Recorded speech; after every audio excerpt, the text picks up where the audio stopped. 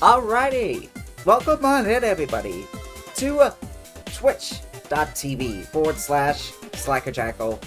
How is everybody doing today?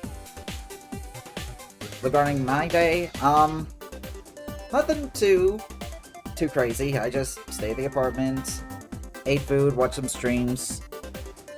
Then me Skyfox's his Pokemon Nuzlocke run, which is gonna be ending pretty soon. And hello, King Size Lion. Oh, I'm glad you're doing alright. Yeah, welcome on in. So, I'm gonna be finishing up some Game Builder Garage. Which I'm gonna be doing the rest of these lessons, just to see if maybe I can figure out how to do coding, because I tried coding back in college. It wasn't for me, but I don't know, maybe I just didn't have, like, the right mindset or something. Maybe getting myself a computer and just getting distracted by YouTube when I should have been doing schoolwork probably also didn't help. I still wonder if I should go back to school, and if I do, I don't know what I want to go into. Part of me wants to maybe try psychology, maybe become a therapist or something. But then again, I'm somebody who absolutely needs a therapist myself, so I will see about that. Anyways, here we are. Let me go ahead and get this window screen up. Oh, almost forgot.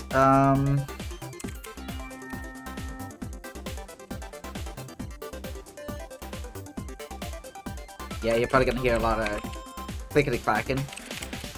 And there we go. Okay, a little incentive for people to sub to me if they want to. Of course, don't sub to me if you can't.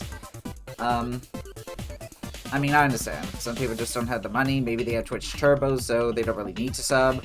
Or maybe I just suck and I don't really deserve it. I shouldn't be so detrimental on myself. But, I don't know. Maybe I should try to improve my production value. I keep saying that I should, but I just don't, because I don't know if it's because I'm lazy, or because I'm just super depressed, or maybe it's both. The depression has been a little less lately. Maybe it's just because I started drinking coffee again, and I guess that somehow improved my mood. I don't know. Let's see here. So we're going to be making this game here, Risky Run. Make side-scrolling action with no fuss, and then to connect various objects. Okay, so I think I could do all these levels for, the rest of the hour. It might go until, like, 11. Like, well, not... The 11 hour for me. It'll probably go on about, maybe a little over 5 hours, but we'll see. So, let's see about this here. Hey, welcome to lesson 4! Alrighty. You know, I really feel like we're coming to a decisive point to these interactive lessons. I'm really feeling it! The game we'll be creating this time is called Risky Run.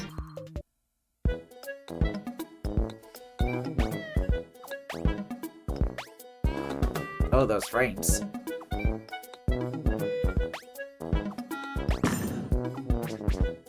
Oh, we can punch. We can punch aliens in the face.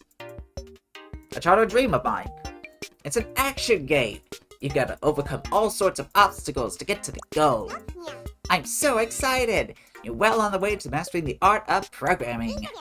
Okay, let's get down to business to do some programming.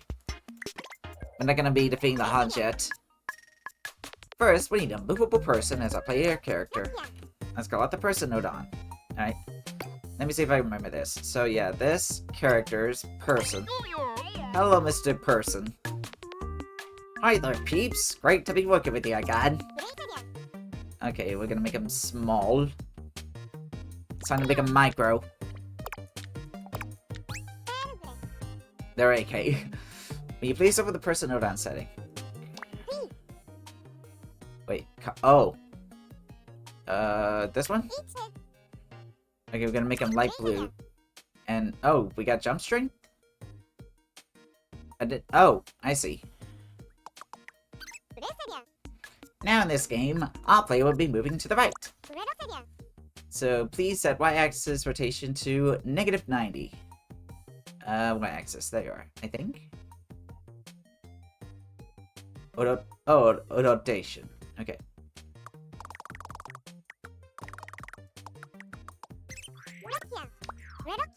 Next, we want to be able to move the player with a controller.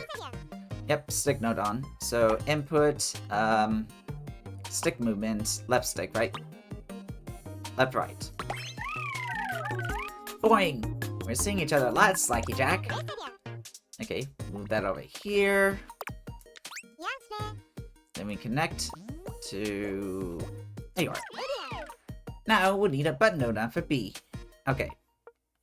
So yeah, this button B. Yo! Press that button as many times as you need, buddy. Smash, bang, pow!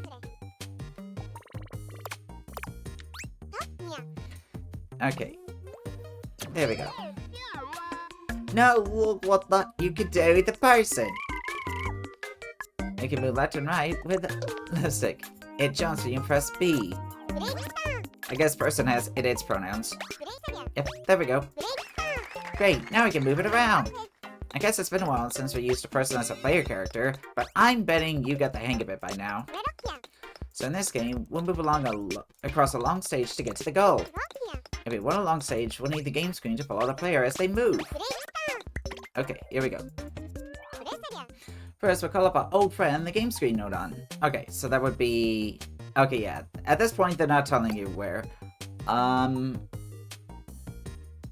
game screen, right? Well, hello, Slacky Jack. Okay, darling. Time for you to dance with me with your radio programming. Just let it flow naturally, yes?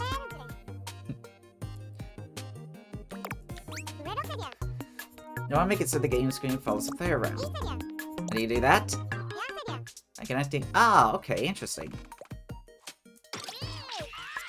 You say I get to do some full coverage of the player?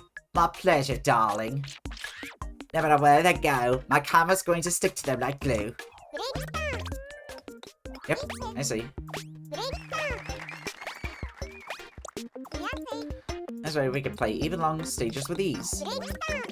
Alright. Let's call it the world node on. The world node on. Ah, okay, so... There's the world. Yeah, we got, like, ghoulish.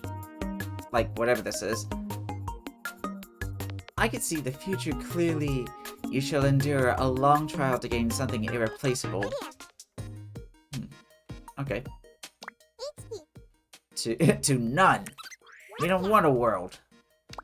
The world is gone. It destroyed itself. A box object node on. Okay. Nice, so that'll be simple objects, box. Hey buddy, it's me again. Object node on.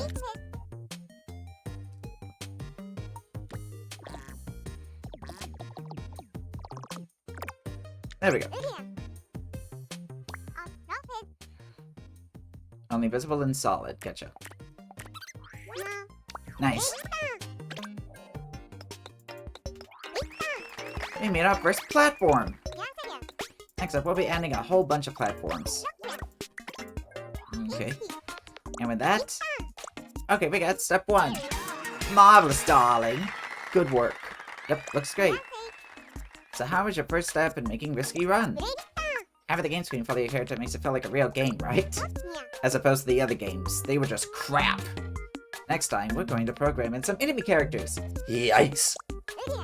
See me step 2.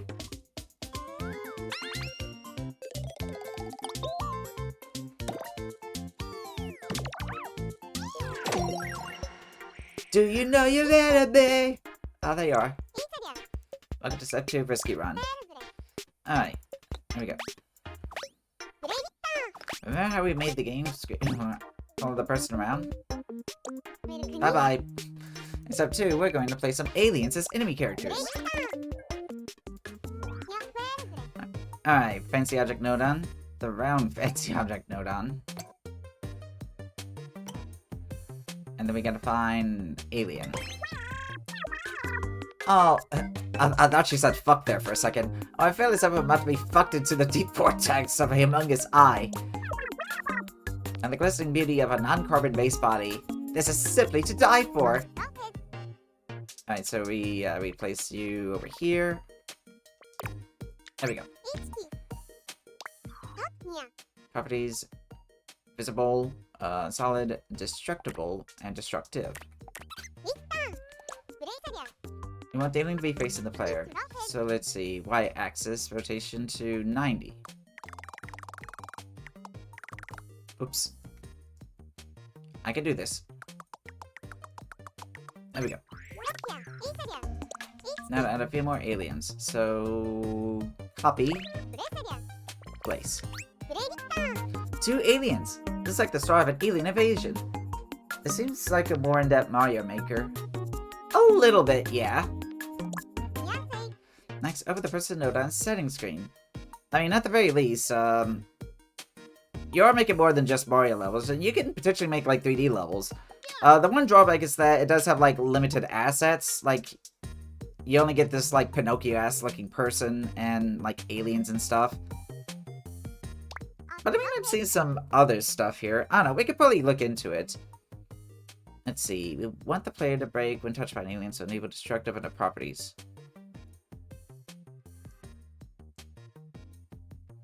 Oh, destructible. Okay.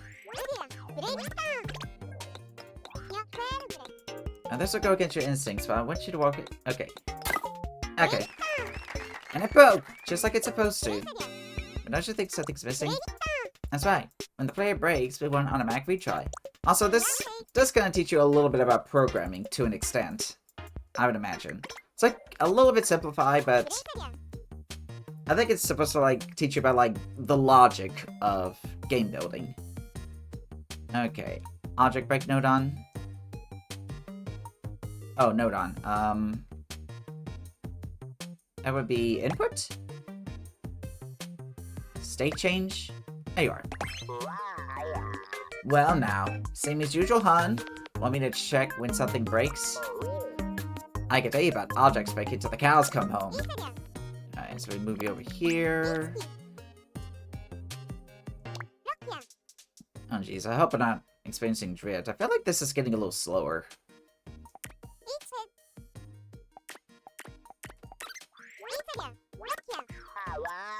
So you want me to check when the player breaks, huh, honey? You just leave that to me. Alright, timer node on, which I think is, middle? Oh, okay. Ugh, do you have to call me up here for every lesson? It would just really help me if you could try to check my schedule beforehand and stick to it. What do you even do? Right, we're gonna move you up here. Alright, then we connect. Yeah. Alright, retry node on, which I think is output, right? Yeah, there we go. Oh, I wish I could undo things. What's the matter? Earlier, I accidentally called the object break mode on mom. I don't know, to you guys, she might be a mommy. So embarrassing. I just want to undo my mistake. Aw, don't worry about it. I watch over you if you're feeling lost. At least she's sweet about it. It's like, I don't really have time for this drama shit. Alright, now we connect. There we go. So now, when the player breaks, you get to retry 1 second later. Now things are running the way they're supposed to. Here we go. Nice. The retry works like a charm. And I just had like one tiny little problem. Could you try falling out the platform? Yeah, nothing happens. Falling out the platform should result in a retry too, ideally. And I'll learn, and you'll learn how to do that in the next step. Here we go. You know what I'm going to say next? Step 2 is done. Great, honey. Congratulations, honey. Another triumph, honey. Well done, well done. Sugar. In step 3, we'll go through how to trigger a retry when falling off the stage. There'll also be some new node on to look forward to. Alright then, see you in the next step!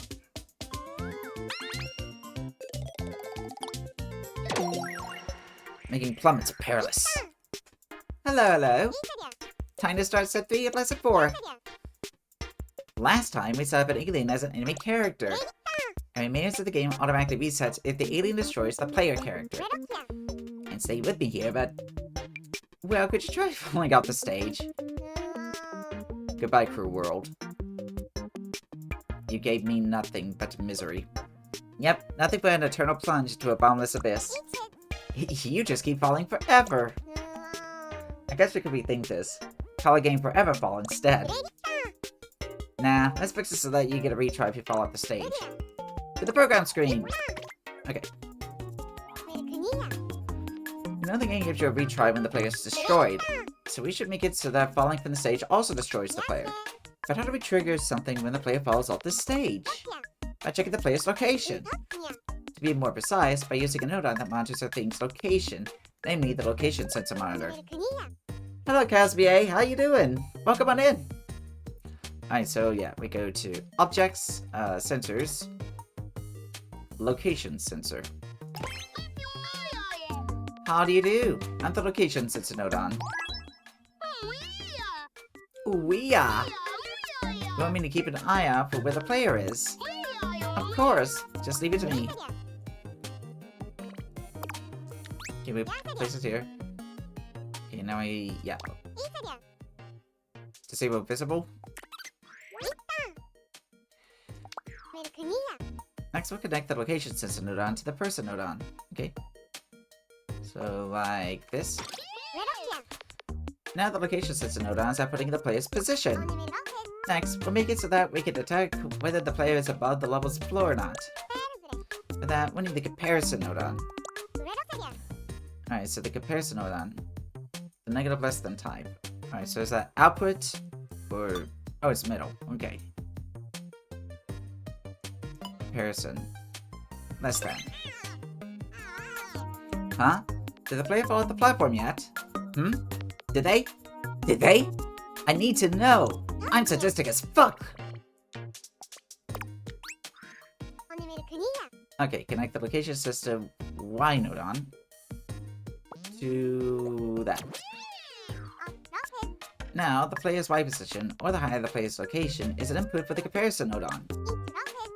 And to compare whether the higher the player's location is lower than the stage, we need the constant node on.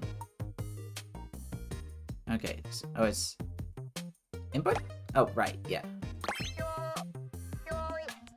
Constant node on reporting for duty, and our filling is unchangingly fast, steadfast as ever. Oh, and you're welcome, Casvier. I'm glad you're doing well. I can say I'm doing quite well as well. Hopefully you didn't have, like, a turbo on. I was waiting until the ads got done. So by comparing this constant node on with the higher the player's location from earlier, we can detect that the player's below the floor. Alright, so open that. To check whether the player's position is lower than the floor, we'll set a number lower than the floor's position. To -3, okay? Yeah, I'm glad you're doing pretty well today. I put you down here. Next, connect the, to that. Now, if the player falls off the platform, their position will definitely be below -3. The comparison node will detect this and send out a signal. With that, our program can determine when the player has fallen out of the level. Using this, we'll want to make it so that the player is destroyed when they fall off the platform. My texts are super fun. I'm glad you love them.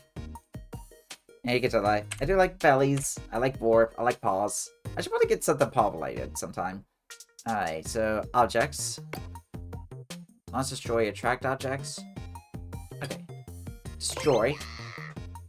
Oh wow. Oh yeah. I do have this. I do have a Vadim where I can keep that on for about an hour. Also, hello Vanta! Well, well, well. What do we have here? So yeah, stick around and gain enough points. And you might be able to see that for an hour. Looks like somebody wants something broken. Don't worry. Was that Belly? Indeed that was. And you know what? I'll keep it on for a little bit longer. Okay, 5 seconds. And there you go. Just a little treat. Like I said, you stick around, gain enough points, might be able to redeem that for about for about an hour. Don't worry, we've all been there. You just leave that to little old me. I live for this stuff. I'll destroy whatever you want. Just the way you want. As you might have guessed, the destroy object node destroys anything it's touching. Does it destroy depression? Because I would love that. Alright, and open the setting screen? Okay. Okay, we don't want it to be visible. Oh, destroy what? Oh, over there? Okay. Oh, what's this game about? It's practically like a game where you can, pretty much create your own games. I'm doing like the sort of, I guess the sort of tutorial-like levels. Just to see what it's like. I'm still debating on whether I should attempt... Oh, no, we don't want that. If I should attempt my own game at all or not. I have played a few games here and there before. I don't know, we could probably go back and look at them. But, some of the things that people have made are a lot more complex than, Oh. We gotta do that. Nope, wait. Huh? Oh, we gotta do this to the person. Sure, that would be great. Up to you, though. I'll definitely see. I do have a lot of games in the backlog. And I definitely know what game I can make, though. Destroy object node and person node are now linked. So the player is constantly in control with that. Okay. This will be fun.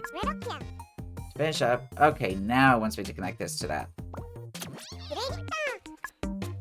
Great! This way the player will be destroyed whenever the comparison node sends an output signal. In other words, if the player were to suffer an unfortunate fall from the level, I'll be only too happy to do some breaking. It'd be a kindness, really. But of course, I do hope it won't come to that. Heh. That was a bit, I don't know. I don't trust that. Well, even they're like, yeah, that, okay. Oh, try falling off the level. There we go. Falling from the level destroys the player, and we get an automatic retry. Looks like we got an action game going.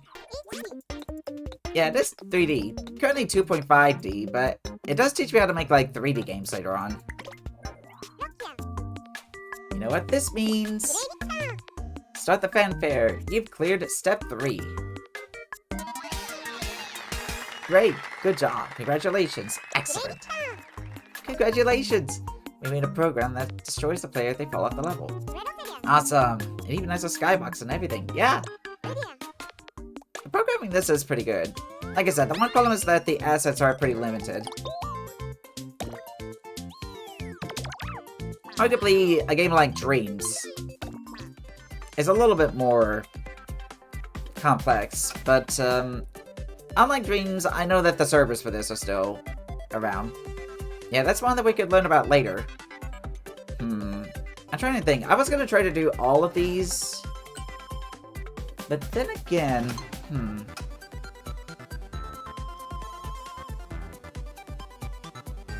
So I'm guessing they might add mods? I'm not sure. This is on Nintendo Switch.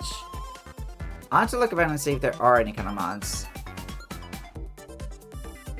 Because I'm not sure if Nintendo had any kind of like DLC for it. My bad. Oh no, you're fine.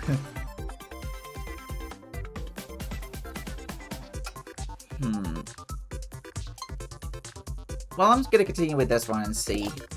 I don't know, I might just do these 2 levels. Maybe I could look at some other games, although I'm gonna have to look up codes because for some reason it will not, you know, let me see like a list. I have to enter in codes for it, so I have to look some codes up. Welcome, welcome. It's a step 4 risky run. Let's go over what we did last time. Try falling up the level.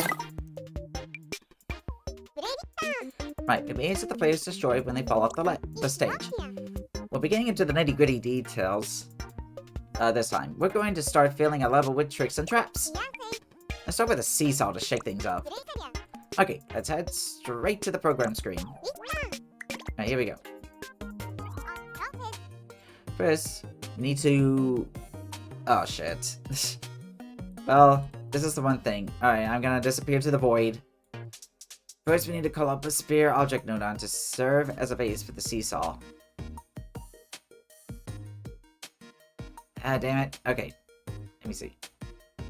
Oh! Okay. It wants me to do that right now. So, bring back the jackal. Yep, to the boy. And I'm back. It was god-awful. Let's see here. So, the spear, I think it said? Is it the simple objects? Like that? Okay, there we go. Heyo, want me to function as a nice sturdy base while you build something on top of me? I can do that! Alright, we're gonna place that over here. We use this as a base, so we only need to enable visible under properties. Visible, okay, yeah.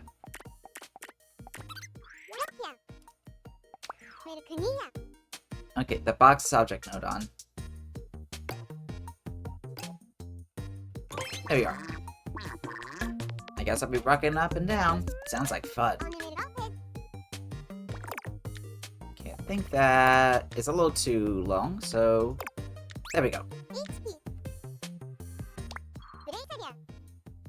Visible, solid, movable. Okay. There we are. Oh, in the color menu. There we are. A nice yellow. Make it look like gangrene. Connection point. There you are. Or, no, there. Set both the own connection point and target connection point to center.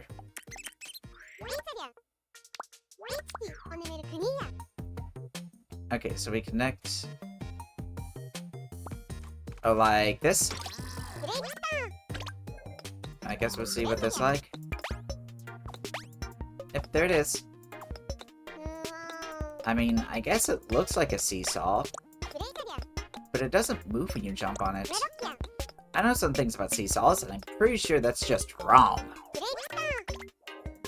Alright, let's see here. And how do we do that? By using a special connection. It's actually not that complicated.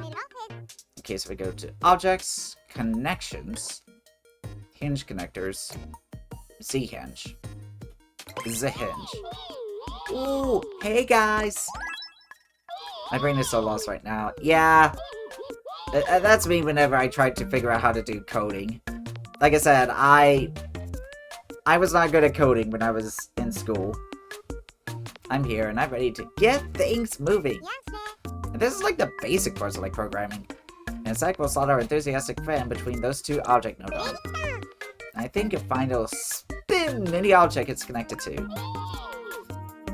Oh, you got that right. I was born to move. I put me in there so I can get spinning. Let's dance! Put on your red shoes and dance the blues. Okay, love and the passion. So you were a coder? Not necessarily. I tried to learn computer programming about like a decade ago when I was in like community college, but I guess it just wasn't for me. Let's remove the connection between the box object nodon and the spear object nodon. Okay, so can we remove that?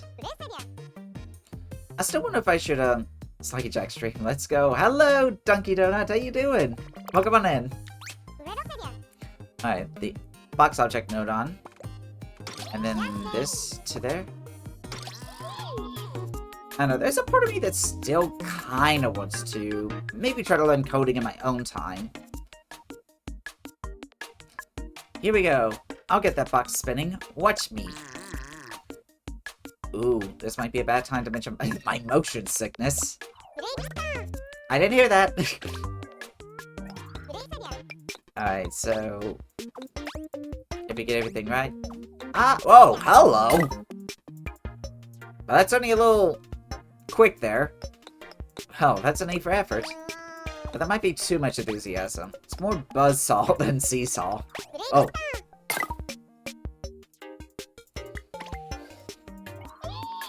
Sure thing. One seesaw coming right up. All you gotta do is mess around with my range setting. Yeah, open up the hinge connected node on setting screen.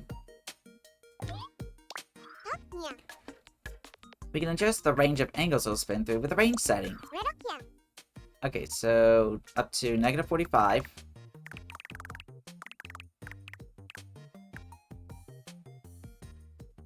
There. And 45. Oh, perfect. That's a little sensitive. It is a little sensitive, yeah. At least now this thing shouldn't be.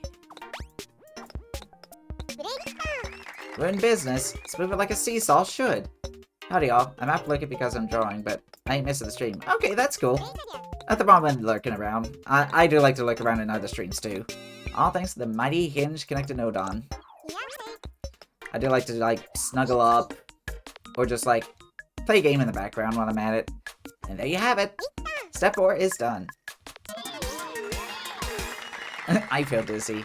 Woohoo! Good job. Yes. You learned how to create a seesaw using the Hinge connected Nodon. But next time, we'll be programming something a little different. Tommy. I do like some Tommy drawings. I should draw Tommy sometime. Looking forward to seeing you in the next app. But again, I think I just get, like, really lazy.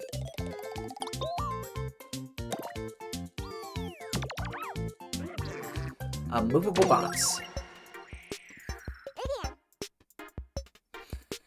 Here we go. It's step 5 of Risky Run. Let's review what we did last time. Go through the stage? Yeah, okay. Whee! Whoop! Yippee! That's right. We used the Hinge connected Nodon to create a seesaw mechanism. Now we're going to learn how to create a pushable box. Okay, stay with me now. To the program screen. Let's start off by making a platform. A box object Nodon, I think it says there. Okay. Like that, yep. There we are. Visible and solid, I think. That's what I was trying to say there. There we go. Object known.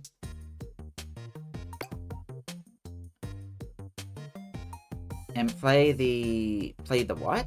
Ugh, god damn it. I gotta go back to the void again. Oh, another box. Okay. Ugh. The void. It sucks. There we go. Some people call me a pushover. Maybe they're right.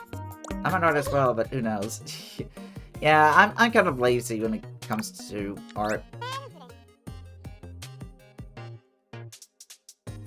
But hey, I did manage to draw this PNG tuber you see right here, so hopefully it looks decent. Okay, visible, solid, and destructible. Alright, so we make the go to color, like blue. And here we go.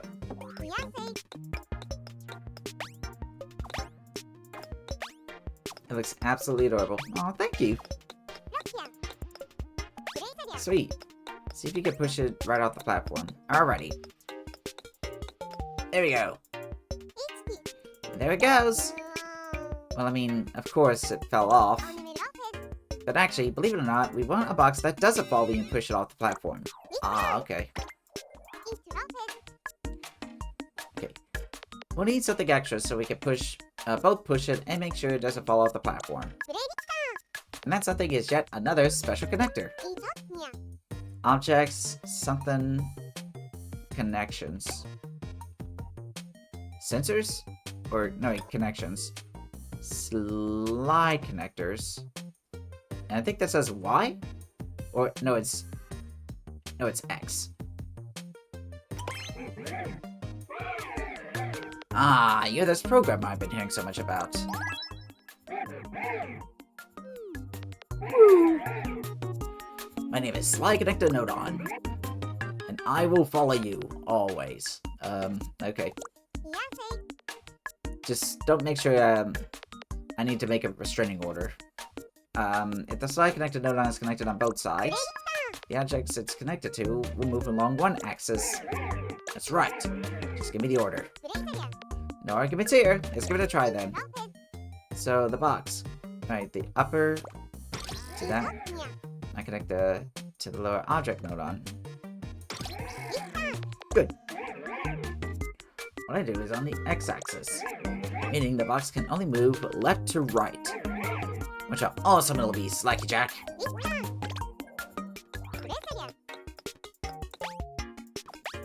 I go back to here.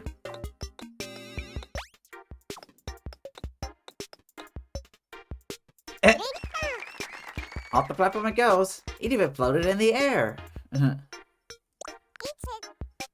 That was fun. Although it'll be a little hard to use if it just flies off to the sunset, so let's do some adjusting. Alright, so we're gonna head back to the platform. How do you like that, Slacky Jack? Cool, huh? What? You needed to not fly off forever? I'm so sorry. I take full responsibility. Yes, indeed, it does say cream corn on my t-shirt. While I was making this... While I was making my Jacko character, I think I was wearing a corn shirt and decided, you know what, I'm gonna listen to corn while I create this character. So I just decided to make some, like, stupid little joke here. Whoa, it's okay. It's not that big a deal. Right, Slacky Jack? Let's open up the slide connector node on setting screen. Oh, that's corny. Oh, indeed. Yeah. I think it fit in right here. Alright, oh, slide connector. Okay, so we go here. In the range option, we can configure the range of movement for what it's connected to. The left slider and the right slider. Okay, so this one here? Like that? Oh, hold on. We went there. Like that. There we go. A second chance to prove myself. Thank you, Slacky Jack. I'll make the most of this opportunity. You're a good apple, Nodon. Let's head back here. Give the box a push. Wee. Whoop. Deep. What?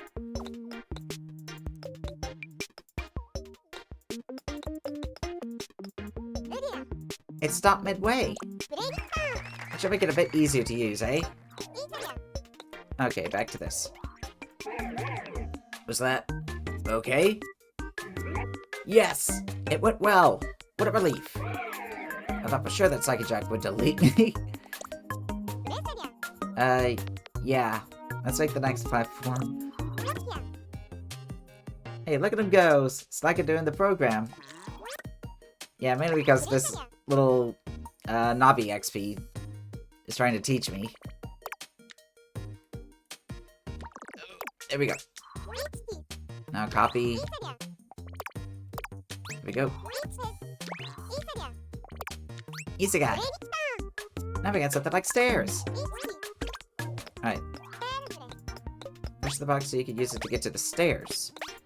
Sure thing.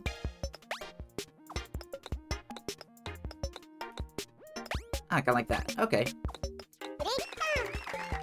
Impressive though. It's almost like you're speedrunning it.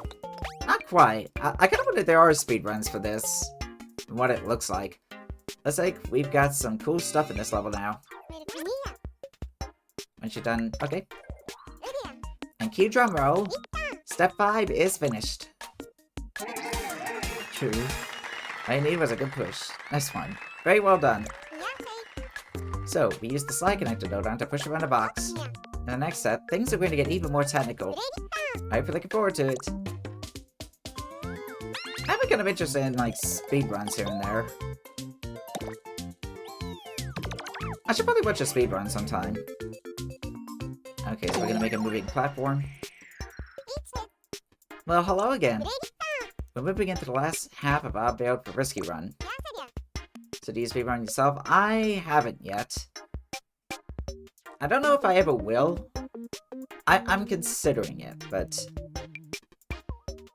I don't know, I don't think I'm that talented to do it myself. But then again, I could probably just do it, like, casually or something. And we still have plenty more features to add to our game. This time, we've got something really cool. Moving platforms. You know what to do. To the program screen. Up, up, up, up. Chat believes in you. Aw, thank you. I'll just have to figure out what game I should do speedrunning for. Apparently there's like, have you guys ever heard of Scooby-Doo 9 of 100 Frights? If you do, what games do you think you might try? Also, speedrun isn't a talent, it's a skill. I'd imagine so.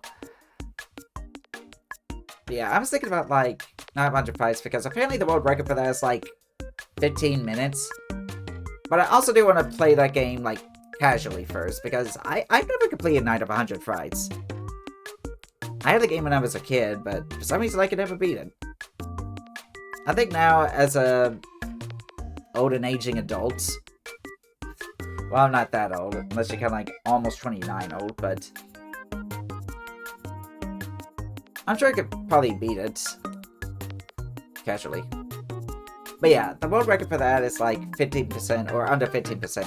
And I've only found out about that because I've been watching like videos on it, just for no other reason than because it just came up. Okay then, before we make any moving platforms, I think it's a bit of a pain to go through the whole level every time just so we can check things. What if we can just teleport right to where we need to be? And anytime there's teleporting to be done, we need the help of the teleport object entrance node. Call it up. Okay.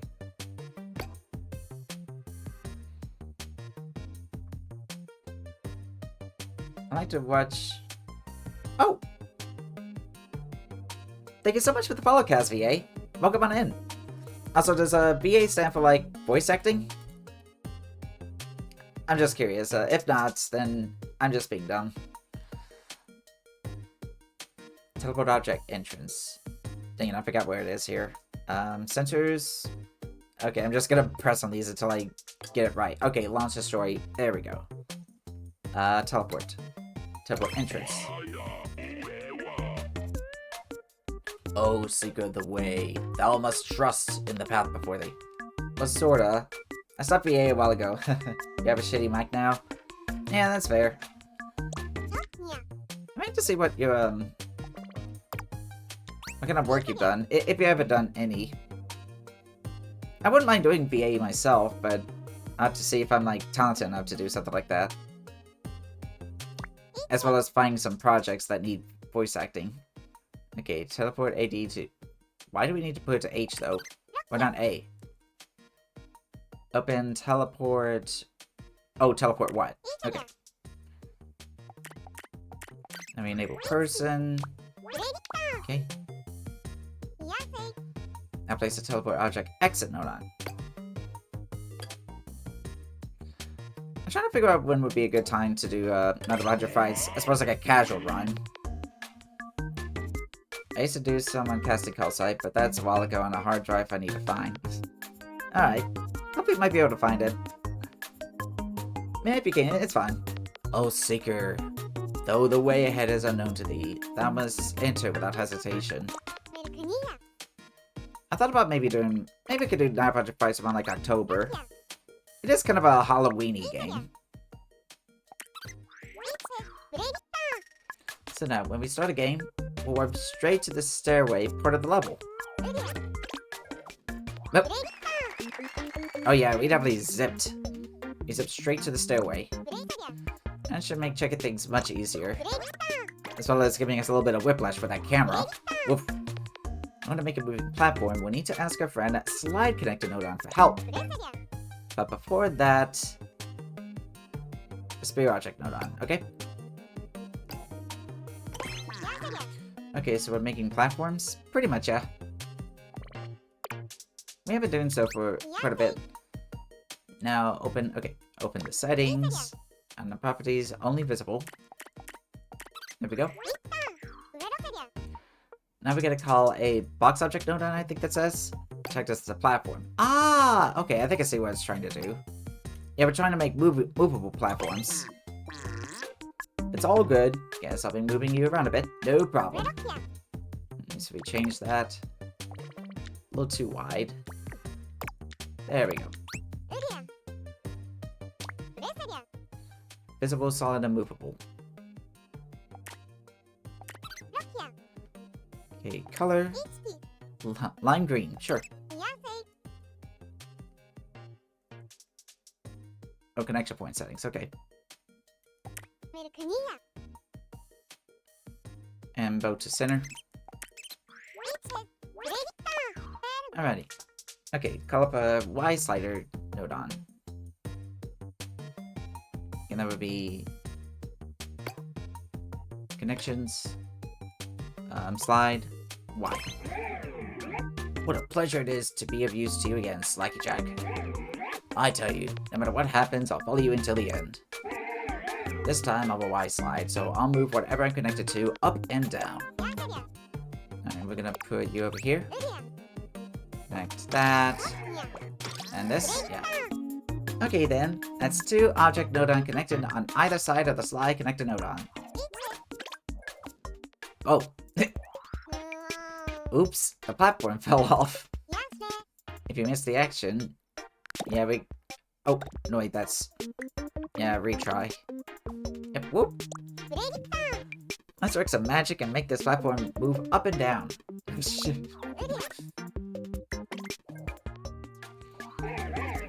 you want to make this platformy box thing move up and down, right?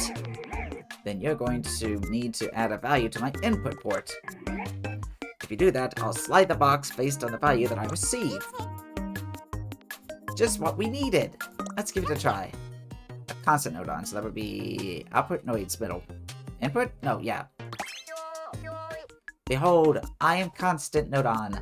I am immutable, steadfast, unchanging. Go behind you, Jacko Hetty. Yeah. Did you not bog out? Connect the constant nodon to the slide connector nodon. Yeah, like this. There we go. Now the slide connector nodon is specific and I put up 1. Aha! The platform doesn't fall! Plus, its position is fixed relative to the ball. So that's how that works. When we input a value to the slide connector nodon, it slides an object based on the size of the value. I think I got it.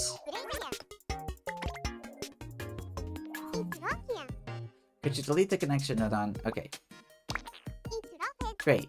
Instead we'll connect some kind of nodon that outputs a changing value. Okay. The counter nodon. Go ahead and call it up. Okay, so that would be... no, middle. Counter. Convert? No. Comparison? Oh, flag. Okay, counter. I will count out some numbers and send those numbers as an output. Thanks. Please connect the constant nodon to the... oh.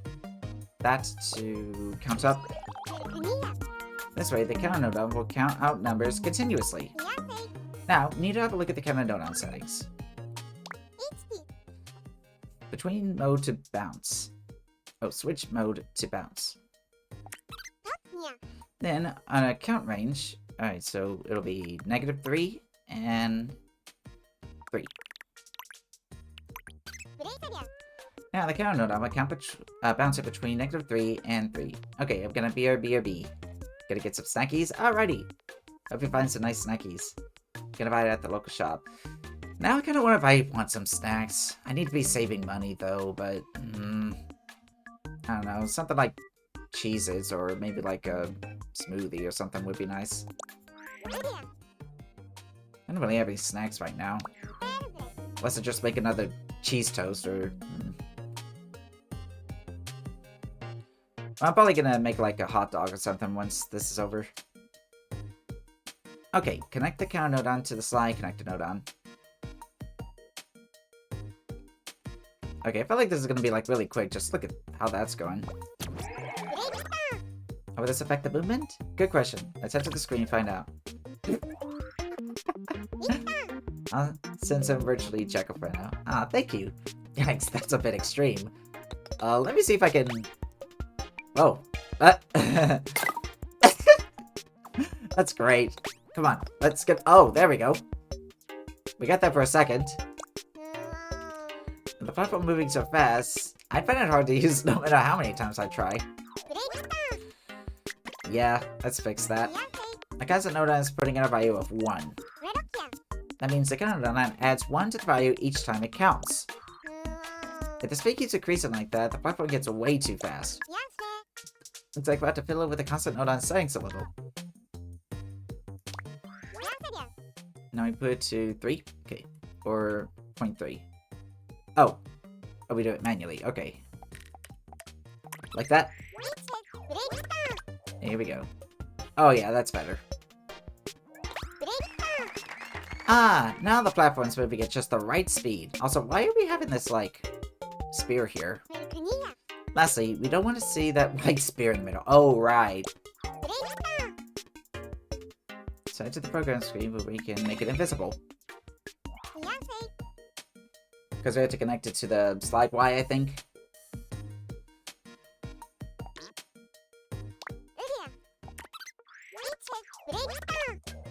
And, oh. Not a white spear in sight. Now we use the platform to climb up. Hey, what's the saying here? A platform to climb up too. Okay. That boy. Hey. Here we go. Copy the platform. We stretch.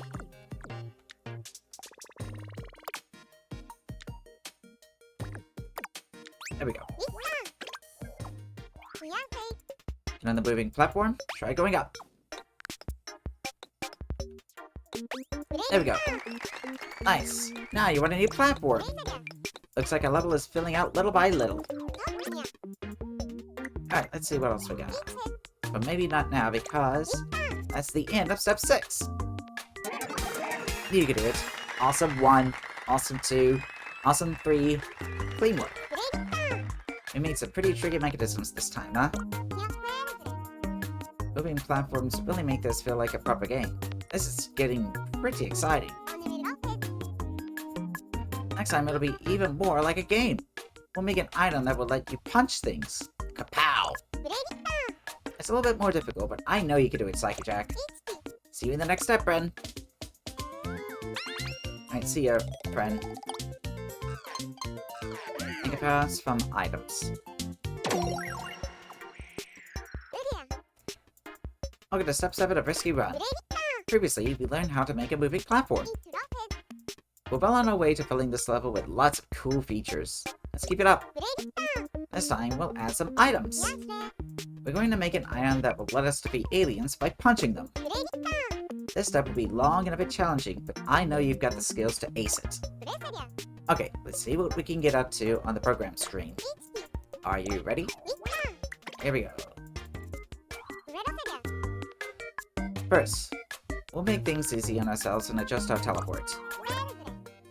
Okay, so move over here.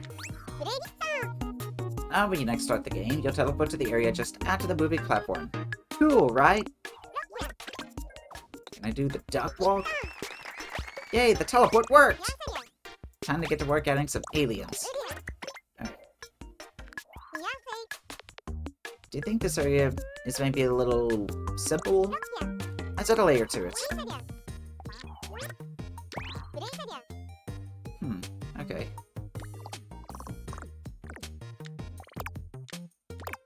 Like that. Now we've got multiple levels. Now call up an alien fancy robot node on.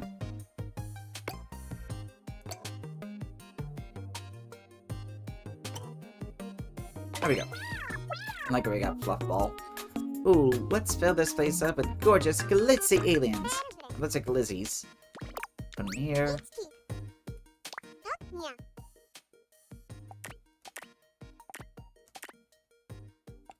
Which ones? Okay, visible, solid. Okay, there we go. And the rotation to 90. Oh, wait. There we go. Yeah, copy.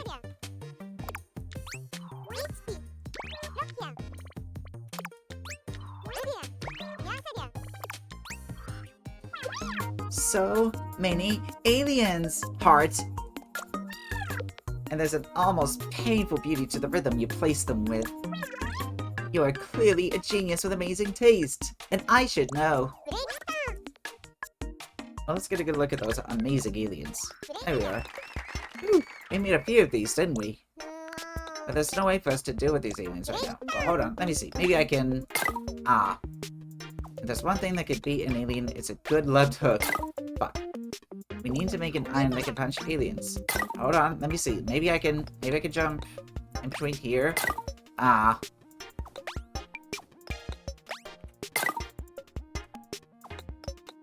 Come on, I can do this. Wait. Fuck. No.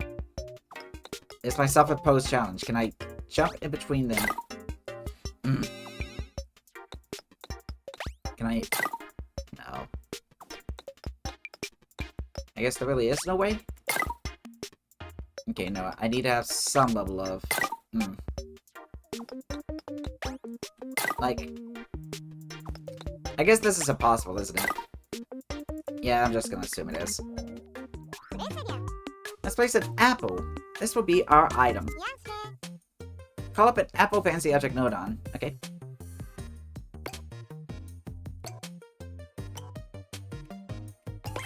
A turnip. Alright, place the apple here. And open the setting screen. Set visible, solid, and destructible.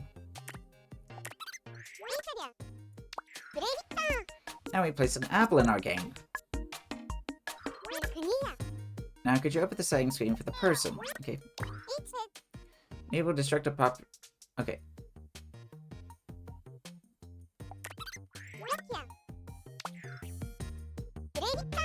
Now the player should be able to destroy the apple.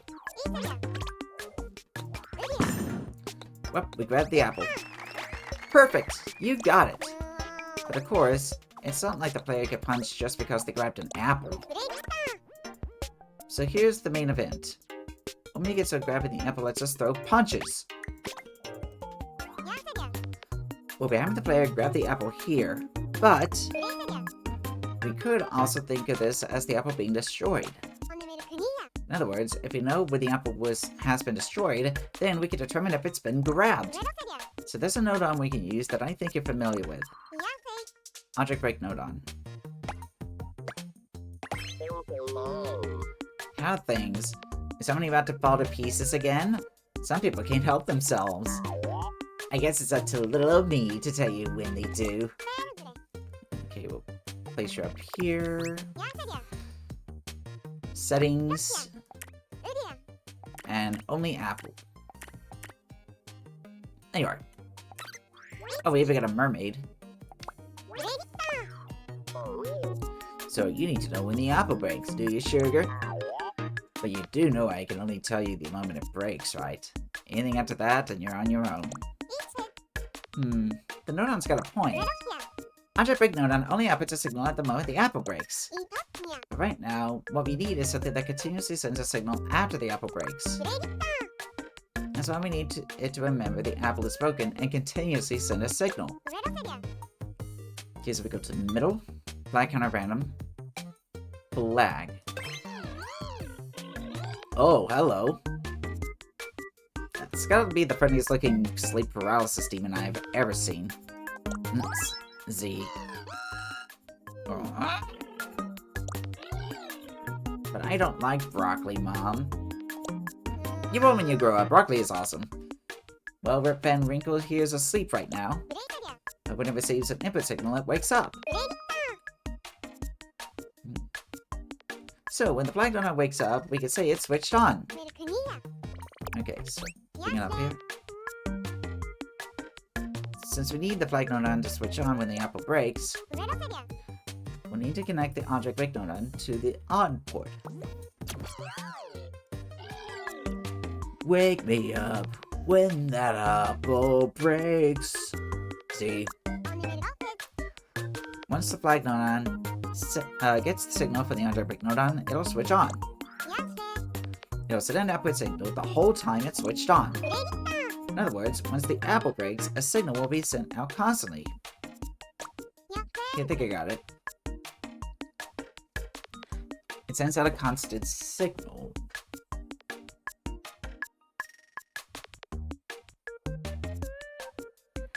Now we can work at using the flag Nodon to make the player throw some punches. Kapow! What we need next is to make a connection to the person Nodon's action port. since the person Nodon is far away, that might not work out. But there's a way around this. We can use a special Nodon that lets us make long connections. Okay. Middle, program layout, wormhole entrance. This is entrance A. I repeat, this is entrance A. Come in.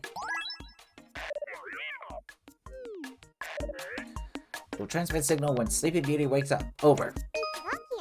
Its wormhole entrance on it is a little hole in space that lets us connect to far places. Okay, place it there. And connection between the two. Now we're all ready to work the connection for the flag Nodon. All we need now is a place for the connection to reappear. Okay, so middle, program layout, and wormhole. Exit. Breaker, breaker. This is exit A. Repeat, exit A. Transmit signal once, target returns for the beyond. Over. We got that signal moving to the wormhole entrance Nodon. Now that signal will come out of this wormhole exit Nodon. Okay, move you over here. So if you recall, we want to make the player throw punches once the apple is broken. First, we'll make it so we can punch with Y.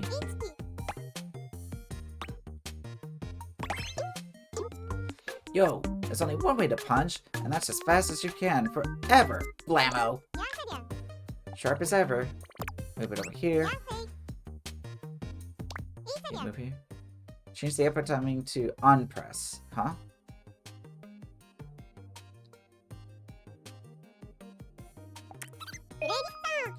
Now, the button Nodon will set a signal only at the exact moment when Y is pressed, not for the whole time the button is held down. Okay, so it's like, press once, that's press once, press continually. Now, we don't want the player to punch just any old time we press Y. We need it so they punch with Y once they pick up an apple. That means we're going to need the AND Nodon. Okay, that would be middle, logic, and okay. If those two are ready, I'll send off that signal. Got it. Okay, pop you here. And connect the wormhole exit nodon to the AND Nodon's input 1 port. And here. Nice. So condition 1 is breaking the apple. Okay? And condition 2 is pushing Y. That is so cool. Once those two are both ready, I'll send out a signal. Connect that to the action port. The action port will only receive a signal when pushing Y while the apple is broken. Okay, open. Now open action. This? Where's action? Oh. Whoops. Where do I open action? Where?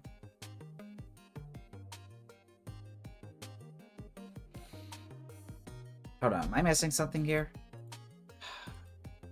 Turning speed? No, I don't see it. What do you mean open action? Where do I go? Oh wait, oh. I didn't even see it. Fuck. Sorry about that, I dumb. Here, we can determine when action will be taken when the person Nodon's action port receives a signal. We'll want to set this to punch, of course. Whew, that was a lot of work. Now we go and see the fruits of our labor. Grab that apple. Now press Y. Alright, now we're punching.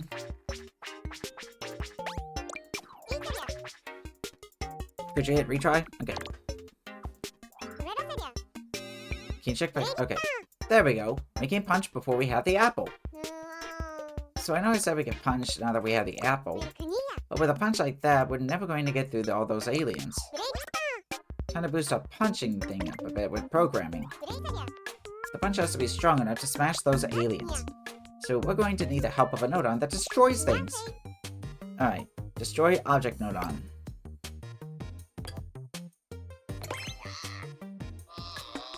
Do you need something, darling? You want something destroyed again, huh? Naughty, naughty. Okay, we're gonna make it smaller for some reason. Settings. Properties. Disable visible. Destroy what? Just only alien. Okay. There's the... No, that's Fluff Ball. When are we gonna use Fluff Ball? Open up the connection point. To do a punch that breaks objects, we need to connect the destroy object node to the front of the player. Set own object point to -X.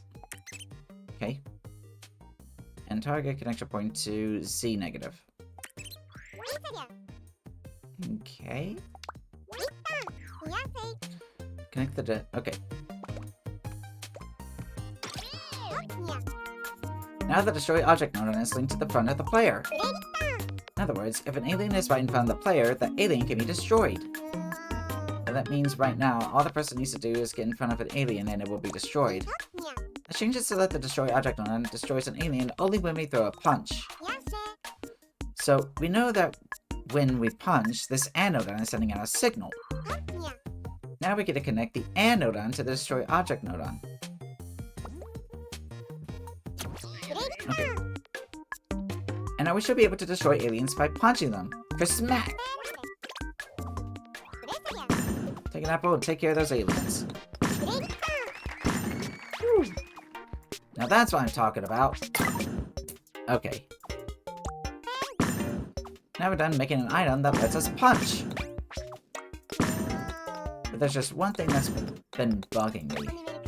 Is the person playing the game going to know that when they pick up an apple, they'll be able to punch enemies? Nope. Let's do something that lets the player know they get punched by picking up apples. Okay. Just one final push. The programming screen. How do we communicate things to the player? We use the text object nodon. Go ahead and call it up. Text. Let's see. That would be characters? No. Special objects? The everyday magical power of words. Even a single word can be all it takes to make someone smile. Yeah, that's true. There we go. Next, take a dive into the object node settings screen. Only visible. Let's set C size to 10.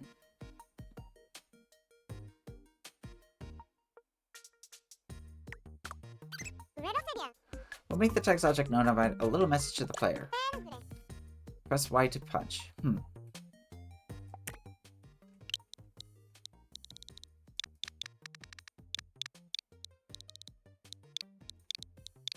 How about this? Press Y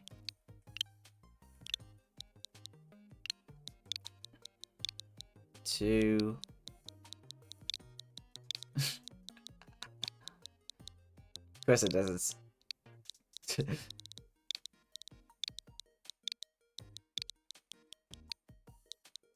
To fuck shit up. Sure. We'll do it like that. Yes! Next, we'll arrange it so that the object nodon displays the message when the apple breaks. The object... Okay. Teleport.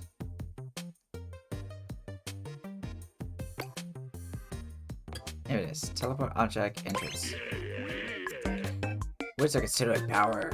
The power to influence the world around us. Okay, stack the scan. Really? Now I need you to connect the object break nodon to that.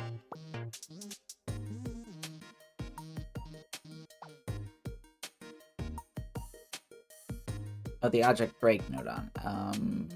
Like this. Now call up a teleportation exit nodon.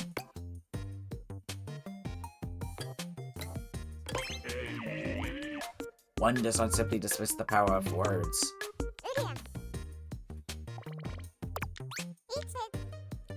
Okay.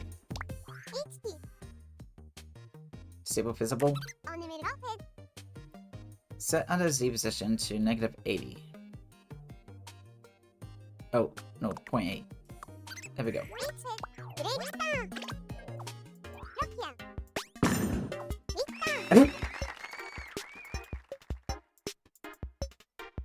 It bleeps it out. It totally bleeps it out. Press Y to fuck shit up. Ah, there's a message.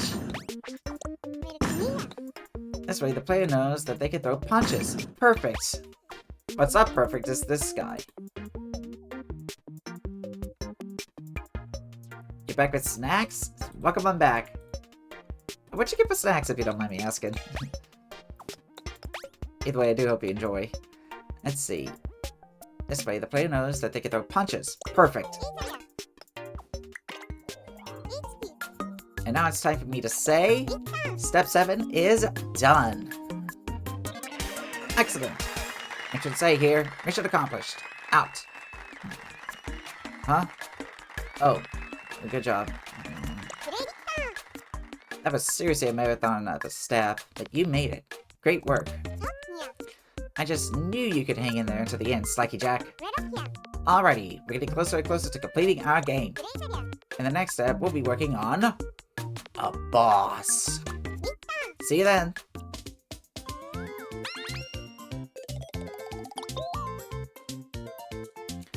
Is it on or off? Okay.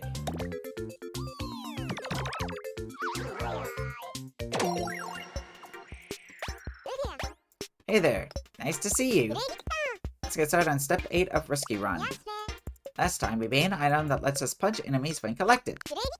This time, we're going to work on a boss enemy. To the program screen. Here we go. Okay, first off, we need a nice arena that's fit for a boss fight. Okay, copy.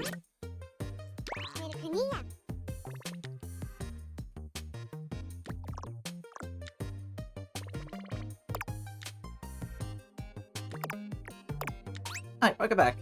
I'm making pretty good progress so far.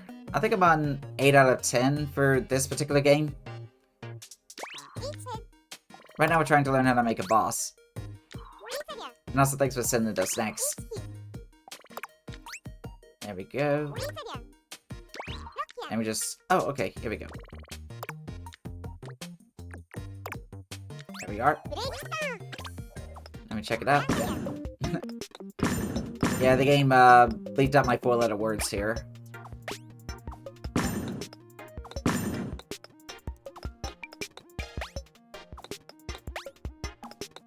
There we go. I'd say we've got a fun, multi-level game environment. Plenty of room for a death-defying boss fight. Oop. Now, let's head back to the program screen and make a boss. A boss is going to be a bigger alien. Alright, so we're gonna copy. Make bigger. Okay, really big alien. Wait, there we go. But that's not all. We need this boss to come out fighting. A launch object node on. Okay, so... Launch. Which one's that again? Is that special objects? Sensors? Oh no, wait, yeah, launch. 10 objects. Okay. Whoa, whoa, whoa! Here it is, it's Slikey Jack. What? You want to use me as a boss attack? Ever since I was a kid, I dreamed of being a hero. Fighting on the side of justice. And now you say you want me to help the bad guy? I mean, well, I guess that could be kind of fun. Love the voice? Thanks. Why not? Okay, I got this. Yeah, it's like borderline my Bowser voice, I would say. Wow, I'm glad we got that figured out. Let's make the node on smaller and put it right next to the boss. Open up the launch object node on the second screen. And launch direction, right here. Okay, X negative. Launch speed to 3. There it is. Oops. There we go. And launch interval to 3, okay? Material. 0 gravity, okay? With these settings, all the shots will fly straight ahead without falling. Didn't know we have a pro VA in here. Wow, I guess, kind of. I do try to mess around with my voice every now and again. The shots are going to fly forever. That sounds so great, is it? I could try to go between you. Amigo Bowser! Something a little bit more, feminine, I guess. Oh god, no, that was terrible. God, I need to work on my fem voice. They could cross balance with the game, so we need a way to make them disappear. To do that, we need the help of our friend Teleport Object Entrance Nodon. Teleport. There we go. Yum. Destruction and creation are but two sides of the same coin.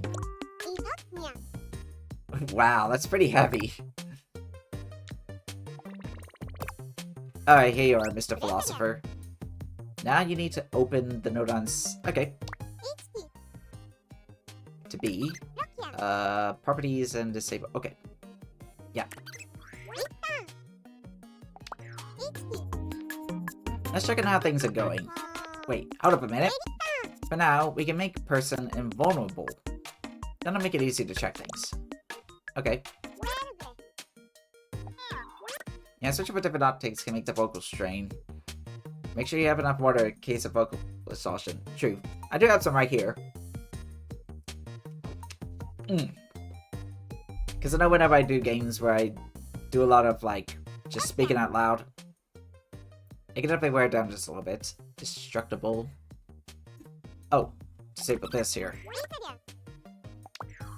There we go. And take two. See how it goes. Keep being aliens till you get to the boss. There we go. Good job. Great attempt regardless. Thank you. Oh, there we go. Shots incoming! Yikes, this is one huge alien. There we go. Give it a good thumping. I just did. Yes, very nice. Wait, there's not like you were in any danger this time, so it was kind of easy. But if you play for real, you can bet it'll be tough to dodge those shots. That's just good programming. Only... Did you happen to notice anything weird? Even though you beat the boss, shots are still being fired! Alright. I'll try to fix that. And now we're going to stop the shots from firing. Gun control? We can connect another Nodon to the launch object Nodon, giving it a signal to shoot. Oh, okay. Oh my. Wait, bug? Oh yeah. Bug in the game. Then, when the boss is destroyed, we can stop the signal, which will stop shots from being fired. Okay, a Nodon that observes whether or not the boss alien is destroyed. So we got a new Nodon. Checking whether or not something is destroyed. Usually there will be a object break Nodon. But object break Nodon will send out a signal when any alien is defeated, not just the boss. So the usual method for fixing this problem will cut it.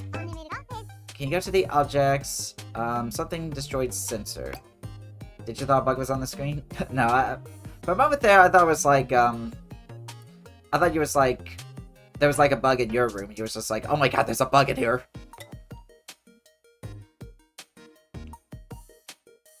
Destroyed sensor. Okay. Hello. I'm destroyed sensor Nodon. Yes, indeed.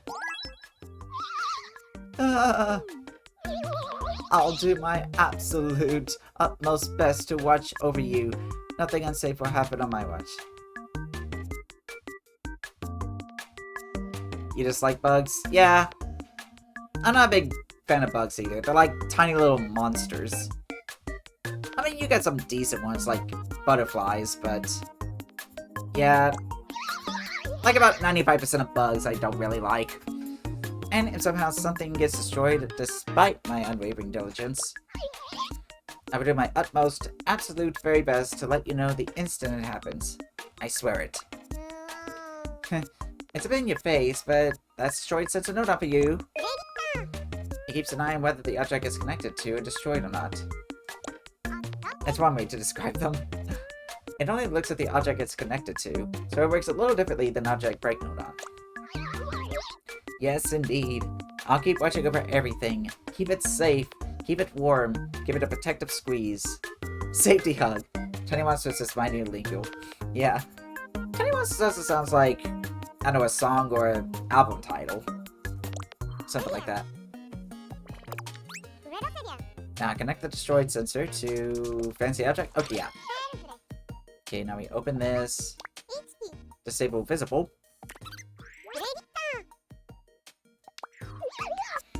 Unfortunately, it's going to be summer, so that means there's going to be a lot of bugs out whenever I want to go over to the park and have myself a nice little walk.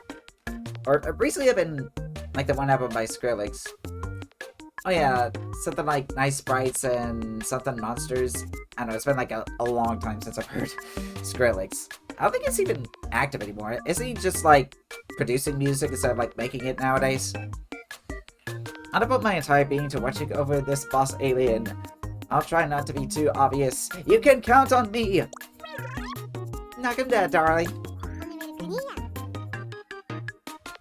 So to recap, the destroyed sensor nodon will send out a signal when the boss alien is destroyed. But we also want the launch object nodon to receive a signal from the boss alien while it isn't destroyed. So we want a nodon that will send out a signal, but the destroyed sensor nodon isn't sending its own signal. Looks like we need a nodon who likes to do the opposite of everyone else. Who do you think that might be? Time to call up a charming friend, not nodon. I probably should have been paying attention, but... Okay, so he does like, I guess sometimes he does mainstream and sometimes like underground ones. But I may have to look and see, because I know like dubstep has been like it just kind of like disappeared. I'm kind of open-minded with most music. Like, I don't mind like dubstep. I can understand it. It could be like hard to make it like right, but let's see. You're a huge dubstep fan? Sweet! You can see I'm not unafraid of no boss alien. Okay, let's take up the not nodon up to here. So we connect that to... Wait. If broken, input not. I think I got it. The not nodon to the... Ah, okay, I see. What about me? Like I said, I do like it. I do like some dubstep. It's been like a while since I've listened to any. I'm more of like a rock guy, but I do like to listen to other genres as well. When the boss alien is destroyed, shots will stop firing. Yay! Oh, my favorite genre? Oh, it's fine. Like I said, I'm generally a rock person. Specifically, I like, alternative rock and grunge music. Industrial metal, too. Or just industrial music as well. But I tend to listen to just about anything. There we go. Perfect! No more shots flying around. Some artists? Well, I know this is gonna sound like very typical, but I do like the Beatles.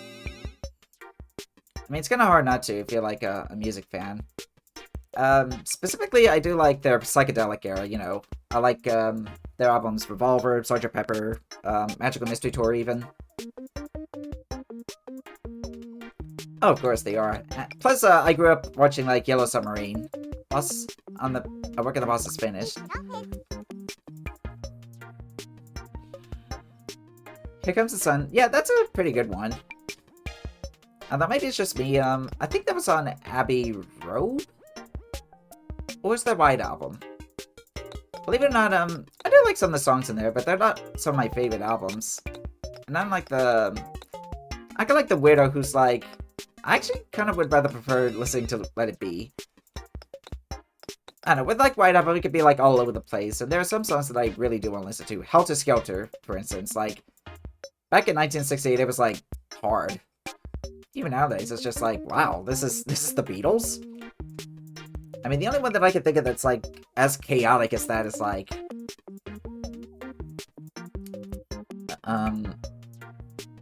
it's like only a Northern song. Let It Be? Don't think you've heard that one? It was like, more or less their final album. And, I think it was around that time where they were doing, like, the rooftop concerts. How old are you? I mean, if you don't mind. I I'm 28. I'm gonna be 29 in about a few more months. So yeah, I'm actually not sure if I would say young, but you know what? I'll just say I'm young at heart. But I had my dad grew up with like letting me listen to the Beatles. So yeah. As far as like other artists go, not surprisingly, I love Nirvana. Like it's hard not to. I do remember liking Green Day a lot. 1969, I was like, whoa. Oh, really? Dang. Guess that must have been like a weird connection issue. Let's see what other bands. Well,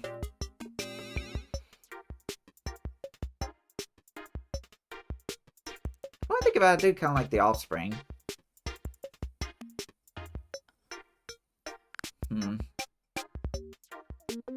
There was once a time where I was really into Tool. I gotta listen to them again sometime.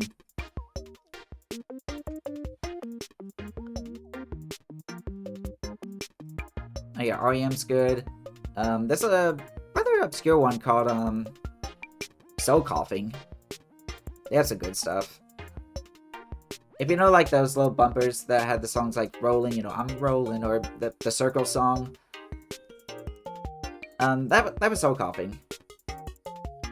Soul Coughing? There were like two songs they played, Rolling and Circles. Like, the one was like Rolling, where it was like Betty Boop, like old cartoon, and then another one, Circles, was like using Hanna-Barbera with like the looping walking animation.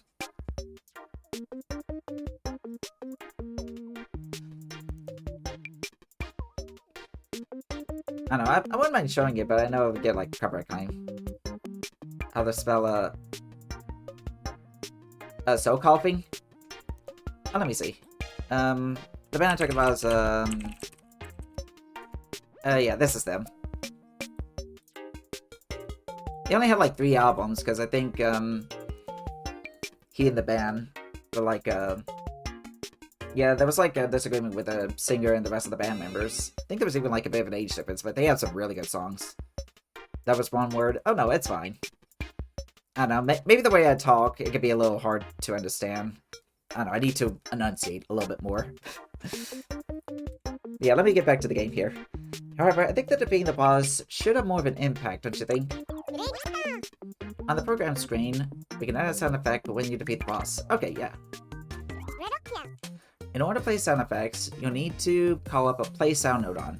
Okay, so that would be... what is it? Oh, no, not BGM. Sound effect. There we go. No, you talk good. Don't worry. Okay. I also don't like my voice, but then again, I think just about everybody is like that. I think, like, 9 times out of 10, people are like, yeah, I don't like hearing my voice. If it's sound effects you want, I'm your node on. Ka-ching. Okay. If it's sound effects you... oh.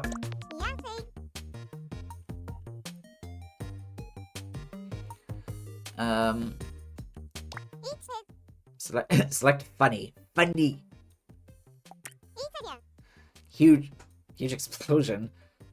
Oh yes, nothing funnier than explosion. That's it! We just blew up this motherfucker. Next, connect to destroyed. Okay, to the playport. Wait. The destroyed sensor, like this. Okay.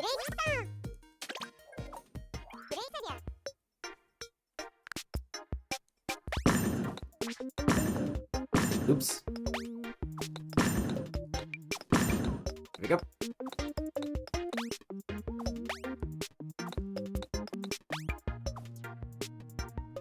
Oh, okay. Now, that's a boss-busting sound if I ever heard one. I think it's under the player and vulnerable. Okay, yeah.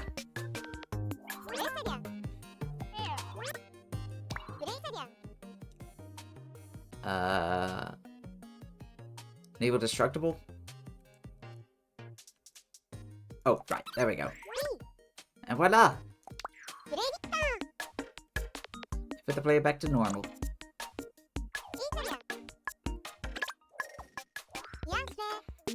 player bumps into a Shadow Alien, they get destroyed. You should totally challenge the boss. Give what it takes. Oh. Your voice mentions your character like Christine. Ah, thank you. I'm glad to hear that. Alright, you did it. That's the end of step 8. Congratulations. Kablamo. You're safe. Great. Alright, buddy! We're done making our boss. Next, we're going to finish this game by making a go. Risky Run is nearly complete. I'll be waiting at the next step. Hear that? Yeah! I'll get you, Mario!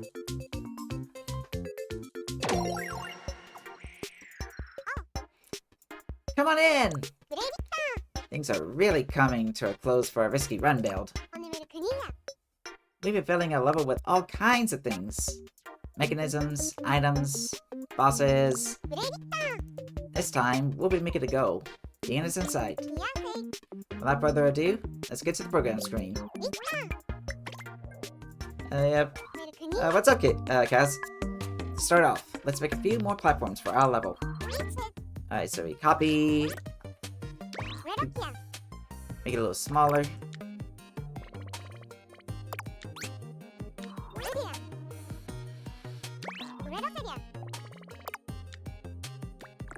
There we go. Here, we can put down a treasure chest as a goal. Alright, fancy objects. Rectangular. Oh, yeah. Treasure. There you are. Oh, a treasure chest! I'm sure there's something wonderful inside this gorgeous little thing. Put you up here. Settings. Properties movable. Okay. Oh, disable movable. And move where the player will teleport to. And should make checking the level easier. Oh wait, it's...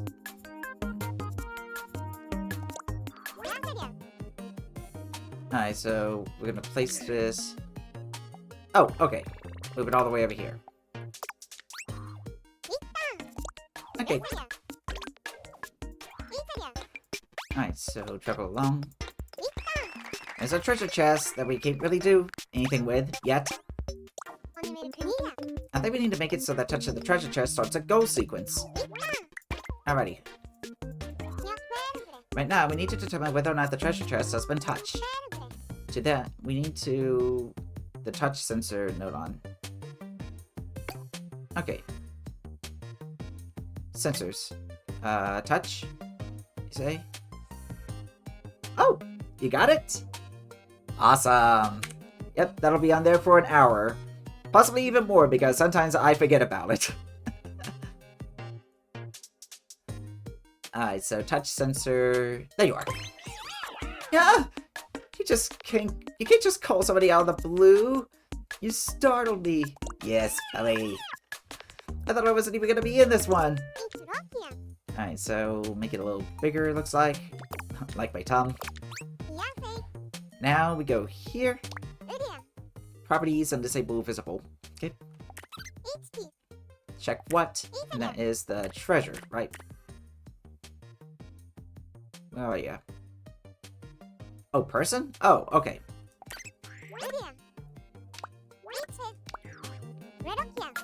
Next up, we want the sound to play when we touch the treasure chest. Alright, play sound node on. Do-do-do! Need something congratulatory? Leave it to me! Alright, the play sound node on. Open jingles. Super happy!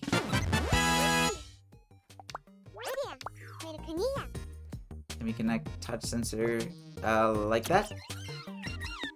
Yep, we're playing sounds now. I think we did, like, down here as well, but... well, it won't let me show. When you touch that treasure chest, prepare to be amazed. Ta-da!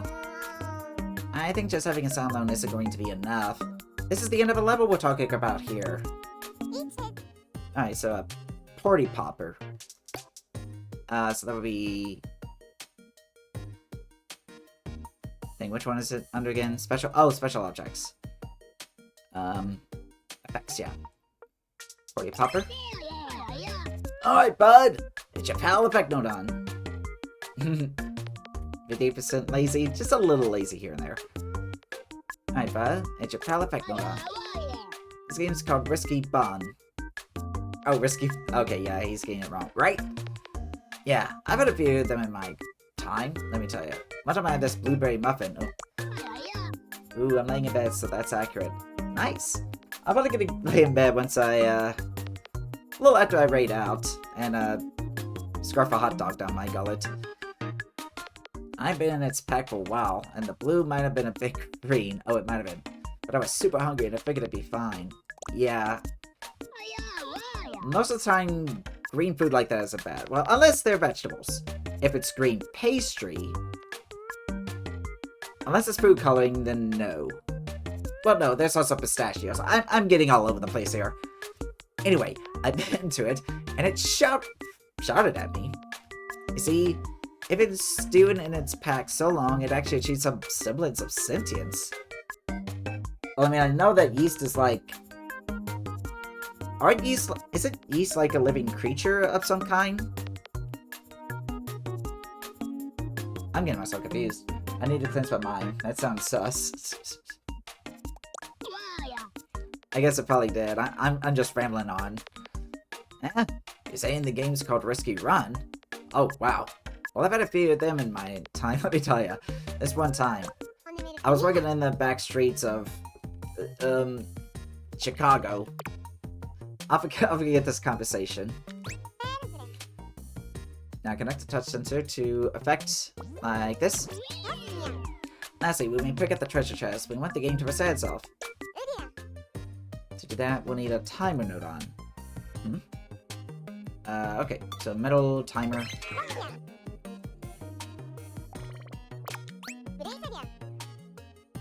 Okay, so on here, yeah, put to how many seconds? Like that? Okay. The touch sensor node on to the timer node on. Also, I'm curious, is that a beanie gone? Indeed it is! Probably it kind of looks like a beanie. And so we put that to here. Oh, retry. Okay, I get what we're doing.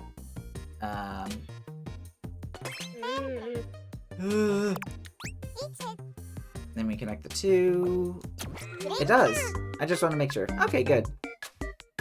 Alright, this one go done and dusted. Yeah, I just don't want to make it look like... Actually, I have no idea what you would confuse it for. Well, I got one idea, but I probably shouldn't say it. I touch the treasure chest. Yay!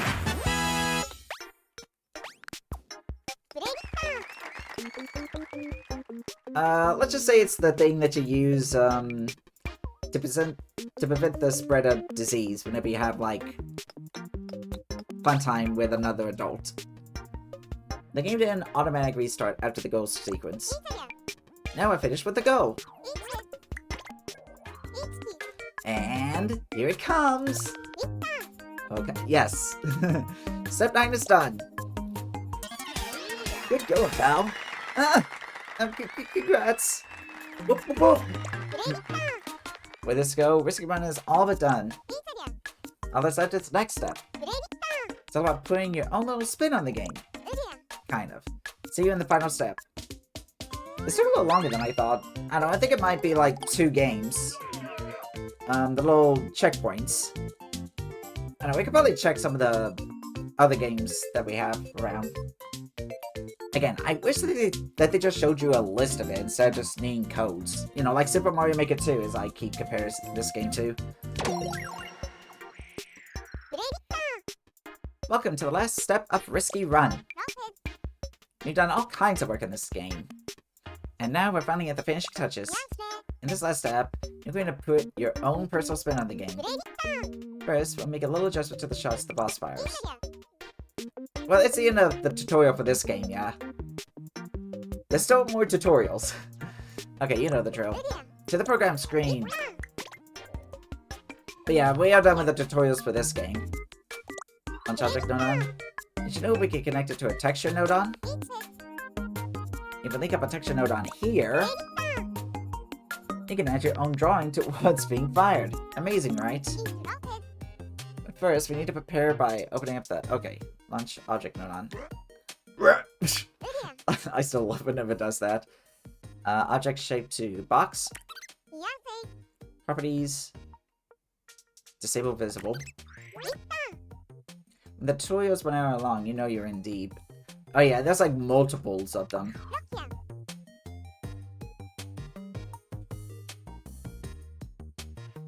I forgot. So that would be objects, special objects? Texture. Picture is like a mirror that reflects who you are.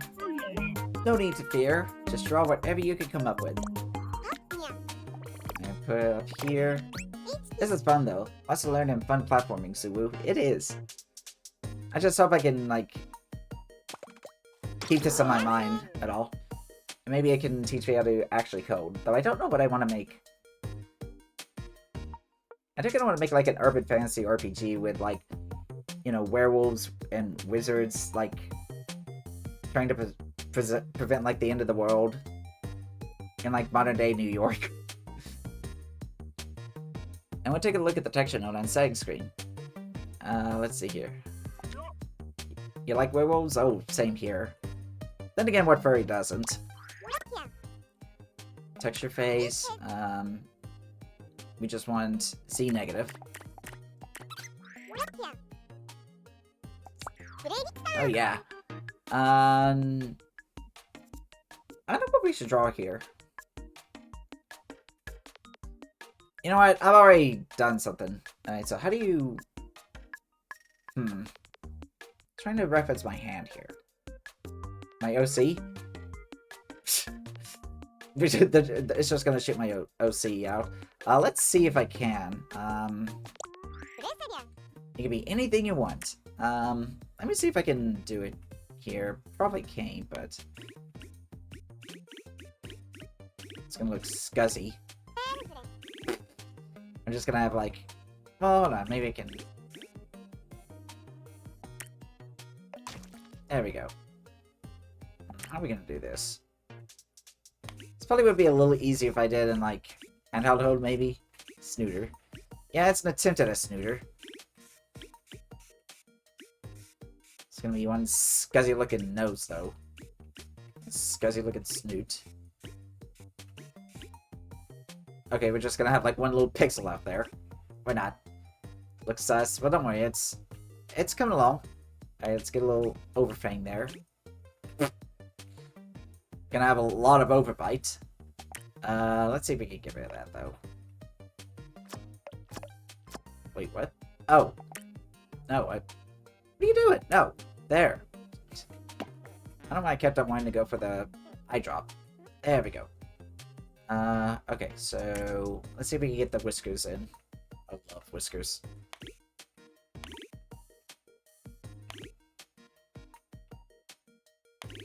It's starting to make me look a bit rat-like. I don't know, this might be a little too...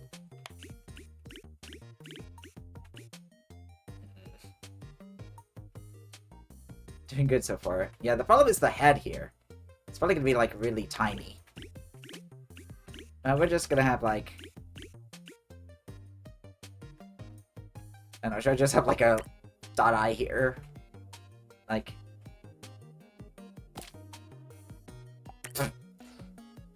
Let's see if we can try to make it look like it's just lazy. Okay, now we got, like, bedroom eyes. Kind of. Can we get, like, floof?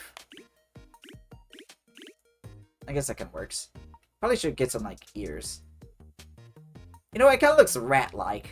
Why don't we just draw a rat? You know, it'll be my rat Sona.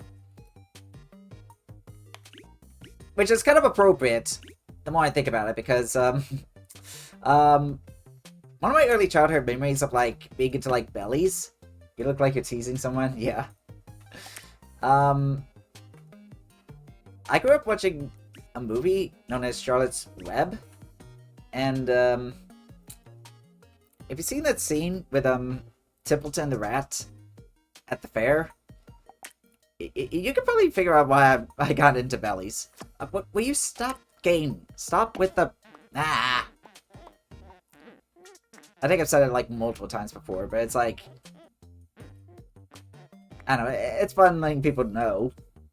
Like, where exactly. I got like that little point where it's just like, what was the movie again? I'm gonna search it up. Charlotte's Web. It's actually based on a book. And even the book has like belly in it. But yeah, Charlotte's Web, specifically Templeton the Rat.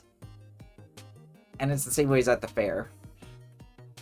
You could probably find it on like YouTube or so.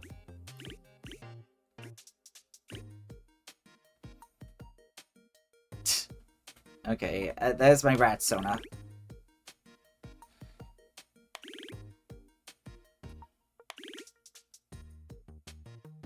I don't know if I can sneak in belly at all. I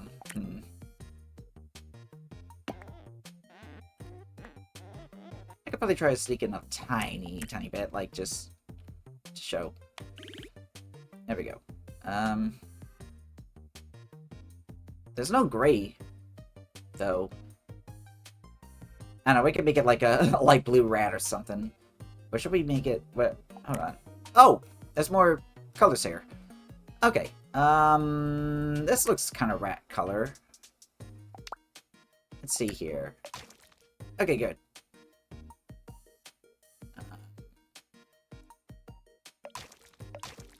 So yeah, we got like...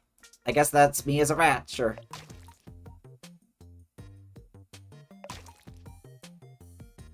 Actually, the more I look at this, the more it kind of reminds me of like, that one rat. I forget what those things are called, but it was like anti-smoking ads, but there's like a rat who's like, take it for Terrence, you better tell somebody! Like, do you remember that at all?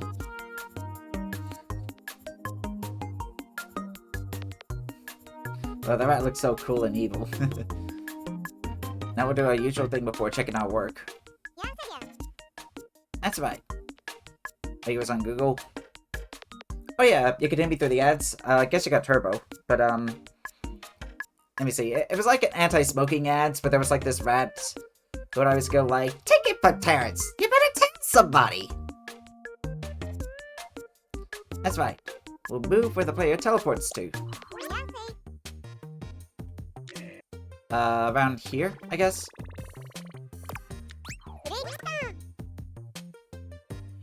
Let's take a look at what gets fired, shall we? I have to see what that is. Oh, yeah, there's our rat. It's like, oh yeah. I'm gonna fuck your shit up. There are your lethal creations, Slacky Jack. You can totally change the feel of it by changing the image to lightning, fire, or whatever. Or rat. The ear looks really scout, but oh well. Alright, so... Don't get ads? Okay, that's good. Yeah, the vat does look really funny. I think there's something else this game might be lacking. And that's some music! We need some good sound in the background. Time to call up a background musician node on. Oh, right. Yeah, baby! You're building up those game-making skills. I got shout because it's giving me chills. Or you got shout, sorry. Unveiling programming secrets in the light of day. You're making a game anybody can play. We're also going to need a constant node on to trigger the music. Oh, right. Okay. Y'all. Now open up the background music node on setting screen. The theme. Skipping?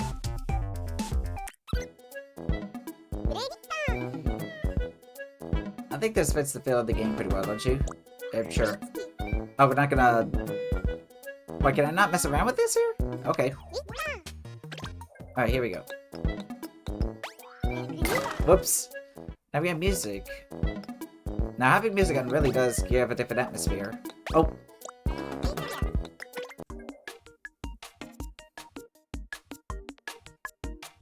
Yeah, it's very complicated here. So now we've done with preparations. All that's left now is for you to put some finishing touches on this game yourself. There's all kinds of things you can do. You could use section Rodon to draw something for the boss's attack. You can adjust the background music however you want. Or you can change the colors of the level's platforms. Plus, you can really move this teleport object exit Nodon around. Using that to check your progress while you work around should make things easier. As always, when you're done, push the done button. Unless it says start programming. Will you be streaming tomorrow as well? I will be. It'll be 6 PM Central Standard Time. Since it took me about 2 hours to do this one, I think I'm probably gonna do a little bit more Game Builder Garage for the final 2 game tutorials, and I don't know if I have time to like make a game or so. I could probably make like a really, really simple game, but wait. Well, let me mess around with the music. Let's try to make it sound as weird as possible. Okay, trombone sounds funny.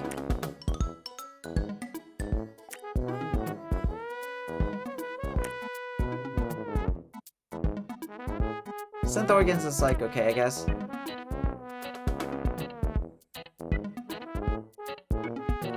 Kinda ska.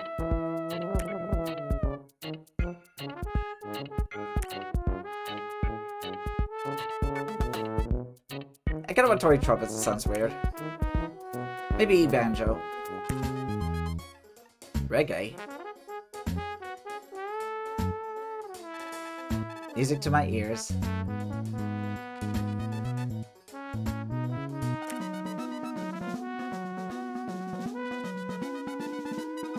Actually, this kind of fits with it.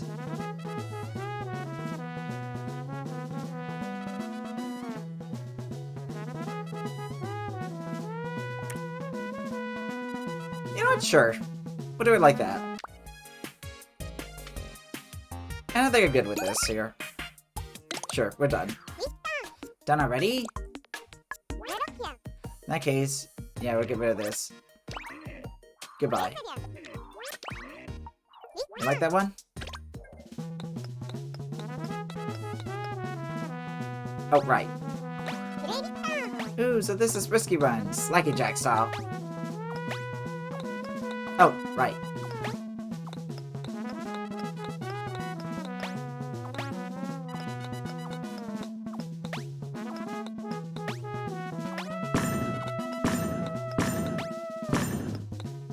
I guess the one good thing about this is that I can always come back to this if I ever need to remember stuff. Watch out for the rat. It's gonna destroy you for smoking cigarettes. Psychic Jack, I can feel your style just flowing from the game screen. Rat Jack does. Well, here we are at the end. We're finally done with building Risky Run. Okay, I made this game. I'm gonna finish it.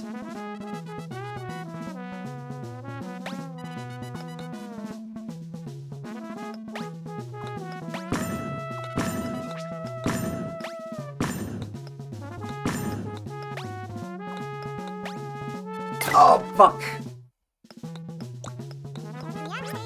When you're done... Oh, right. I can do that.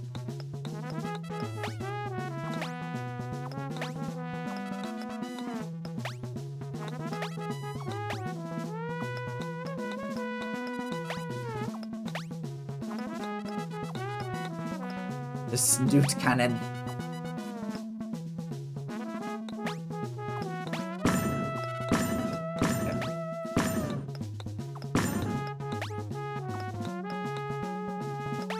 Of course, it's all about timing. Ooh. I think I can be speedrunning this one. Oh, come on!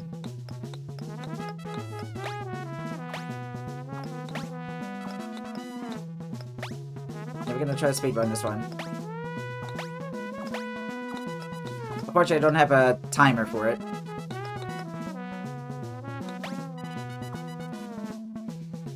But yeah, I guess on the topic of like speedrunning. Even if I don't do speedrunning, I have thought about like maybe doing like a challenge run of some kind. I actually have done it before though, on my YouTube channel before I started streaming. So there was a game that came out like Kirby's Dream Buffet, and fuck off. And one of the challenges, I think I did like a couple challenges on there. Trying to think, there was like no copy abilities. And I think those are like some of my best performing videos on there, including like Kirby's Dream Buffet. Like, I don't know what it was like because, you know, I'd be lucky if I can get, you have a YouTube as well? Yeah. It should be listed under my like channel. It's mainly just like for VODs and stuff, so, you know, it's sort of like there if you missed a stream, or if you want to like rewatch something. I'm currently reposting a game I've done called Terra Memoria, which has some furry characters in there. They're really nice. But yeah, you can always go over there and see what it's like, or maybe even see some of my older stuff, although, I don't know, it might not be as good. I don't know, there's some playthroughs that I actually did really like. Like, I did a playthrough of, like, Looney Tunes Back in Action, which is like, yeah, it's kind of a licensed game, but I actually had a lot of fun with it. He'll start somewhere, yeah. And I did that sort of like a test before I did streaming. Which I think they managed to stream whenever I moved out of my grandparents' place. This is Exit 8. Eagle has before the yeah. Awesome. This game looks like so much fun. Delicious. You're amazing, Slacky Jack. I'm playing forever, Slacky Jack. I'm shocked. I close my eyes for a second, and then I find something about the whole game. If it means we can do things like this, okay, yeah. Nice work. Now you can do it. I'll pause this. I pause the stuff I face with pizza. I'll get back to it soon, though. Oh, you're totally fine. I mean, we all need to have some, like, food. And sometimes you do need a little break from, or don't want to bring yourself out. There was some pretty high-level stuff we had to program for this one. But I just knew you had what it takes, Slacky Jack. Now that we're done with this game, we can line up with the others like before. Back to the menu we go. Let's take the pizza. I do kind of want some pizza myself. I don't know, maybe I'll give in and someday I'll probably just like... I'll get like a Little Caesars or something. Like I said, I am trying to save up money, but... I mean, I'm sure Little Caesars will help feed me for like...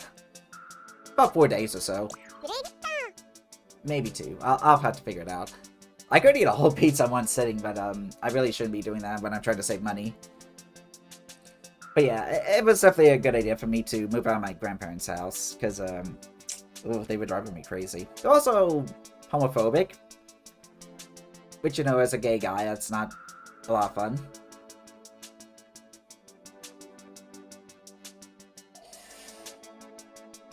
Whiskey Run has gone gold. I moved in with a roommate, but he has since moved out to help his family with a mortgage. So currently I'm trying to wait until I get my new roommate, who should be coming in either this month or next month. Wait. Hold on. Wait, you're gay? How dare you? There we go. For some reason, saying you're gay is, like, considered sexual harassment? I don't get it. I really don't get, like, Twitch's automod sometimes. Yeah, hopefully with my new roommate, I can still live where I'm currently at, because I kind of do not want to, I kind of don't want to move again. It's just a headache. I have to move out some stuff. I have to change a lot of things with my mail and stuff. You really made it into the interactive lessons now. You're more than halfway through. Gotta say, Slacky Jack, you're really surpassing expectations here. Everyone's amazed at your progress. Try and keep up this pace for the second half, and you'll be golden. Alright, let's add Rescue Run to the My Games list.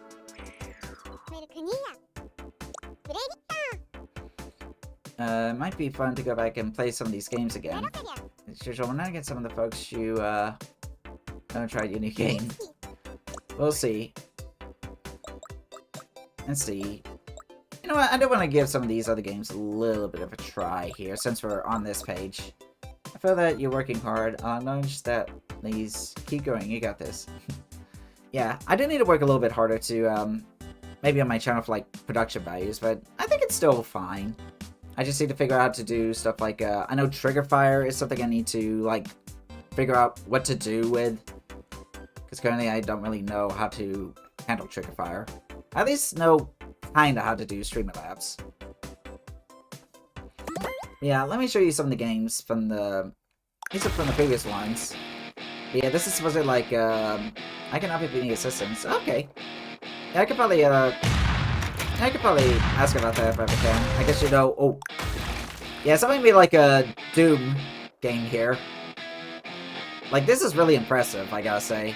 It's hard, though, because one shot, you're dead.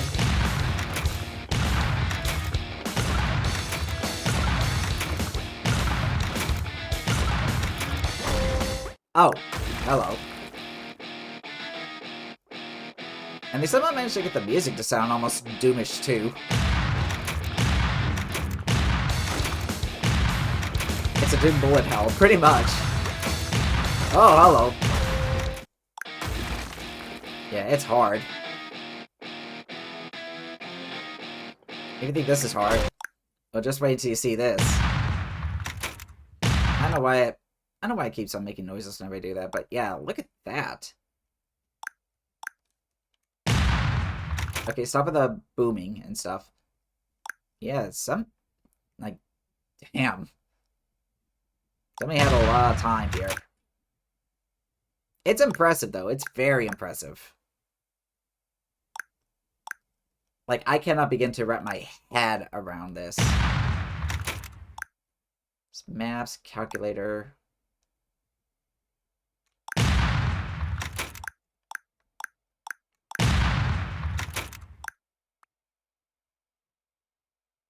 Yeah, I'm just like in awe. Yeah, I felt like there's still like a bit of a bug there, because it does play that. Saw the blue.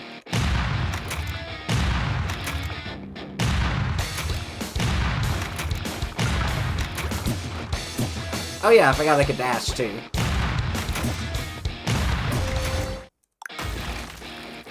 Oh yeah, is anybody like excited for I know there's a new Doom game coming out. I forgot what the subtitle is called. Something War.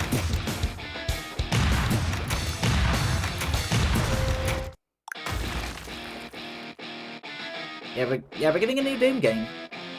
Let's see. I know I played Doom 2016. That's really good. I think that game is like 8 years old already. Jeez. Still gonna play Doom Immortal. Like, I should probably consider, like... Maybe I could even consider some of the original Doom games as well. I know they're, like, from, like, the 90s, and they're, like... old. I mean, there's something with, like, boomer shooters. Somebody also did, like, F-Zero here. Which, this one's also pretty good. Oh, I forgot. Okay, there we go.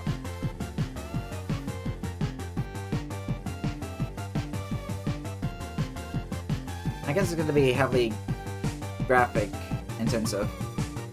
Doom game. I thought you said you Dig Dug at first. There will be more games for you inflate critters. You know, I cannot say no to that. As somebody who does like a nice bit of inflation. But I know, how do you back up in this game again? Oh. Oh, there you go.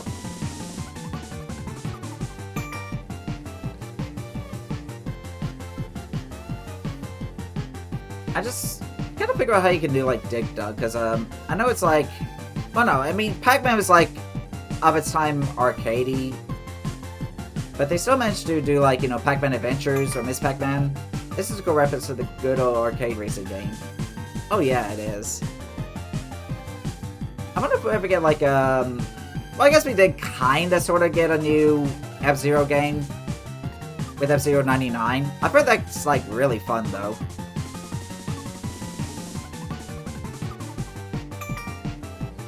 I'll have to see if maybe I can, play it here. I do have a Nintendo Switch Online account, but it's like just the basic one. I don't know, I was able to play like Super Mario 25 or something like that. There's that other Battle Royale game. That was actually pretty fun in my opinion.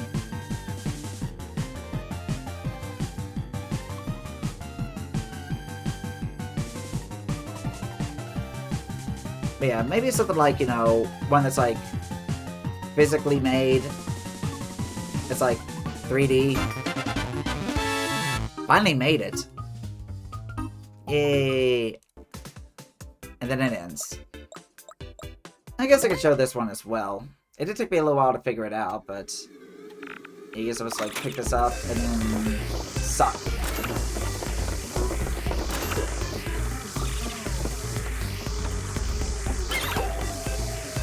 You might not believe me, but I've never played the Mario Maker before. Oh, Mario Maker game, yeah? Oh no, it's fine. It did take me a little while to get to it. I didn't stream it. Well, I streamed Mario Maker 2.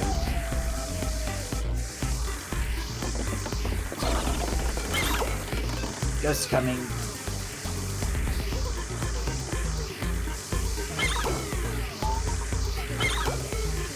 Yeah, it was pretty fun. I didn't make any levels. Well, I kind of did. This is horror. Reminds me of FNAF. Now, I think it's supposed to be like Luigi's Mansion. Which Luigi's Mansion is a great game.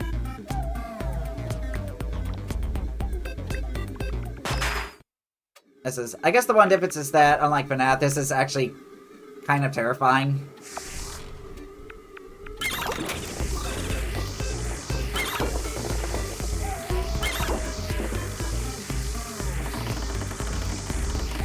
No, wait. Have you ever played FNAF? A long time ago, but, yeah, I do not like FNAF. I'll be honest.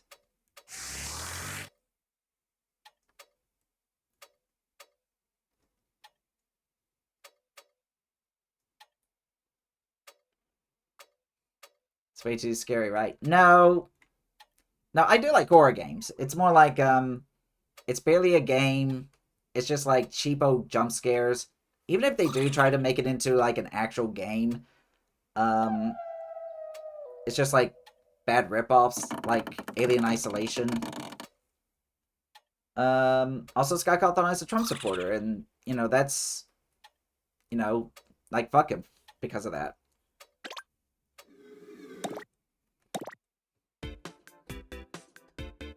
Wait, really? Yep, he is. So yeah, that's why I try to avoid Five Nights at Freddy's. I even think it's kind of like a scourge on the furry fandom. Besides, I just don't find murderous animatronics with dead children inside them to be sexy. Maybe that's just me, though. It's just weird. But yeah, you can look it up. Not sure if he, yeah, it just sucks. What was I looking up? Oh yeah, Game Builder. No, not Gilder. There we go, codes. Oh, FNAF is so over. If only it could be. It seems like a lot of, Game Builder Garage. Wait, what?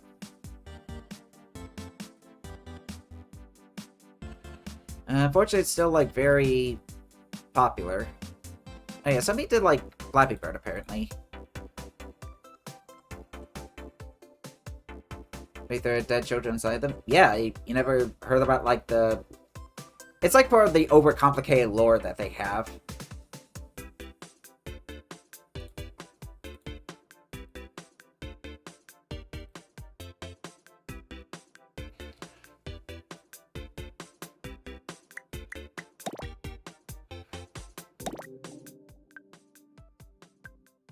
Nintendo... Oh. Okay.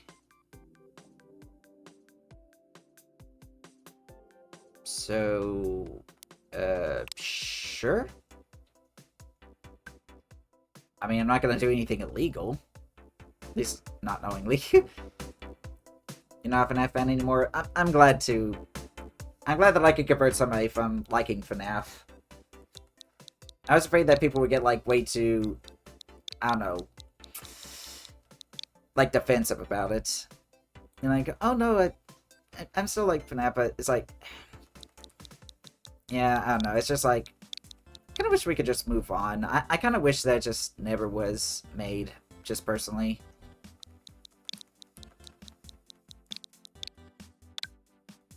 Wait, what? Did I enter it in right? Conversion complete. Sweet. Local Jackal canceled and called out for having correct opinions. I don't know. I'll just have to see. I understand, yeah. Sam's game with the changed game. Wait, the changed game?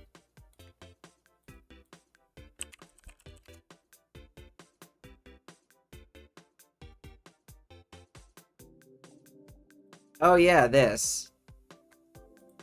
Oh dude. Something happened with like the developer or something? Because I've heard about this game. Yeah, the TF game.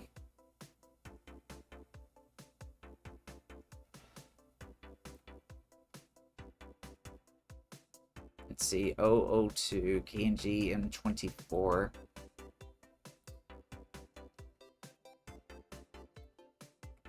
I guess I can see what first-person Zelda is. Oh. Like the creator,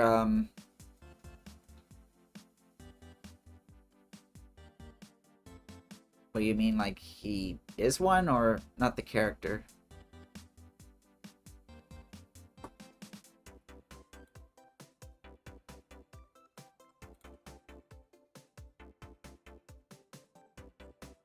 Oh wait, the character in the game is a minor?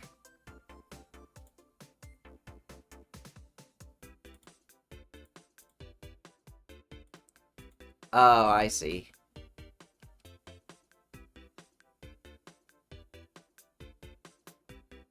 Yeah, I can kind of see that.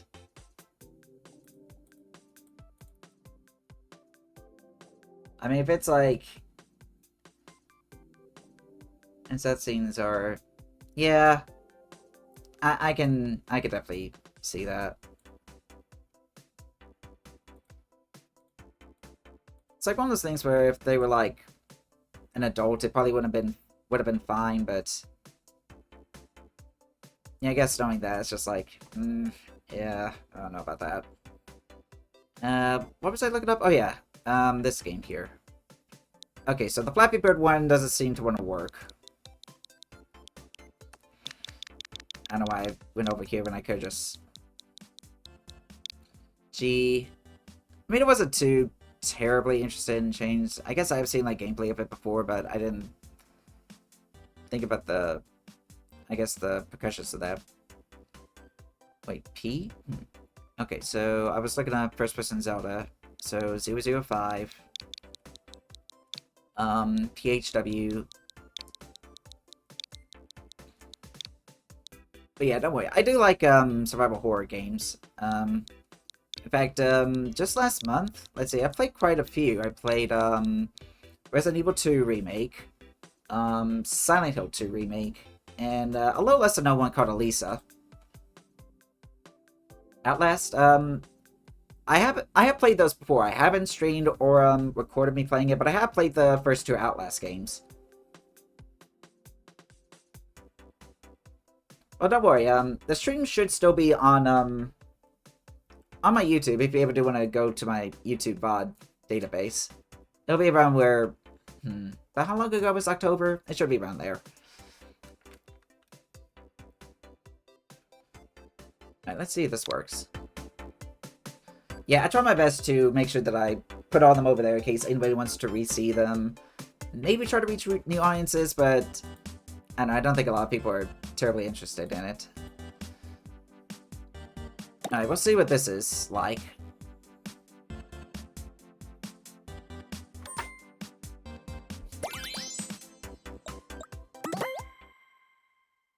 So we got first person Zelda.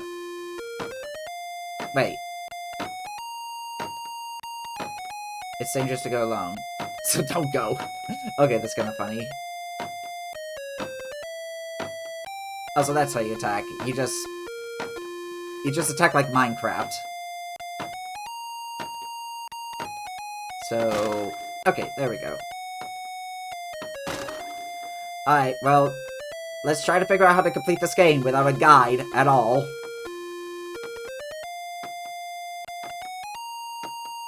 Let me see. Oh, I can put my shield up too. You're the interest, in my opinion. Hearing your thought and opinions will make the playthrough so much more fun. Isn't this fun?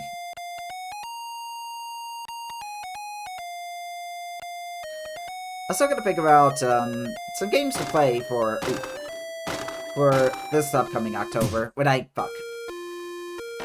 Well, I don't know because about that. Well, yeah, this is pretty impressive.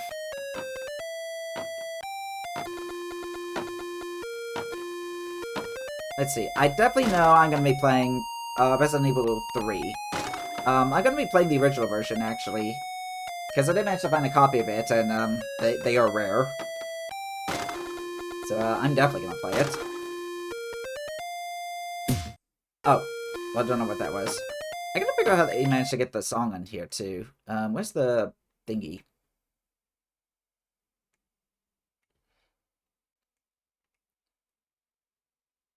Yeah, I mean, I might look into the remake, but, what the hell was that? There's a lot of people who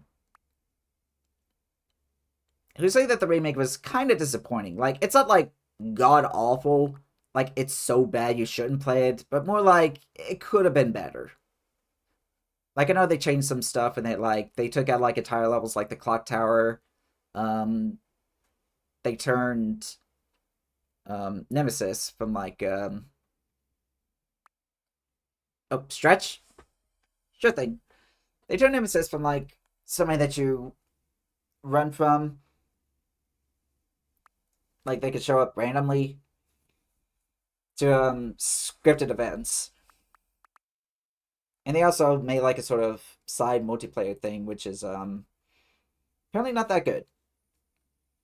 Yeah, Junkie doing God's work. Or Donkey, yeah.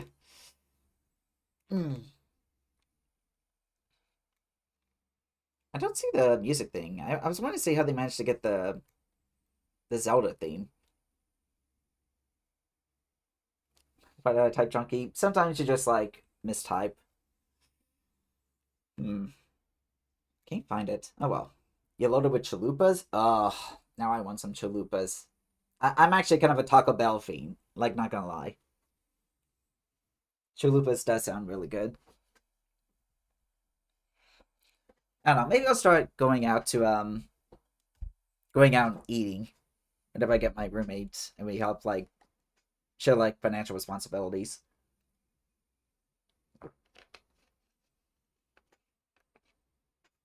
Stop at chalupas. Okay, that was odd. I would tempt you. Like, just because I do, like, a nice stuffed hum. And I know a thing or two about, like, stuffing myself full of food. But I guess do think about it. Like, do you want, like, do you have, like, the money for it? I guess that's one thing. I'm sure one day you'll become a millionaire. I don't know about becoming a millionaire. Okay. Okay. ASMR eating tin chalupas. Maybe I could do that. Maybe, I wonder if I should do like a just chatting stream. I don't know what to do during such a thing. I mean, sometimes I do make it just like that. Alrighty. Alright, I'm gonna go on to the next lesson here. Oh yeah, I forgot. Checkpoints. Where we have to pretty much learn what we've learned before. And I would like it if I... Welcome back, Slacky Jack. So we're halfway through our checkpoints now, too. Let's get our brains in gear and tackle some puzzles. I mean, aren't we just chatting right now as well? I mean, we are. But I am trying to play a game with it as well. Some people just play YouTube videos and react during just chatting streams. Yeah, I've considered that as well. Okay, so this is where we try to figure out how to connect everything in the right way. Okay, so we need to make it to where...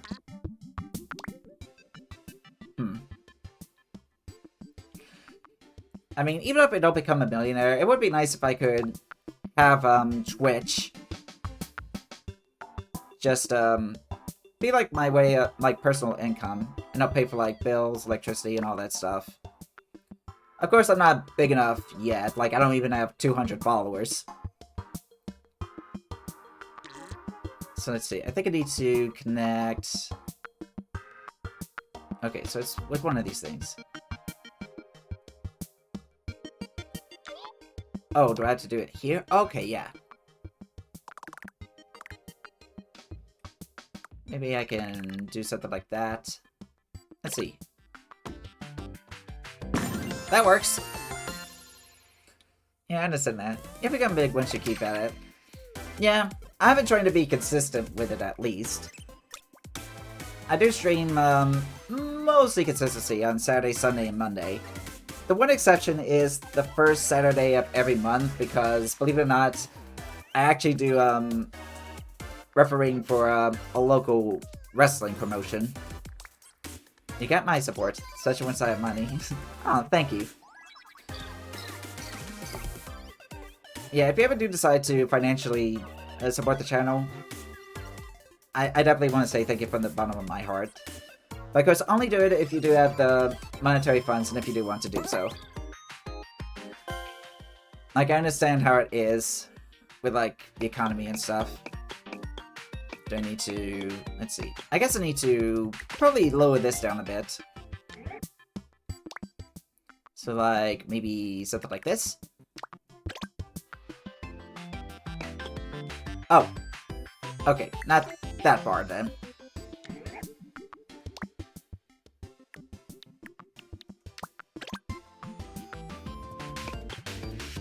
What the hell? I guess there's like a certain thing here to, like that. There we go. Well, my country does allow transactions on Twitch. If you need any games on Steam, I got you. Oh, okay. Yeah, I could probably look into that. Maybe I'll try to share my, Steam sometime with you. I do have a really good friend who's been, like, really good to me for many years. He also helps with, like, with games as well. But, I do have, like, a huge backlog of games. So, for the time being, I should be good enough on, like, content. Oh, hello. Okay, so let's see what we need to do here.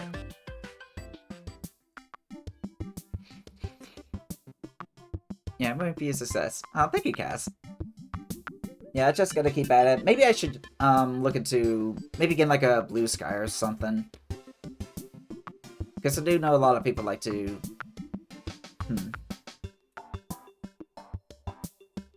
Because I know a lot of people are doing there. And I'm not gonna use Twitter for, like, a multitude of reasons.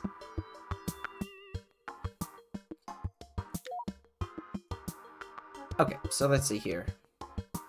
I guess this means I need to try to connect this to something. I think.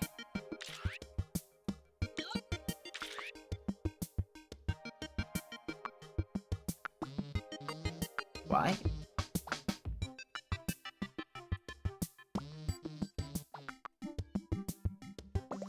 Okay, so this is... Oh, constant? Okay.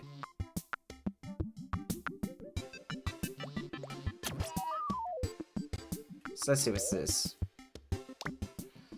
So we gotta check on the box. Wait, which box though? The one that moves or the one that doesn't? Checkbox on. Output value 1 and calculator. So is it like this? I'm all sticky and gross. Woohoo! About time!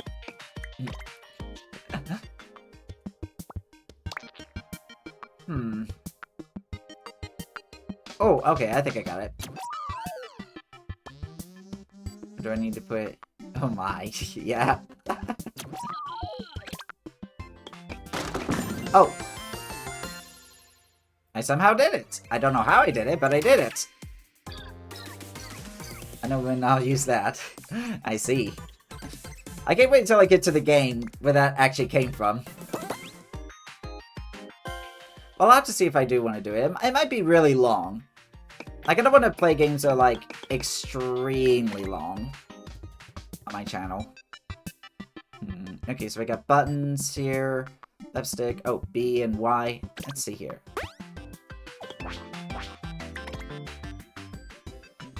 Oh yeah, destroy. Okay. So I can...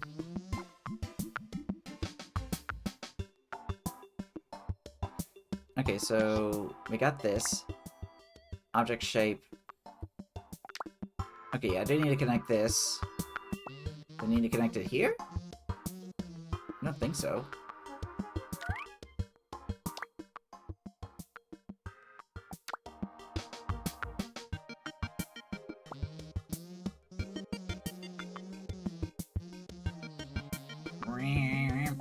Okay, let me see here. Puzzle clear. Oh, okay. Interesting. So yeah, we do get the... Okay, yeah, so I gotta make it to where I can break that, but how do I do that? Where do I connect this to... Oh, oh. Come on, let me connect it to that.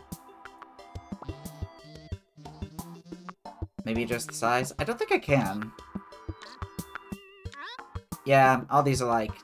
No, I think I had to connect this. Oh, I think I connected to the person? No? Saying I need to connect this is... Okay, I think I got it.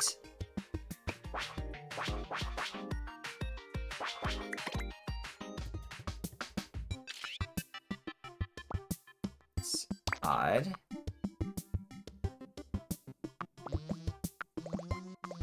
Oh, maybe I need to connect this to that. And connect this... Wait. Wait, what the hell? Come on, connect it. Okay.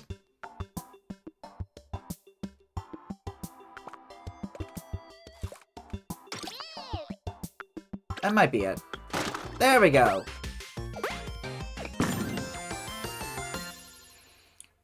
Programming's weird. Well, this was easier than the last one. Okay, so what's this here? Your position.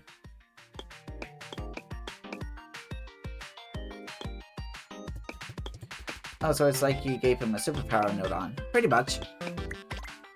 It does give you some hints into what to do.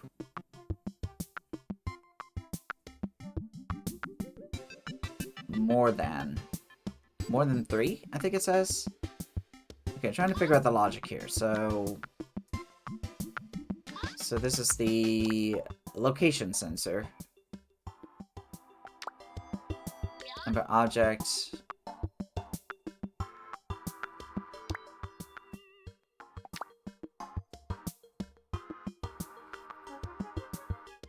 Okay, we got the comparison one here, so...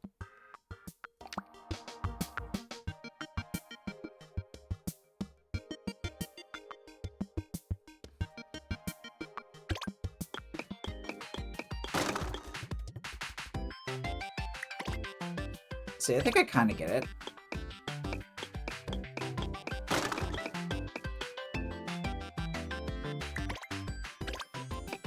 So when it reaches 3, when it's more than 3, it breaks the box. So I need to adjust this. Probably to like... Let's try 0. Excellent!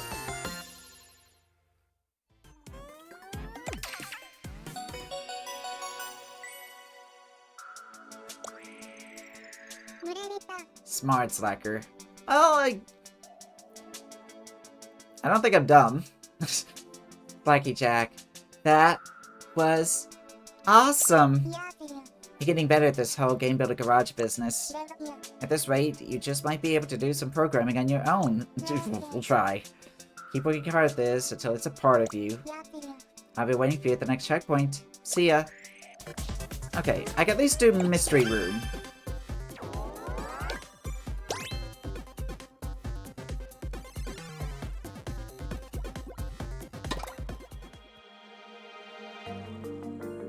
Peeking into 3 dimensions. Okay, there was a clock there. Hello, Slacky Jack. I've been expecting you. Come in, come in. Mystery Room time. And welcome to Mystery Room. Now, Mystery Room is a little different than the other games we've done. Time to get your thinking cap on, because this one's going to be all about puzzle solving.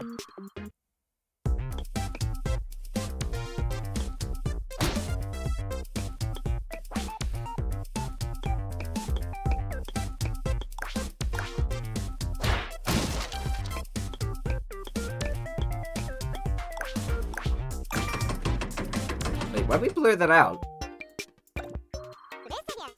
Today will also be our first foray into 3D space. Our room will be adjourned with all sorts of curious objects. So our sleuth will need to comb the place to look at the clues. And if they can solve the puzzle, they just might get their hands on the hidden treasure. Doesn't that sound exciting? I know I'm already raring to go.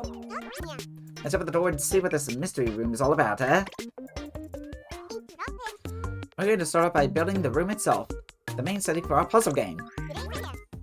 Okay, switch from Y to Z axis. Perfect. Let's start off by making something any good room should have. A floor. But wait. We need building material. There's a floor right there on the game screen, isn't there? Huh. It looks like we've already stumbled upon the mystery room's first mystery. Okay, let's go. A box object. Note on.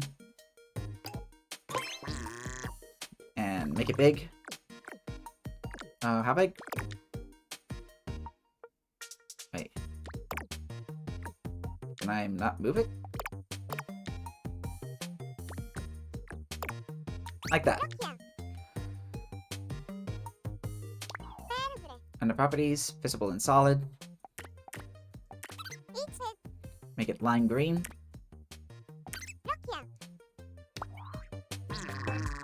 You step into the peculiar room. The air changed with a strange and otherworldly quality. Yep. Don't know about moral support, but I'm pretty good at holding the floor up. I'll also make another floor right next to that one. Alright. So yeah, we copy, or what? We're not copying and pasting? Oh, okay. It's already there. I think that's about...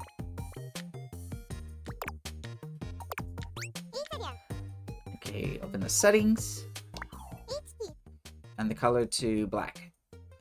Where's the color again? There you are. There we go. Somewhere in this room, shrouded in darkness, must lie a hidden alcove. Howdy! On the hidden alcove's floor. But if I cannot keep myself in until the mystery's all solved. Did you hear that? A hidden alcove! That's the objective of this game. To solve the puzzle and find the hidden alcove. And the black floor we placed to the side is the floor of this very alcove. Alright, let's take a look at the floor. Okay. Looks like each floor is a different color, eh? The lime green floor is where we'll be doing our puzzle solving. And the black floor is reserved for our hidden space. I think a detective sent you to get started, so let's go and put them on stuff. Alright, so a person note on. Yo! The map your dear friend entrusted to you has led you to this very room. I'll get to the bottom of this mystery, I swear. Alright, switch. Okay, let me slide up here. Set the action to punch. Oh, action's up here, I keep forgetting. In this game, the punch action is going to play a very important role. Get back to overhead. Now, if you want to be able to scour the room for clues, the player needs to be able to move forward, backward, left, and right. A stick note on.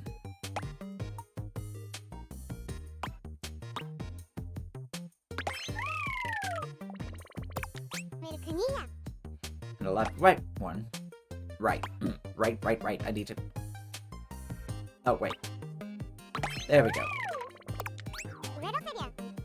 Okay. Up, down to forward, backwards. Left, right to left, right. There we go. You do a quick walk of the room, taking in all of its subtleties. The window coating windows are so cute. They are, yeah. Look at me around and you could really start going places. Now we'll work on setting up the ability to punch. Butt node. White. Alright, now we connect that to action. Action! Hiya! You throw a punch for no apparent reason. Nothing happens, but you feel a little sillier. Yeah. Hooah! Hey, don't let anybody stop you from punching the air if it makes you feel better, bud. Probably would. Feeling better now? Great. Next, let's address the player's movements. Looks like you can run around punching as much as you like now. I think we're creating the hero of our story. Clue Finder Extraordinaire. Seems a bit hard to see the game screen for the bird's eye view though, doesn't it? Is there any way for us to view things from a better angle? Alright. To get a good view of the room and our protagonist, we need to create an isometric perspective. But there's a problem. We can't make a complex angle like this with our usual game screen node on. And so, please give a warm welcome to our newest member of the Nodon family! Call up a camera Nodon from... Okay, objects, game screen, camera. Looks like you're in need of my services. Oh, wow. Clue me in. What's the job? Oh, so this is how they did the first-person views, yeah? I'd imagine so. We're looking to capture the room and player from an isometric perspective. Not a problem. I'm on the case. Alright, so we go back to side view. Move the camera up here. The camera node will act like a real camera, so we need to put it somewhere with a good view of the game screen. Wow! What a great aerial view. The game screen looks totally different now. When you put the camera node on up high, this is the kind of view you'll end up with. Still, there's something not quite right about this angle. Alright. If we rotate a bit, we'll be able to change the way the camera is facing. Now turn the camera node on to the right.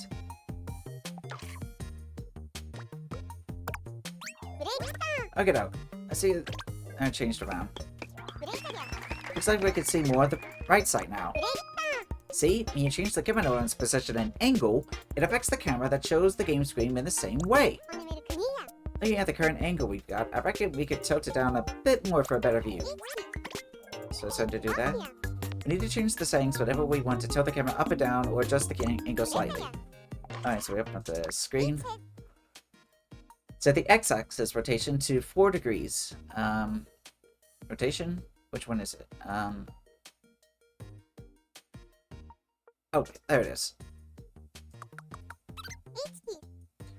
Now the y-axis rotation to 17 degrees. Close the settings. There we go. Fantastic! It's not too easy to see yet because all we've got is the floor. But this is the exact camera angle that we need. Not done? I think we head up to the programming screen. Well, that's it! We can mark step 1 off our list. Way to go! Well done. Ooh, nice! Good work! This time we made a character, a camera, and a floor. Look forward to finishing off our room with walls, a window, and a ceiling in the next step. Okay? Light filters in, but nothing leaves. In a room without an exit, do you yearn for the outside? To be continued. Yeah. Ha! Narration is fun! See you in the next step!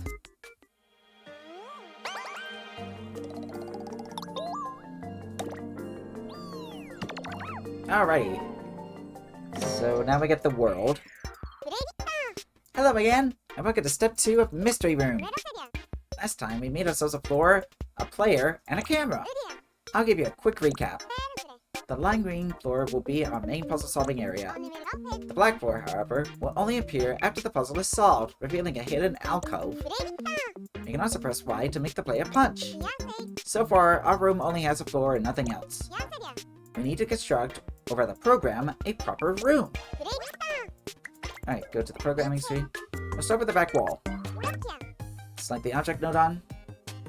I'm trying to. Okay, there we go. Copy. Make it there and place it in the back of the room.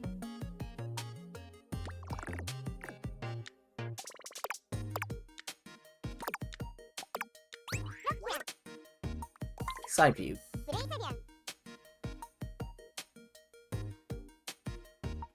Stretch it tall so it makes a proper wall. Yeah, it kind of rhymes. There we go. Okay. Make this one white. There you are.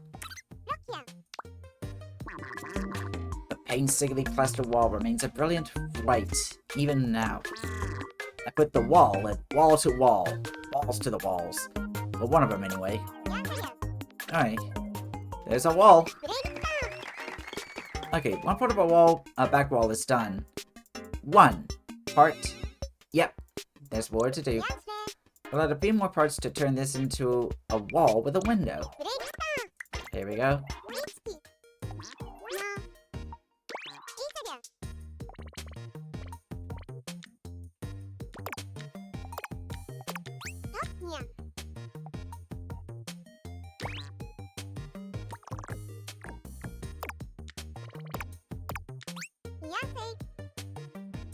Copy, and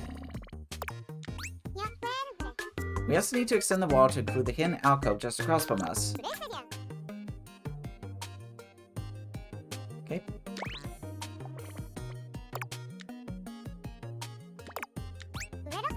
Since this wall is for the hidden alcove, we need to change its color.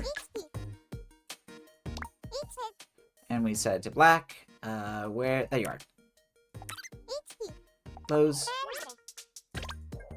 There we go. There we go! One made to order wall with a window-shaped hole. Bit by bit, our room is becoming, roomier. Oh, you know what I mean. Now, I know one way to get this hole in the hall looking more like a window. That's by introducing a cross shape. Such a very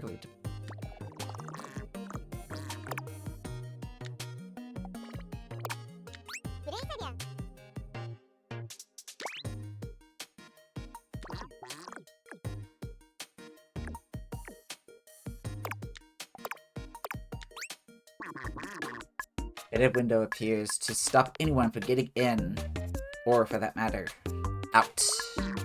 Like Mom always says, all toasters, toast, toast. I don't know where that came from.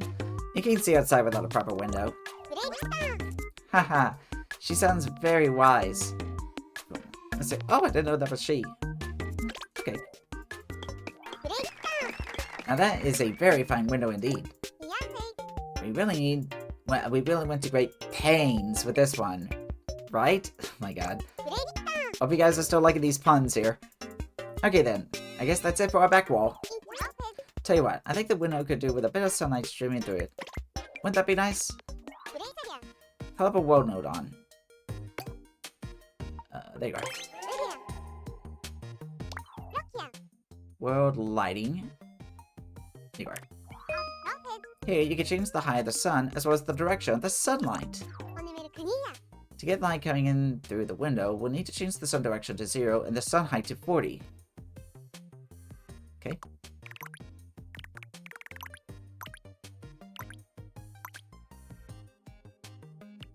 There we go. Whoops. Perfect. Now close the setting. The sunlight streams into the room, drawing a stencil at the window in the middle of the floor. Right on cue, the sun's power grows ever stronger. Alright, nice.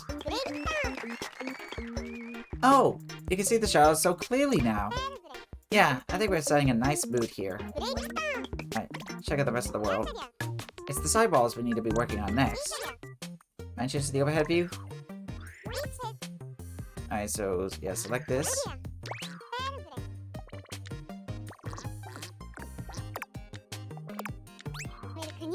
Now copy it.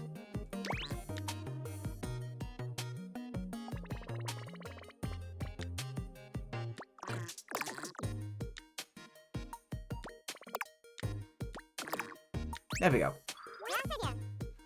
Now if you can select the left wall, copy, place over here, settings for the object node on, color to black, there you are. I can't wait to see our new thingy. Yeah, let's go. Nice. Left wall, check. Right wall, check. And alcove wall, check. Side walls are looking good. It's becoming more like a real room by the minute. The hand alcove is still sort of peeking through, but that's okay. We'll hide it better in the next step, so just pretend it's not there for now. But now, we can put a lid on this, and by lid I mean ceiling. Object node on, okay. Copy. Put on top, so that's covering up the room.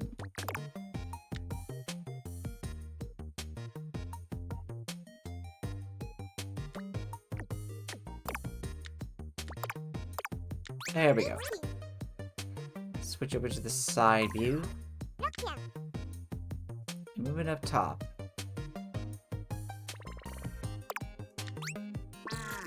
You feel a sense of unease as that all this ceiling might come crashing down upon your head flids across the room. Don't worry, since movable is disbarred in the ceiling's properties, there's no risk of that happening. I'm just being dramatic. I love it! Even our ceiling is getting into the mood. Let's go and open the settings. Set color to white. Close settings. Alright, let me check it. There we are. There it is. A nice lid to our room. We have thwarted the rain and its nefarious plans to wildly inconvenience us. Anyhow, it looks like a room is pretty much complete. Well, almost. Try and move the camera up toward the camera. Oh. Oops. Yep. Push. Gone. Would you mind bringing them back into the room for me? Looks like we lost them. Huh. What's actually happened here is that the player fell off the floor and is now standing somewhere off the camera. That being the case, we need to find a way to prevent them from literally falling out of the room. Okay. Yeah, that. Whoa.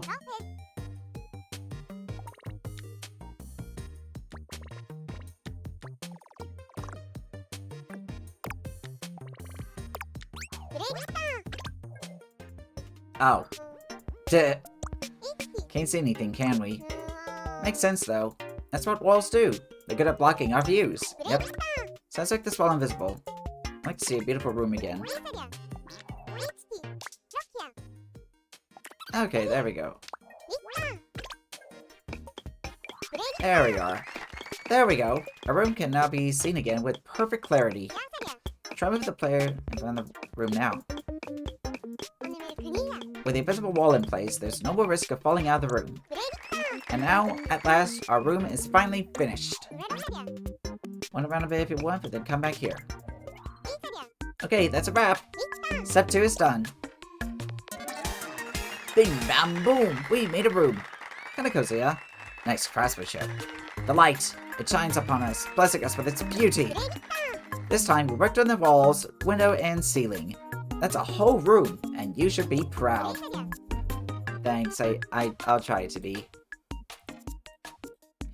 In the next step, we're going to work on the hidden alcove. We'll also throw in some curious objects to make our mystery room a whole lot more mysterious. A wooden crate, a TV, a device on the wall. These 3 seemingly mundane items may become your puzzle nemesis. To be continued. Okay then, see you in the next step. Oh yeah. Now it's gone by, so time's gonna go back. It's time is spaced into the shirt. We can always come out. We'll see. Alright, here we go. You are cordially invited to Step 3 of Mystery Room, so come on in! Last time we built the room that will act as our little mystery stage. This time we'll be working on a whole bunch of puzzle elements. Alright, here we go. Let's start off by working on the place that only appears once all of the puzzles have been solved. The hidden alcove. First thing we need is a door. Okay, so we select that. Copy. Oh, somewhere out of the way for now? Okay. This is what we'll be using as our door.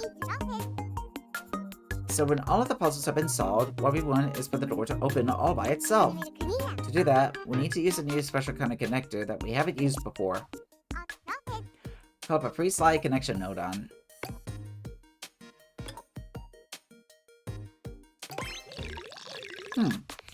You got something you want to say to me? Ooh. Oh, I get it. You want me to move the hidden door, right? Connect me at both ends and I can move objects around freely.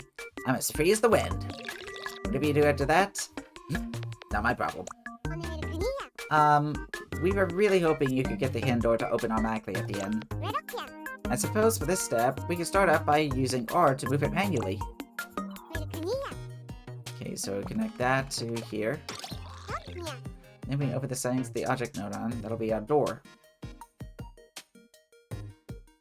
This thing here? Oh, that up here?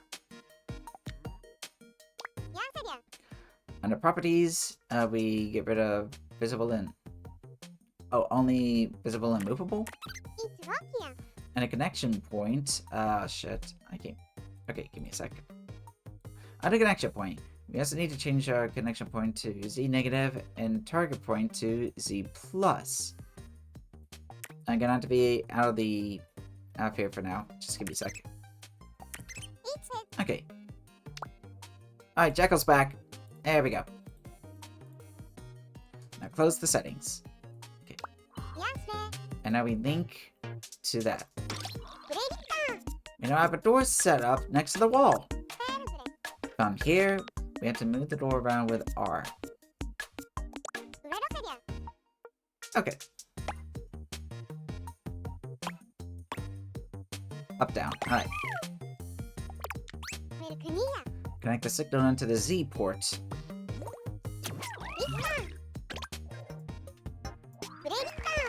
Our hidden alcove is true to its name at last. It's completely concealed. Now if we try moving R up and down. Okay. Hey, presto! The hidden door moves around. Because we linked it to the Z port, that means it moves along the Z axis toward the back of the room. Now we need to be able to move the door along its Z axis so that it's left and right of the thingy. Okay, input stick, that, left, right. And we connect that to the Z port? Or X port, sorry. And to move along the X axis now.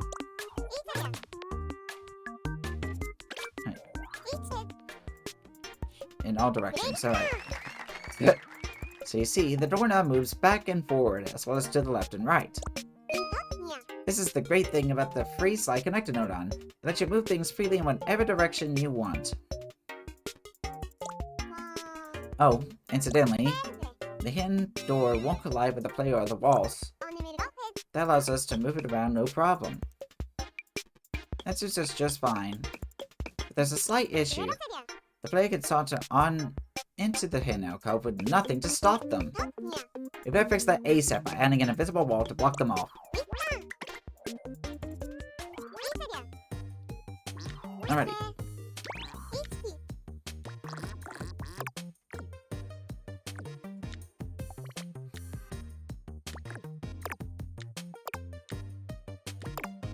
Here we are.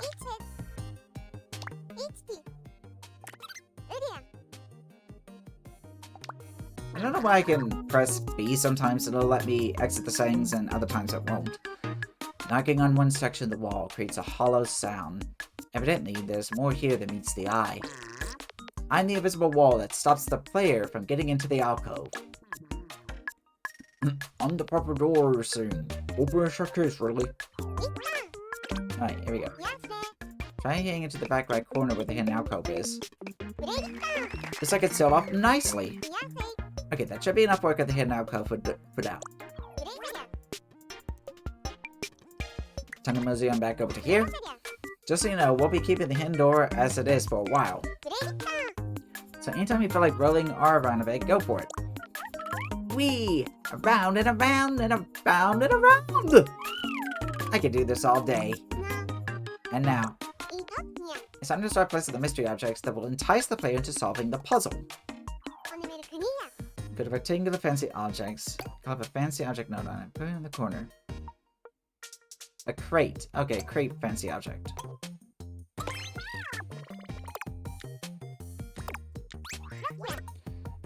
Switch to side view. There we go. There, in the corner of the room, coated in a thick layer of dust, lies a conspicuously large wooden crate. A mysterious crate! If this doesn't pique your curiosity, I don't know what will. Oh, it's almost criminal! Heart. Open the settings here. Alright, visible, solid, and destructible, I think it says.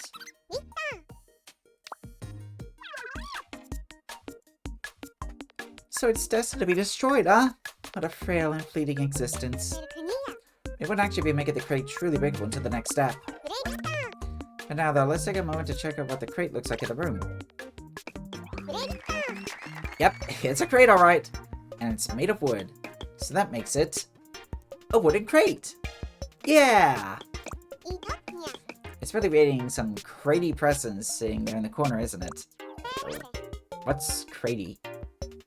Let's go ahead and place other mystery objects. Okay. Alright, TV.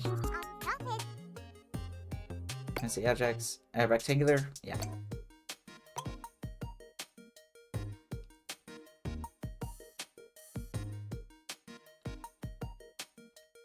Was this it up here? Oh no, wait, television. Okay.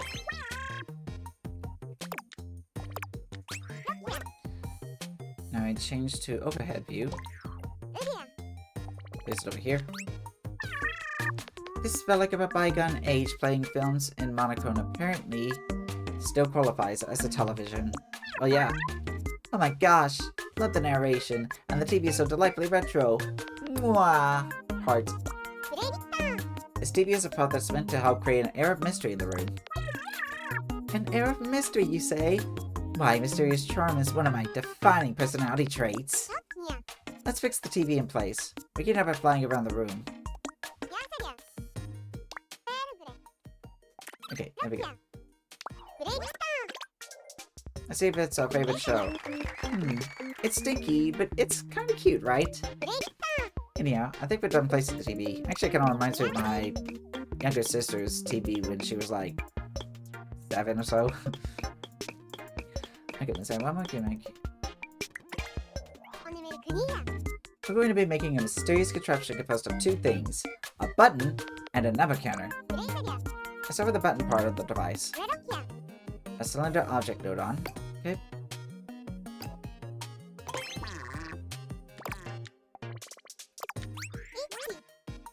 Side view. You can place it this height. And we spin it around. But like this? Oh, I see.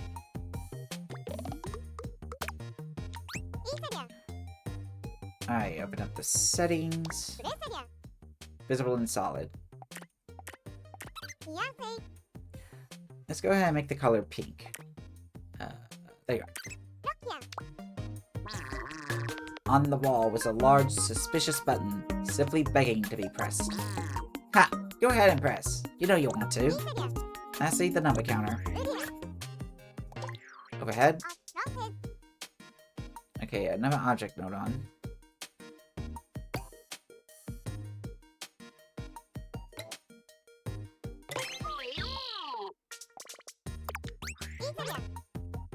Side view. Wow. Okay. Visible and solid. Color light blue. There you are. The x-axis. Oh, right. To x negative. Right. A light blue panel is set in the wall above the button, boldly indicating the numbers 0, 0. Incidentally, the numbers that I output here will be instrumental in solving the puzzle. That's right! And this crucial element is what we're going to be working on in the next step. I can hardly wait. Let's see here. Yep, I see it now. That's, if you saw something like this in a room, it would intrigue you, right? It's not just me. Good. I'm glad you agree. I think we place enough enigmatic objects for one day, don't you? We haven't even touched on the puzzle aspect yet, but it's going to be so exciting. Trust me. Alright, back here. And that's basically it. Step 3 is over and done. I just love what you're doing with the place. I'm continually impressed by your work. Such a pleasure working with you. You got skills, kid.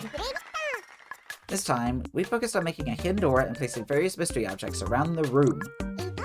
In the next step, we're going to set things up so that you can break the crate with a good old punch. The wooden crate conceals a great secret, that much is certain. You ball up your fist, ready to back up your thoughts with action. To be continued. The mystery continues. See you in the next step!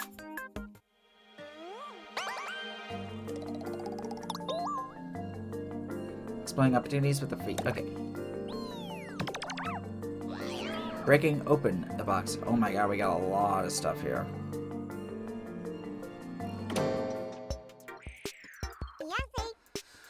Why, how nice of you to pay us another visit. We did a lot of hard work last time, sorting out the hidden door and all those mystery objects. But this time, we'll be focusing on one specific object. The crate. We're going to make it so that you can smash it to smithereens with a swing of your fist. And the crate we'll be punching to pieces is right here! Alas, poor crate. I hardly knew you. The destroy object nodon should be just the nodon for this job. Call it up and place it outside the room. Is it objects?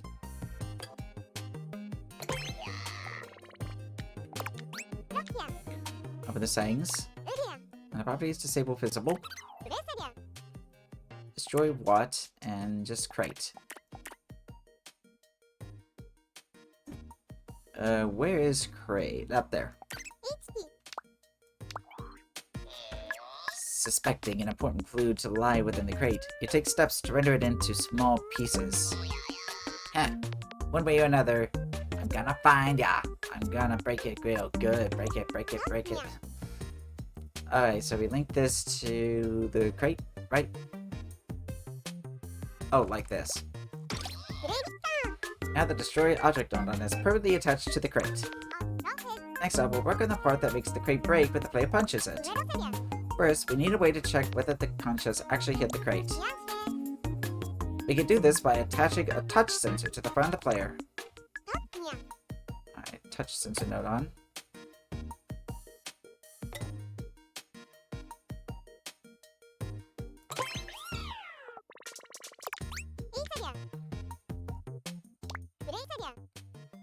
Disable visible. Under connection point. Ah. C plus C negative.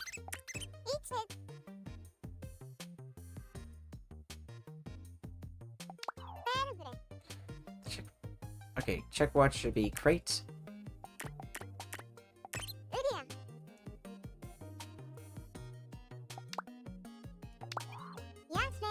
And now we connect the touch sensor nodon and the person together.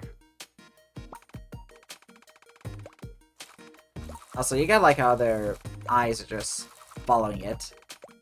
Like, have you noticed that? Neat little detail. As you apply pressure to the crate, it warps and creaks under the strain. You could break it, give it enough force. Check it, there's a crate in front of the player. Now we need to check whether the player is throwing a punch. It was Y to punch, right? So to check whether Y is being pressed, we need to call up a button node on and put it in a blue frame.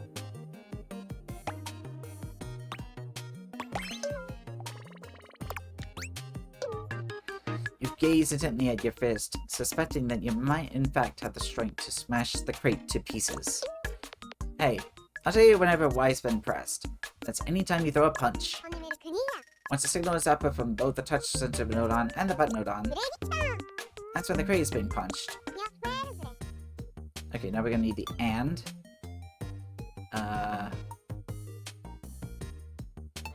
Logic.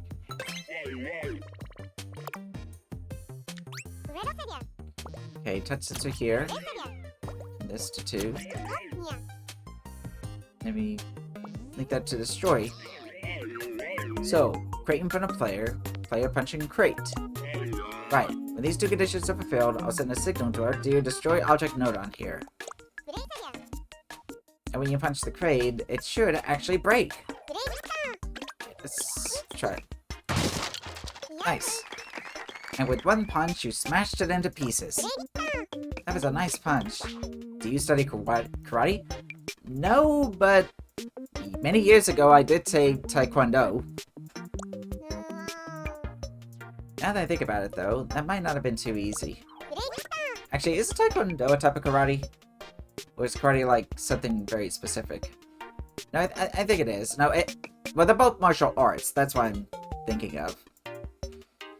I'm gonna tweak it a little so that it needs 3 punches before it breaks.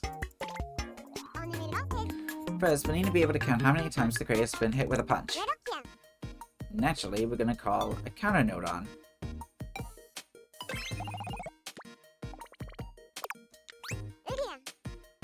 Okay, open its settings. I use 3. Set the mode to range. Set count timing to on change from 0. Now every time you hit the crate, the counter will decrease by 1. And it'll count down from 3 to 1. Okay, I think I got it.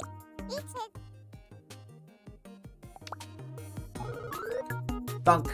You give the crate a good smack, but it remains intact. You beckon another 2 punches should do it. I will count down from 3 to 0. I have perfected the art of subtraction. But I must remind you to send a signal to my countdown port. Thanks for the reminder. Let's erase the connection between the AND node on. There. I connect the AND node on's countdown port with the There we go. There. Now we have a way of counting down each time the crate is hit. The next step is to make sure that the crate actually breaks when the counter reaches 0. An equal comparison.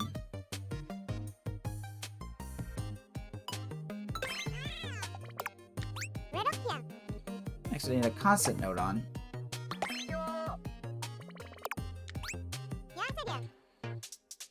Alright, so we open this. And we 0. Connect the counter node on to the... Okay. Up here. And this. Up here. And lastly, connect that to... There we go. This is the one. Your fist connects with the crate, splintering it into so many fragments. Hey, hey! Has the counter reached 0? You've got to tell me. So now it looks like we should be able to break the crate with 3 punches. Alright, let's try it. Impressive! Nice form! The crate now breaks after you punch it 3 times. That just about wraps it up for our crate breaking clinic. But we're still lacking a little something. It still doesn't really feel like it puts up much resistance. We need to make it react somehow when it gets punched to make it think that it serves some special purpose. Alright, back to program. I start off by adding a sound effect that plays when the crate is punched. Alright, so... Up here. Enough settings. Medium hit sound. Oh, and the collisions.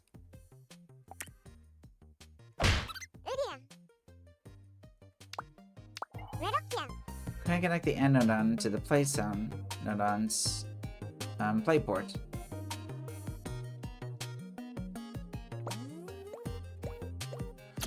You like that? So you need a reaction for the crate getting punched. How about a nice kablam? Or maybe a da-boom? Or you're more of a splash person? Well, we already figured out our sound. Now here we go.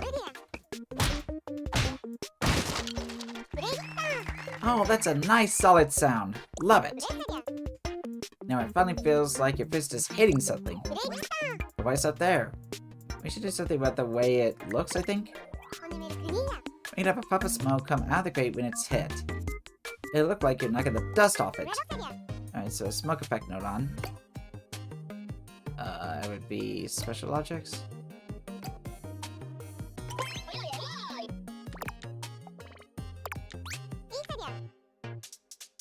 Settings. Set the effect location to world. Disable visible.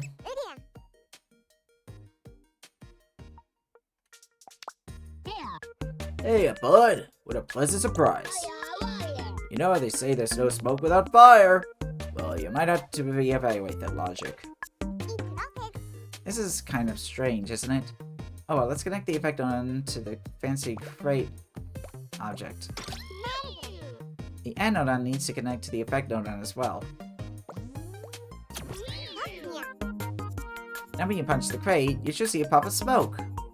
Or dust. Okay, look at that! When you hit it, there's a little pop of smoke. Or dust. And this crate feels relevant to the puzzle for sure. Okay, that's it for the crate breaker mechanic. And I mean it this time. Alright. Okay. Say goodbye to step 4, because we are done here. Yippee-dee! Well done! Have you been working out, Heart? Interesting you say that. You have made significant progress. Much such one-time destruction. I love it. I didn't read that part. In this step, we worked to gain the crate to break up to 3 punches. Next time, we'll be making a secret code that's going to be hidden behind the crate. With great travail, you at last shatter the crate, only to reveal an enigmatic code. This mystery is far from over. To be continued. See you in the next step! Alrighty, time for the next step then. Breaking something in 3 punches. Alright. Come in, Slacky Jack. You're right on time. You'll recall that last time we made a crate that could break if you punch it. See, this crate was put here for a reason.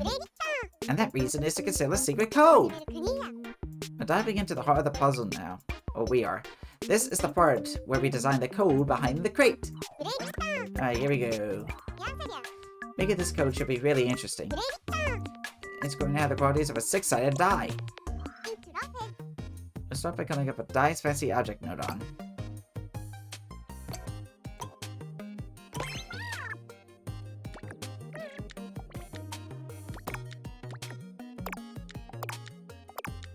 There we are. Let's switch over to side view. We can up to around here. Only visible is all, I think it says. Upon breaking the crate, you catch sight of a 6-sided die immediately behind it. It appears stuck to the wall. Strange, right? Who sticks dice to the wall? We're actually going to place not 1, but 3 of those cool cubes. Let's copy the dice. Okay.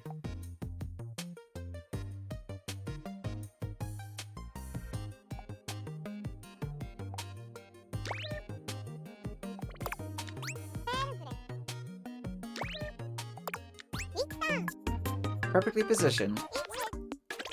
Let's see if it looks ingrained. Now there are 3 dice stuck to the back wall.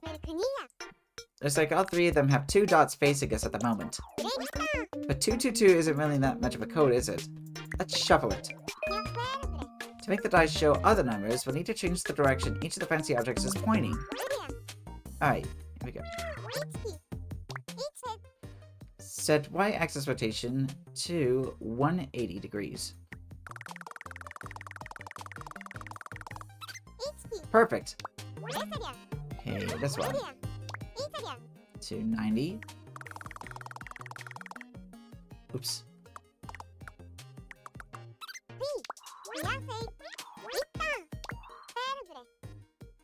XX is to 90.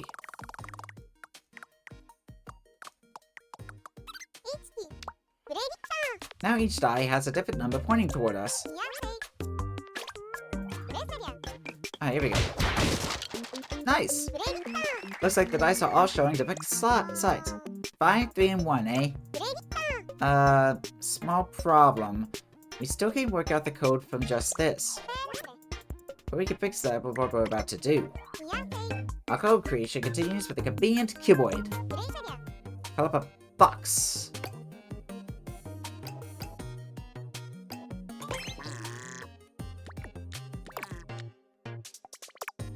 There we go. Red view.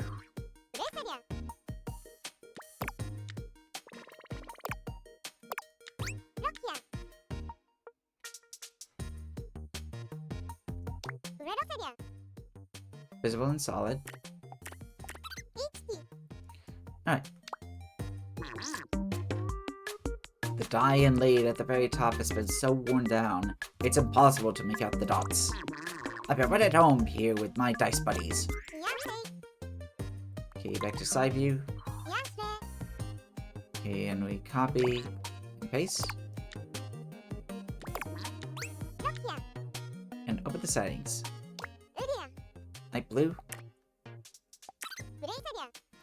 Yep, I'm happy with that. Let's close the settings. Near the dice, a light blue block was also embedded in the wall.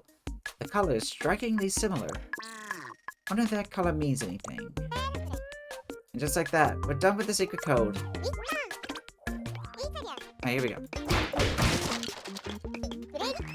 This is the hidden code that was covered by the crate.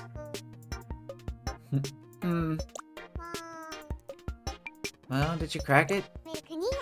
I'll let you ponder it for a bit and tell you the answer in the next step. See if you can figure it out before then. And you guys can figure it out? I'm not sure I do.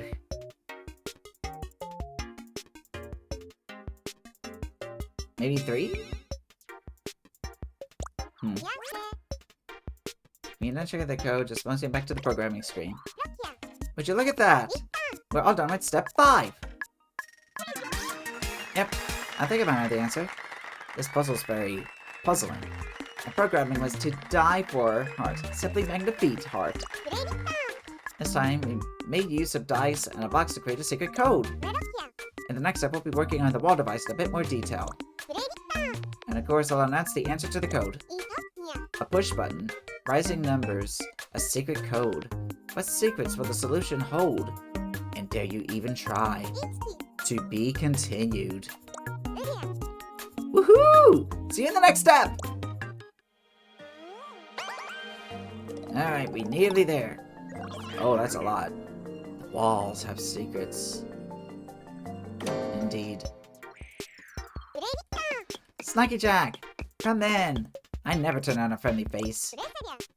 I'm glad that this face is friendly. You remember how we made a hidden code last time? Either way, let's break the crate with Y, refresh our memory. Yeah, oh, that was a combination there. I accidentally skipped that. Did you figure it out yet? Nope.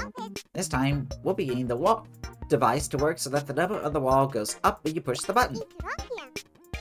We'll also need a way to check whether the number we entered is the correct answer. Alright, here we go. We're doing more counting, so yep, we're gonna need a counter node on.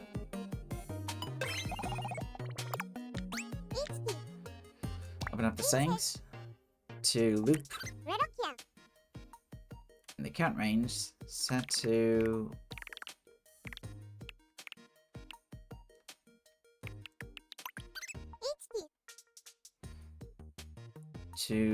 unchanged from 0.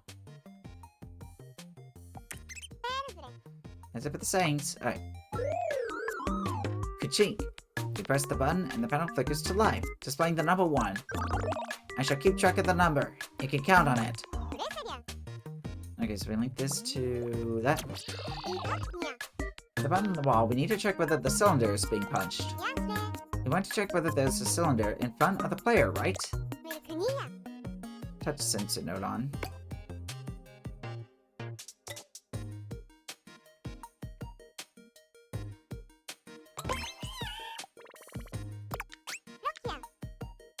Open settings.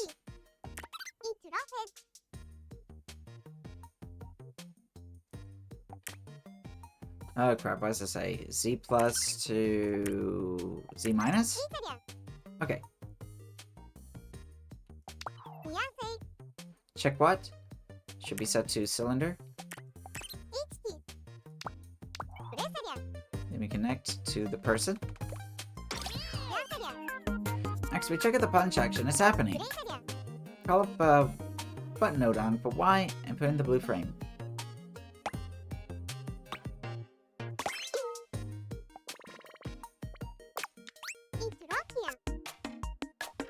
Let me connect.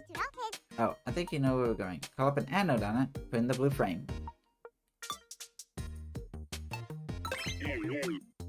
Oh, yo. Okay. There we go.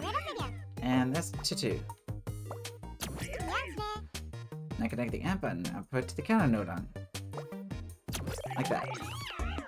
The number on the wall increases with each press of the button, accompanied by a satisfying click. Now when you push the button, the number on the wall device should go up. Alright, let's check. Here we go. Ah. Beautiful. Push the button makes the number go up. It's a little difficult to realize that you've actually hit the button though. That could cause some confusion.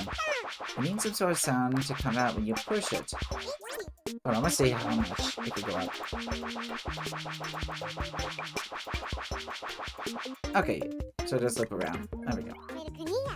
Play sound effect. Okay.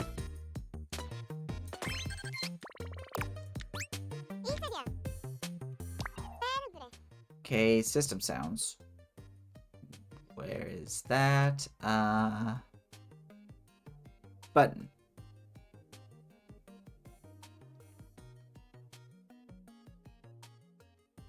Here?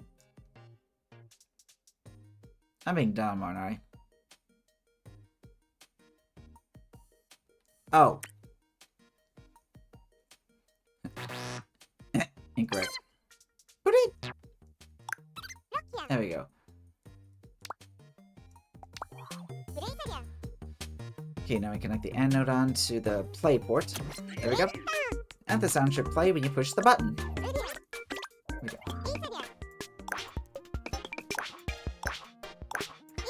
Yeah, just as I click, click, click. It's a lot more satisfying to push the button now, right? I could do this all day. Now, you might be wondering what exactly the point of this device is. That's a good thing to wonder about. It's actually a device for entering the secret code. So it seems like our next step should be to program in a way to check if we got the answer right or not. If you still haven't solved the puzzle of the code yet, you're a fucking idiot. No, I haven't even solved it yet, so that would mean I'm a fucking idiot. Which I am. Now's your last chance to work it out. Okay, here we go. Okay, let's start on the answering checking process. Basically, we need to check if the number on the device is the same as the answer to the secret code. Okay. Equal. Then we do a constant node on.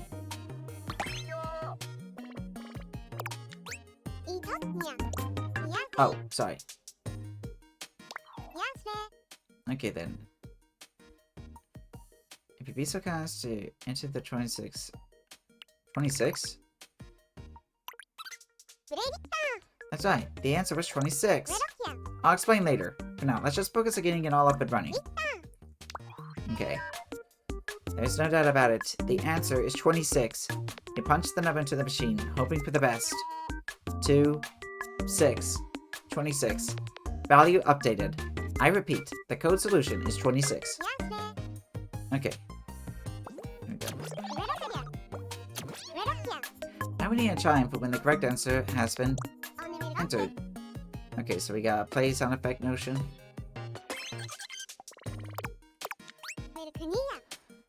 Okay, so yeah, that As if to commemorate your great achievement, a chime rang out. Was it a blessing from some higher power? Anubis? Ding dong! Now when the number on the device reaches 26, the success noise will play. Alright. Okay, now punch until we reach 26. You got it! Our answer check system is now in place. Thanks for bearing with me. Now I'll explain why the answer was 26. Smash the crate shell. Gave away. Now first of all, look closely at the shape of the code. If you were to unfold a die so that each of its sides were flattened out, this is how it would look. Okay.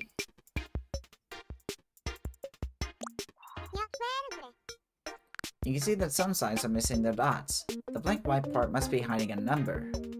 Oh, that blank white part. Similarly, the light blue area must be hiding 2 more numbers. As it happens, the light blue panel over on the device also requires 2 digits. What does that mean? It means we have to enter the number hidden in the light blue parts of the secret code. Oh, I see.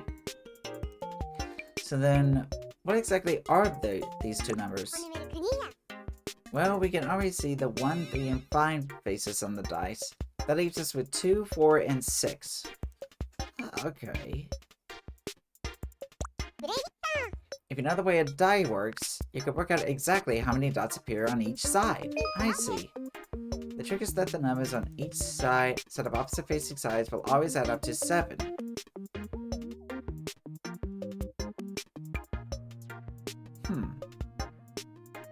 Really?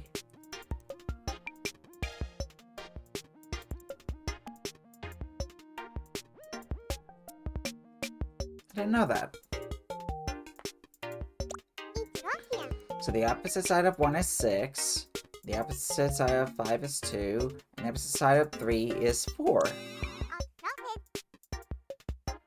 If you were to turn this die into a cube, this side would be on the opposite side of 3.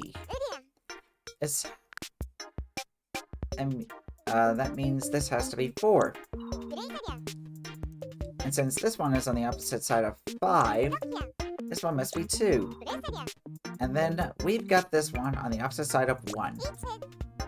So this has got to be 6. This tells us that the 2 light blue sections must be the numbers 2 and 6. And that's how we get to our answer of 26. Okay, I guess I kind of get it, yeah. So that's it. That's how you solve the secret code. The next time you let your friends play this game, you can show off your superior puzzle knowledge. Says the guy who is terrible at puzzle games. You can solve the puzzle without breaking the crate by simply entering 26 into the device, though. It would be pretty disappointing if someone accidentally stumbled upon the right answer without noticing the code. What we could do is stop them from entering the right answer until they broke into the crate. First, we need to check whether or not the crate has been broken. The crate breaking behavior we made in step 4 will come in handy here. As comparison note on here, constantly upwards a signal once the crate has been unlocked, has been broken. We can repurpose it to check whether the crate is broken. Oh, sorry, a wormhole entrance node on.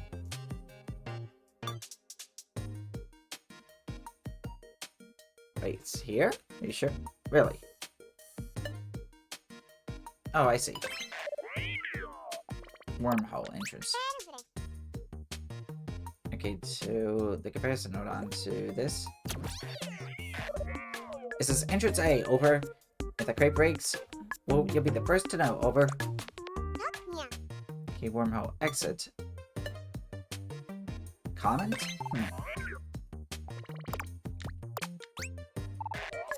Exit A, reporting for duty. Platform ASAP if our crate goes AWOL, over. With this, we can check whether the crate is broken. So now we need to check for 2 things. Has the crate broken, and is the number 26 on the display? Call up an AND node on.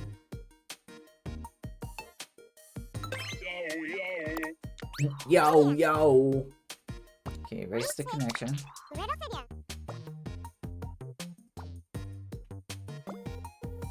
Okay, there we go. His comparison nodon has already been checking to see if the number 26 appears on the device.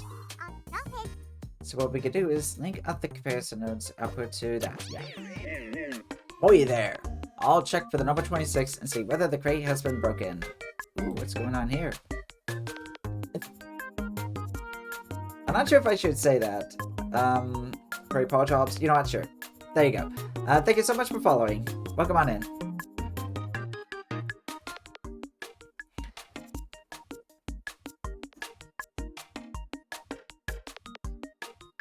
You know, it just involves, you know, paws that you use to, you know, do jobs, like hammering or stuff.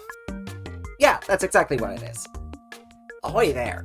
I'll check for the number 26 and see whether the crate has been broken, right?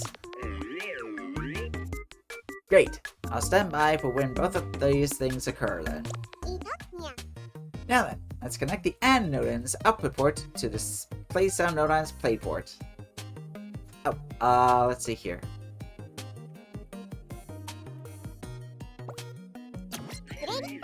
If all goes to plan, this should mean that we can't enter a correct answer until the crate has been broken. Alright, here we go.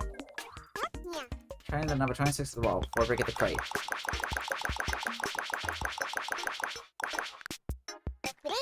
Perfect. That's what we want to happen. Absolutely nothing. You lose. Good day, sir. Could you hit the retry button for me, please? Now break the crate first, then enter 26 into the device.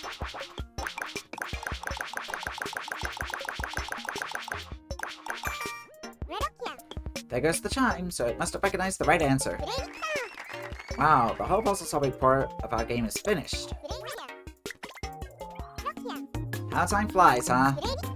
Pat yourself on the back, because we made it through step 6. And that sure did took a while.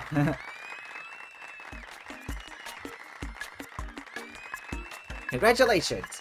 I just have to know what comes next. I'm constantly impressed. It is some party now. A boom a boom a boom. This time I made it possible to enter the code solution into the wall device. In the next step, we'll finally get around to making the mechanism that opens the hidden door at the end of the puzzle. The walls part and the hidden door grinds to life. Looking on in awe and anticipation, you still yourself for what comes next. To be continued. Thrilling stuff! See you in the next step! Just a few more. And we got the checkpoint. And then I'll see if I do want to continue just a little bit more.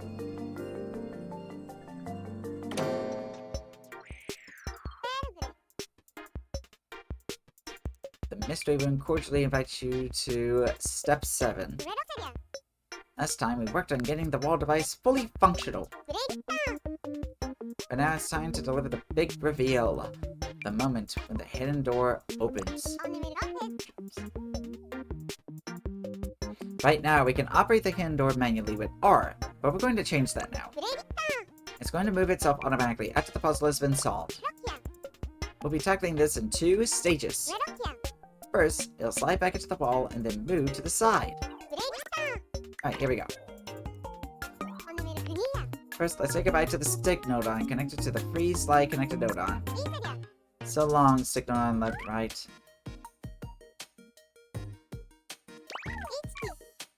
And farewell, stick nodon for up, down. Good. The door should open when the puzzle is solved. So after the crate has been broken and the correct answer has been entered, our AND nodon friend will be the one operating the signal at this time. So let's get this AND nodon set up to operate the signal to open the door.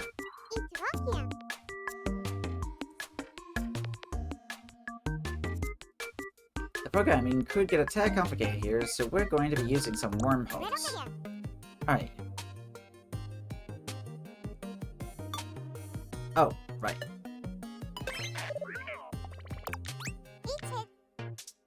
Open settings. This will be B.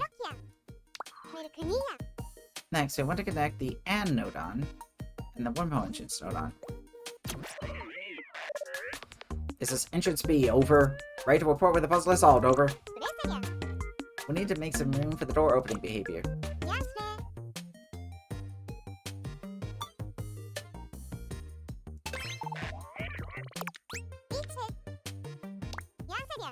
Yeah, also B. This is Exit B. Repeat, Exit B. Ready to transmit as soon as player solves puzzle. Over. Okie dokie. First up, we have to manage the door slide inward. That means it has to move along the x-axis. Alright, counter note on.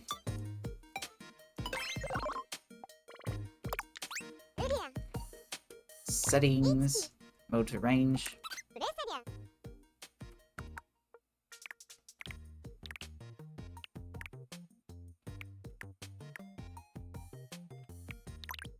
Oops. Okay, no. There we go. Alright, so we connect that to counter port. Asking a counter to count from 0 to 60 is almost insulting. Be glad we have no emotions. Next, we'll convert the number that's being counted into the distance that the number... This is that the hand door moves, huh? A map note on. Okay. Where's this under again? Angle calculation? Program layout? Which one? Oh, convert. Square root. Oh my god. Oh my god.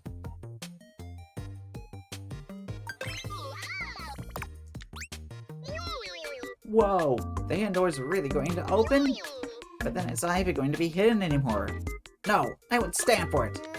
Sorry, but we kind of have to. Let's open the settings. For the input range, 0 to 60.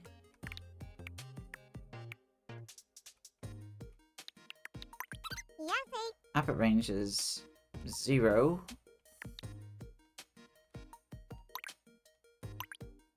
To 30.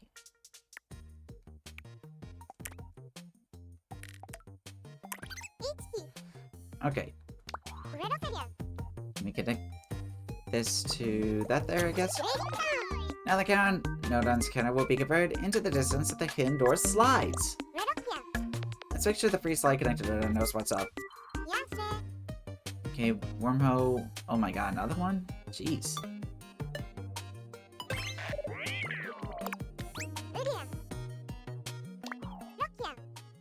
Wait, this is X now? Okay, I guess we're X. The door will be moving along the X-axis, so using Wormhole ID X will make it easy for us to follow. In general, it's good practice to use Wormhole ID letters that make sense to when you go back to look at them. Alright. There we go. Entrance X, ready to report the converted distance, over. Alrighty.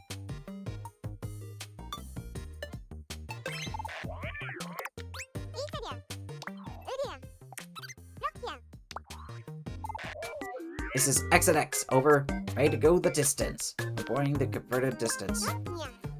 Alright, so we're gonna connect that to that. Now, when the puzzle has been solved, the door will slide open along the X-axis.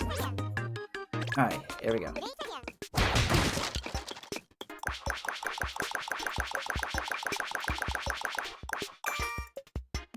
Okay. I saw a little movement there. There's more to go, though. This was just the first step. Next, we need to make the door slide sideways. Alright, here we go. Before we do that, though, there's something we have to do. It's going to be a pain to have to enter the number on the wall every time, don't you think? So how about we just get the door to move as soon as we start the game?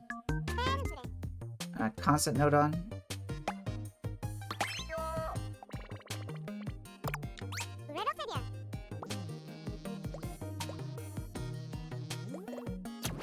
Okay. The signal I send to the counter node will remain as constant as the North Star. Door shuffling itself open as you begin the game, and the burn of your check will be lightened. A step-by-step example of how a little fine-tuning can increase your productivity. Okay. And the door moved right away! That should make it a lot easier for us to get this finished.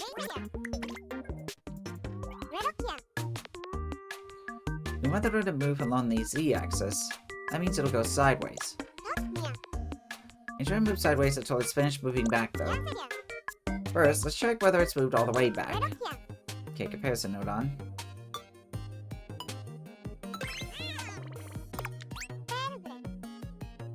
constant note on.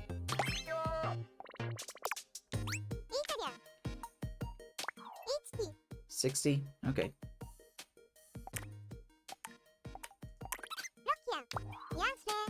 Okay, connect the count nodon's output port to the comparison nodon's one input.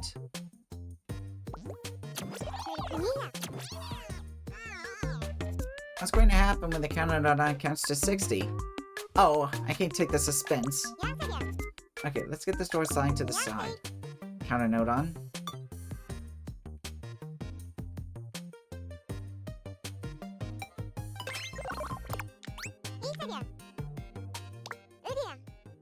Mode to range. 0 to 180.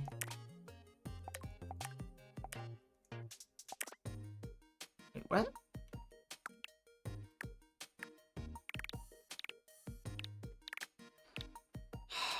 You know what?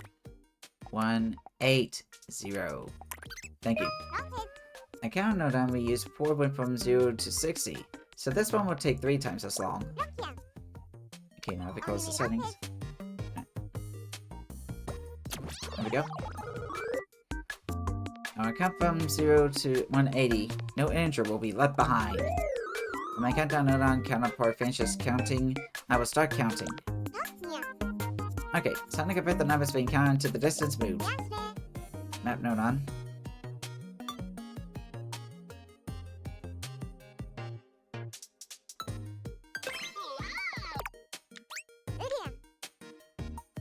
Okay, settings.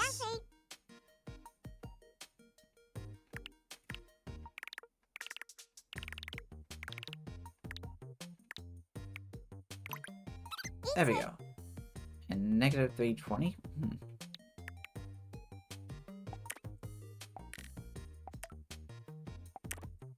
Hold on.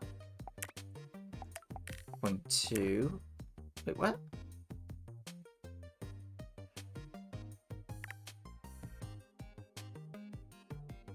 Okay, hold on. There we go. 0. Oh, negative 3.2. Alright. There we go. To invert the mapping. And input of 0 will output 0, and input of 180 will output 3.2. Negative 3.2. I think I got it.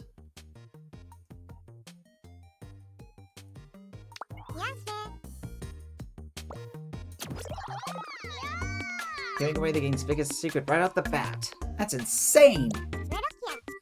Send the results of the conversion to the freeze-like connected nodon. Another one? Okay. From the whole entrance. And I guess this will be like X or Y, Z. Okay, we connect that. Entrance Z, ready to report the distance along the X-axis, Z-axis as required. Over. Okay, wormhole exit.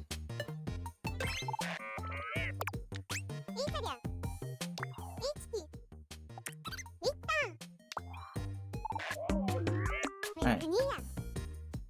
Alright, so the free side connectors Z port? Okay. Slowly but surely, the door opens, heralding the existence of the concealed alcove. Oh hey! Looks like I got the door moving.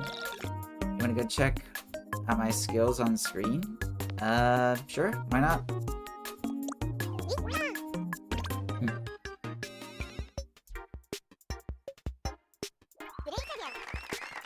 Perfect! Looks like we got the door to open all by itself. Doesn't it look cool? Sliding back and then opening to the side? Let's head back over to the program. We've had enough of the intense thingy. I think we can call this lesson done. Step 7 is wrapped. Never bad effort. Aren't you just the bee's knees? You've still got it. Good job. Over. This time, we program the door to open automatically and with style. In the next step, we'll be delivering some finishing touches to our door mechanism to make it look ultra cool. It'll be a grand finale to really make you feel like you've reached the end of the puzzle. The room quakes with a terrific grinding of cogs, and at last the door opens, revealing the truth that lies within. To be continued. Good work! See you in the next app!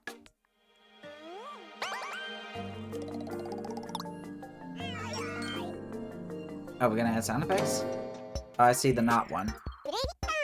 Good to see you again, Psyche Jack. You remember how we made the door open all by itself last time? With a hand over. Yeah, you know what I'm saying. This time, we're going to make the door opening scene feel even cooler. Like a totally epic finale. We're so close. Alright, to the programming screen. First off, we'll have an effect play once the door is finished opening. We can tell when that is too. It's when the counter nodon has count up to 180.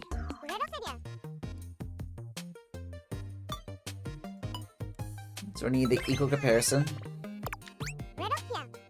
And a constant nodon.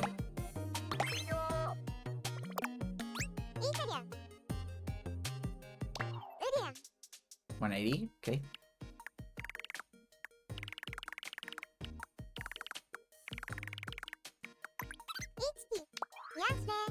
Okay, let me connect that to there.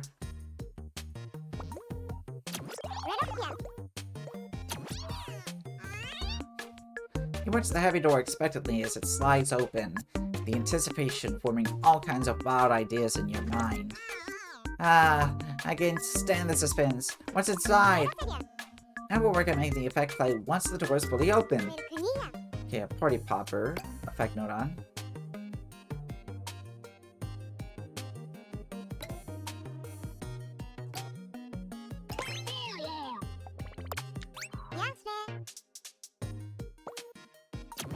Can you link that to that? Oh yeah! You gotta get the crowd some excitement. I brought some popcorn so we can celebrate when we're done. What? There's no party later? Why is there no party later? Yeah, why is there no party? Party. Yeah. Also, where's the popcorn? I want popcorn. Yay! Crack, crack, crack, crack! The party poppers went off once the door finished opening. That nodon's right. Makes you want to celebrate, doesn't it? But it still feels like we're missing something. It's a hidden door, so it should open with a bit more weight. Let's give it a door opening sound for even more pizzazz. We can add this sound effect play while the door is moving. More specifically, it needs to play only while the door is opening and not after. The comparison nodon here tells us when the door has finished opening. If you link it with a not nodon, it'll output a signal for as long as the door is still opening.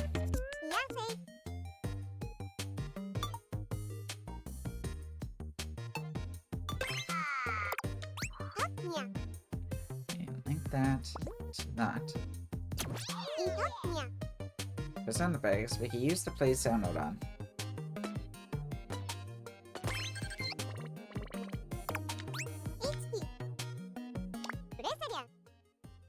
Okay, pick cogs.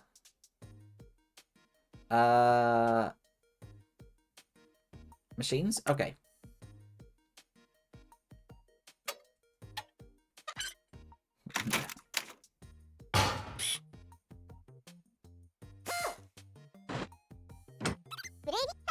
There we go. Okay. Connect the not sound nodon to the play. The countless noise of iron upon iron reverberates, the sound carrying across the room and throughout the entire room, across the floor and throughout the entire room. Jeez. Rum-da-da-dum.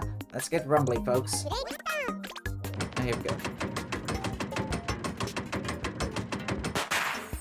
Nice. Wow. Gives you goosebumps, doesn't it? I think I managed to capture the weight of a moving door quite nicely.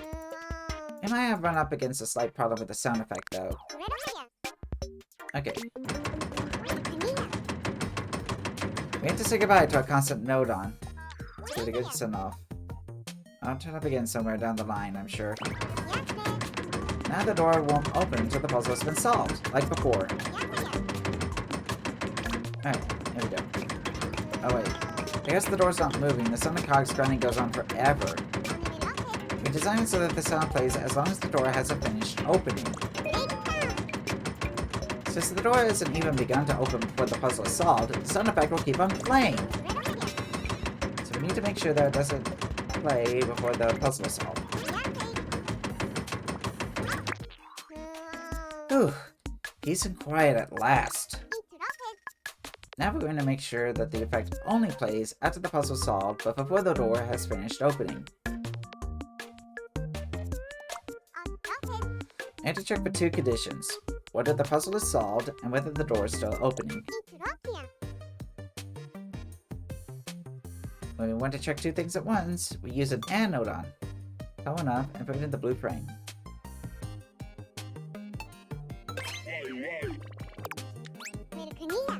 Now, what was that putting a signal when the puzzle is solved? Seems like Wormhole Exit node on here is in need of a copy.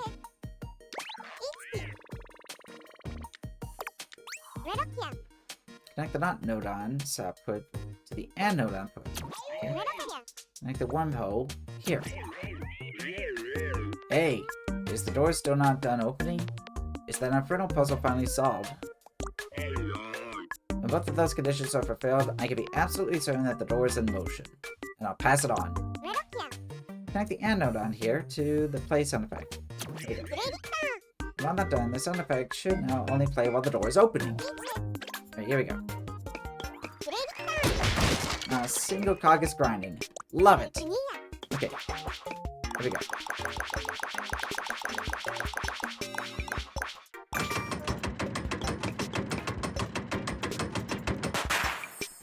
Yes, we did it! Door moving equals sound. No door moving equals no sound. I think we can finally say that we're done programming our hidden door. Alright, here we go. Very nice. Step A is in the bag. You've done us proud. You're persistent. I like that. Oh yeah! I'm not entirely unimpressed. This time we worked on timing sound effects to fit with the opening of the hidden door. The next step will be the last one. So we complete the puzzle and open the hidden door. There's a very important thing that we're still missing, isn't there? Yep, the hidden alcove leaves a treasure trove.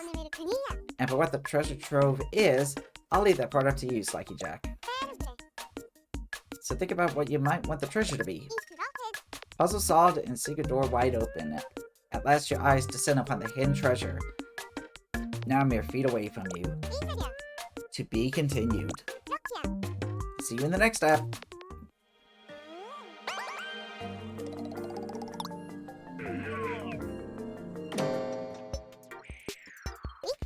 Hello, Slacky Jack. It's been a long time coming, but we finally made it to the final step of our mystery room. To finish off, we're going to be adding some background music and, naturally, our hidden treasure. Alright, here we go. We'll start with the background music, which you use to put music during the puzzle and after it. First, let's get music playing for when the puzzle's in progress.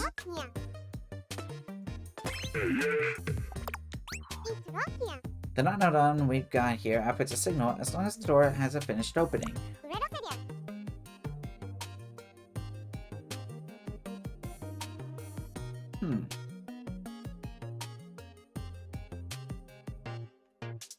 I think I got it. We can connect the NOT node on. Oh yeah, you get a real brain teaser. Better think real hard, because the beef in the window is nothing but uninspired. Nothing but inspired. I completely said the opposite.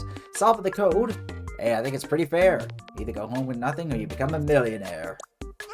Which I'll apparently be someday. I don't know. Maybe I will. But then again, I'm not even playing the lottery.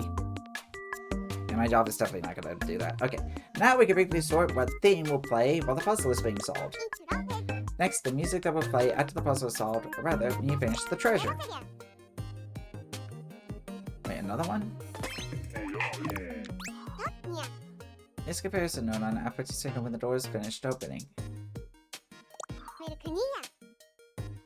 you can have the comparison node on with the back. Okay, I think I'm getting where everything is going. Yeah, you solved the puzzle. With all that punching, you must be packing some muscle. How's it feel to get your hands on the treasure? You got a lot to look forward to. A lifetime of pleasure. You should quickly check that each of the songs are playing correctly. Let's set a different background music track for each background music node on. Okay, so for this one, set the theme to Valor. Great. You can close the settings. Okay.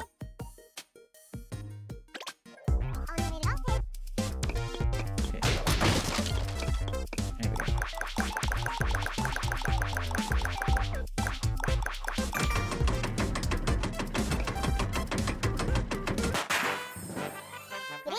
Cool. And there we have it. The music changed. As always, I'll let you choose the exact music to use a little later. You can pick whatever you want. Oh, here we go. I think it's about time we make our hidden treasure. Texture node on.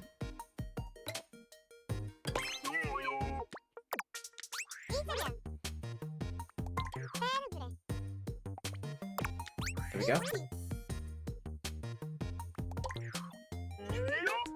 There in the alcove is the object of your heart's desire.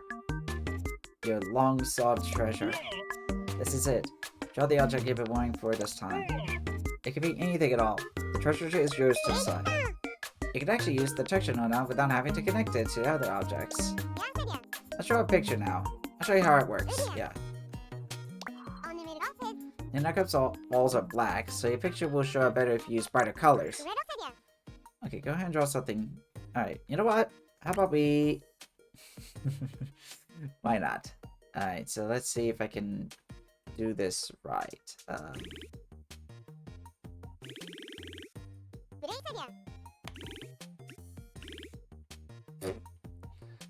That is a terrible claw.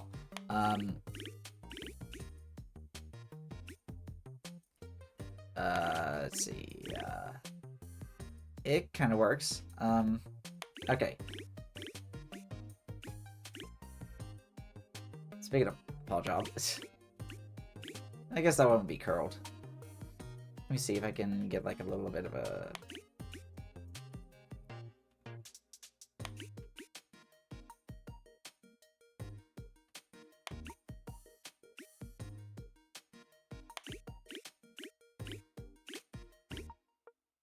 I don't know if I can make like paths at all.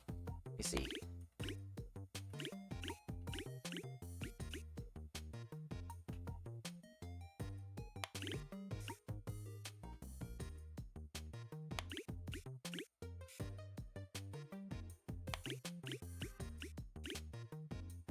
Okay, sure. What color should we make it? Make it orange. Sure, why not? Orange paw. With light blue pads, why not? There we go. Paw. Oh, here we go.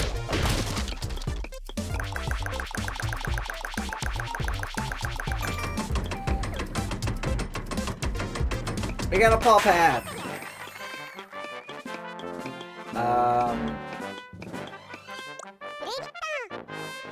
This is how the treasure will look when it shows up in your game. I should probably put some... Hold on. With the treasure firmly in your grasp, you make for the exit, giving the room a final parting glance as you leave.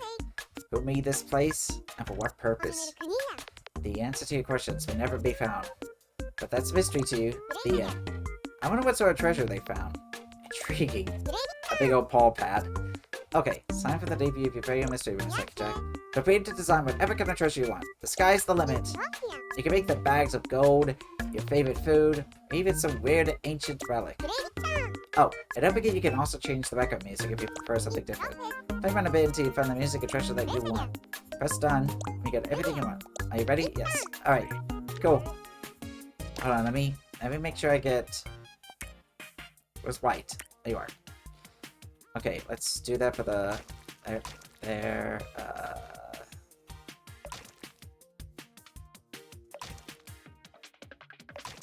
Whoops.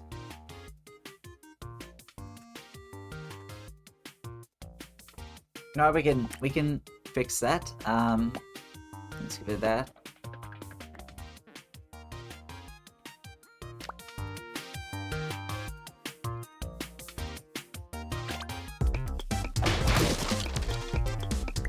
Actually, hold on. Let me change the music as well. Yeah? You know what? Accordion.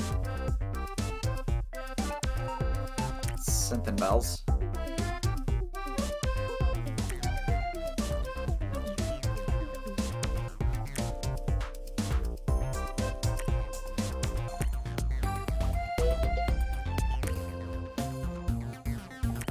Techno.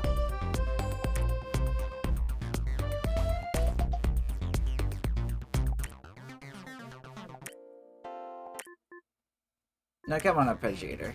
Techno.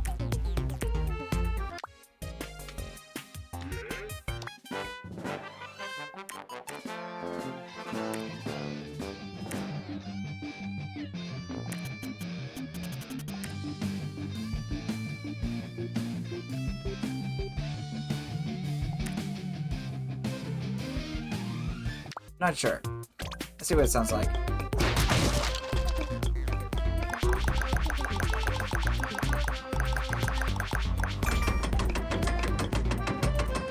There it is! We did it! So excited to see Paul. There we go. Alright. Be good. We're done. Yeah.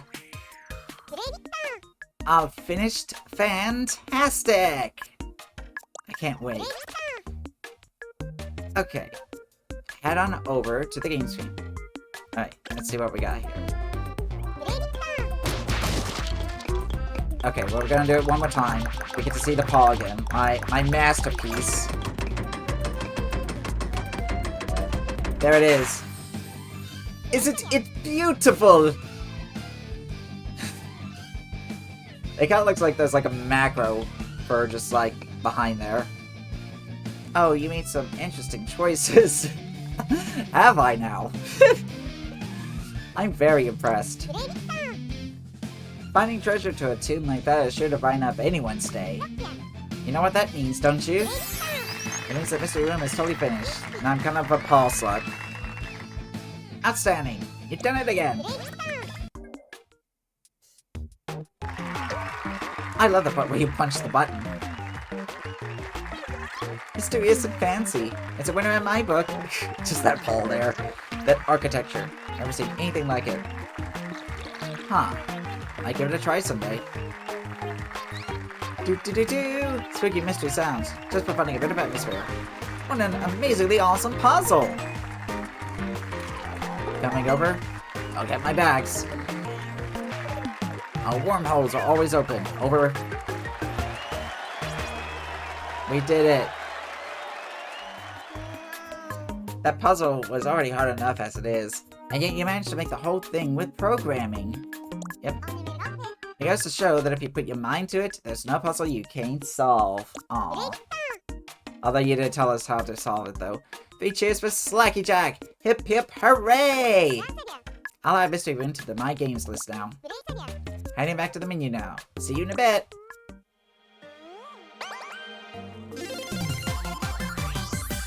Yay!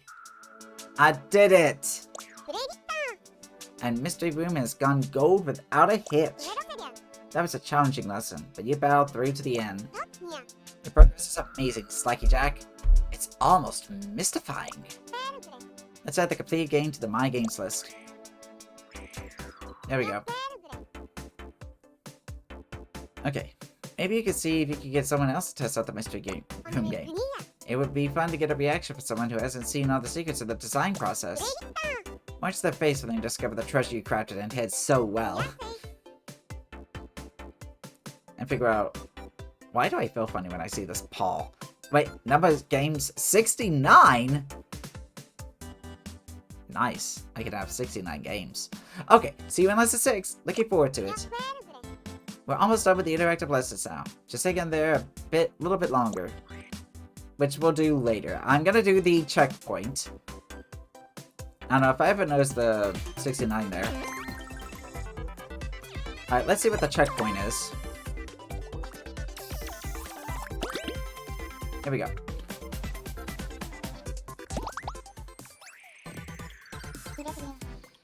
You've been doing some great work, Slacky Jack. Maybe the last game was even harder than the others. Well, I prepared some extra hard puzzles to keep the tension up. If you get through these, you'll really demonstrate your mettle as a programmer. Good luck. Oh, here we go. Framing the action.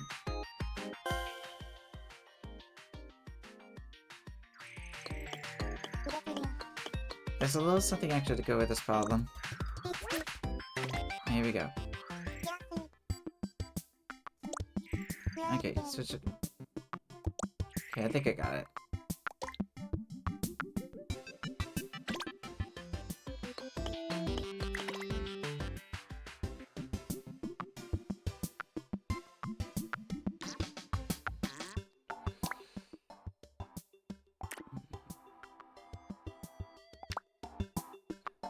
Maybe I could do this blindly. Let me see.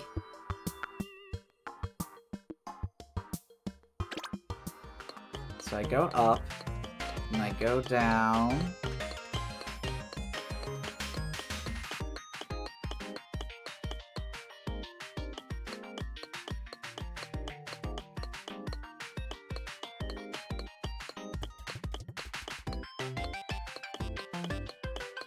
Okay, maybe I do need to change the camera here. Let's see.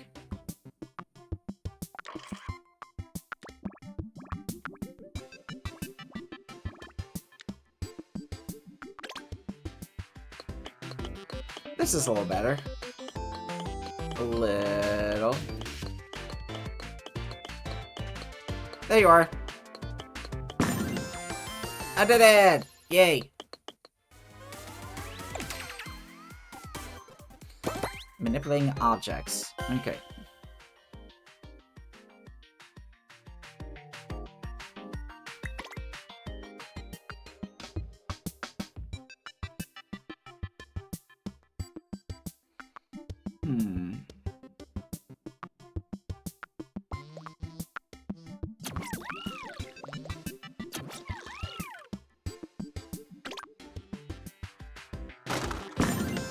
Interesting.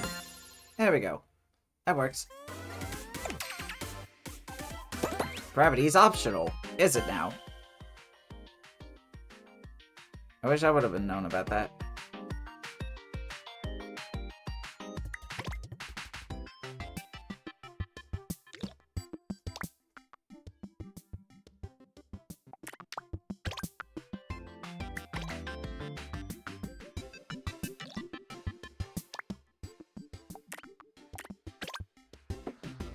Thank you.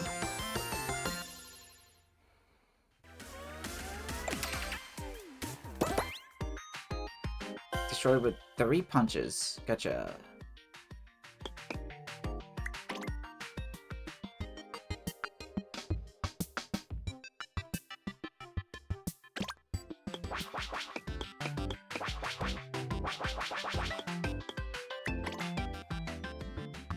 You know what? I think we'll put this on snooze for the time being. Because I think once we're done with this, we'll probably go and raid out somebody. If anybody has like an idea for a raid partner, don't be afraid to let me know. So let's check. Cylinder? I think that's what we'll need. Connect that to...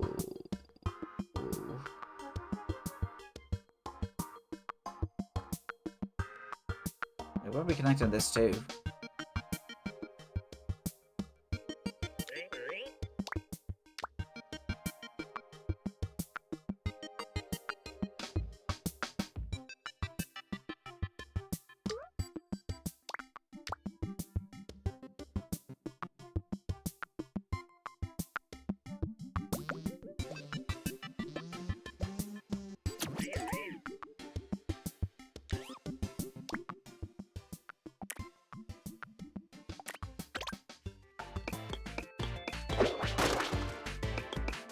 There we go.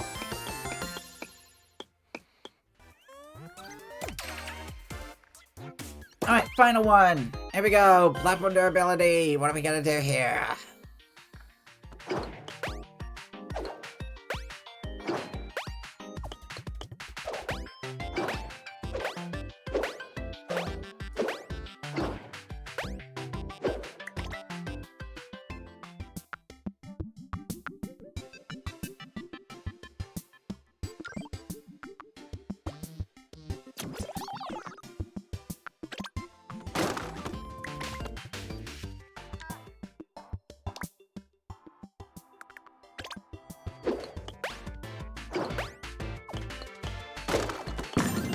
Nice! Okay. I think that's gonna do it for tonight for Game Builder Garage. I thought I was gonna finish it tonight, but no, I think we're probably gonna finish it tomorrow. I don't know if I'm gonna be making my own game here. We'll have to see. If people do want me to, just let me know. This was really something. You've managed to clear all those puzzles too. I just can't believe how far you've come, Slacky Jack. Just, wow. Ooh, okay, I've regained my composure. I'll see you at the next checkpoint. Alrighty.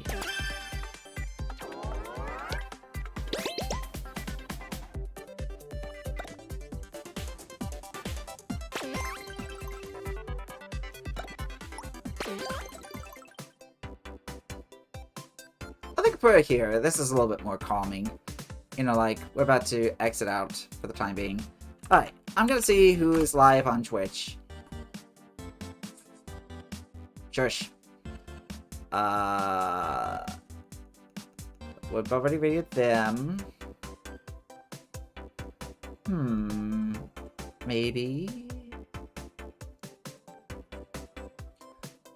I just don't know if they're gonna be live any longer, but I do kind of want to rate them.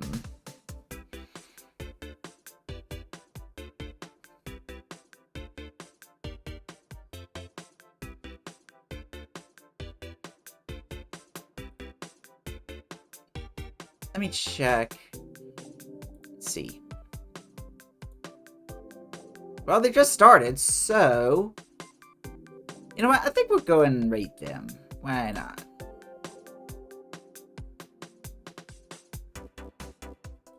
Well, they haven't just started, but they are currently.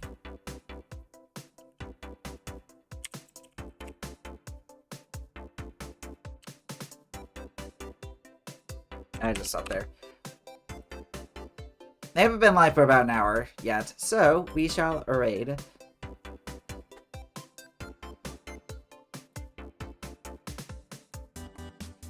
There we go. So let me go ahead and put this on the die. Yes, we are rating Animal Kingdom Wolf, which despite being a wolf, he is a Floatzel? I forgot what they called him in Pokemon, but yeah. We're gonna go with like Shocked. You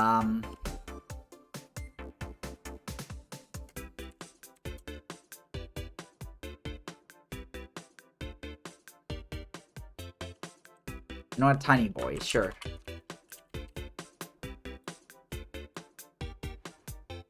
Should it be Tiny Boy? Again, I forgot what the Pokemon's name is! Why? Why must I forget? I am a terrible Pokemon fan. Okay, yes, that's fine. Oh, Weasel, I think that's it. Dang it. Can't believe it took me that long. Tiny Weasel? Yes, there it is. Copy that, do a don't. That's your father, mother, or non-binary printer figure. And let me put it here, just in case anybody wants to copy and paste again.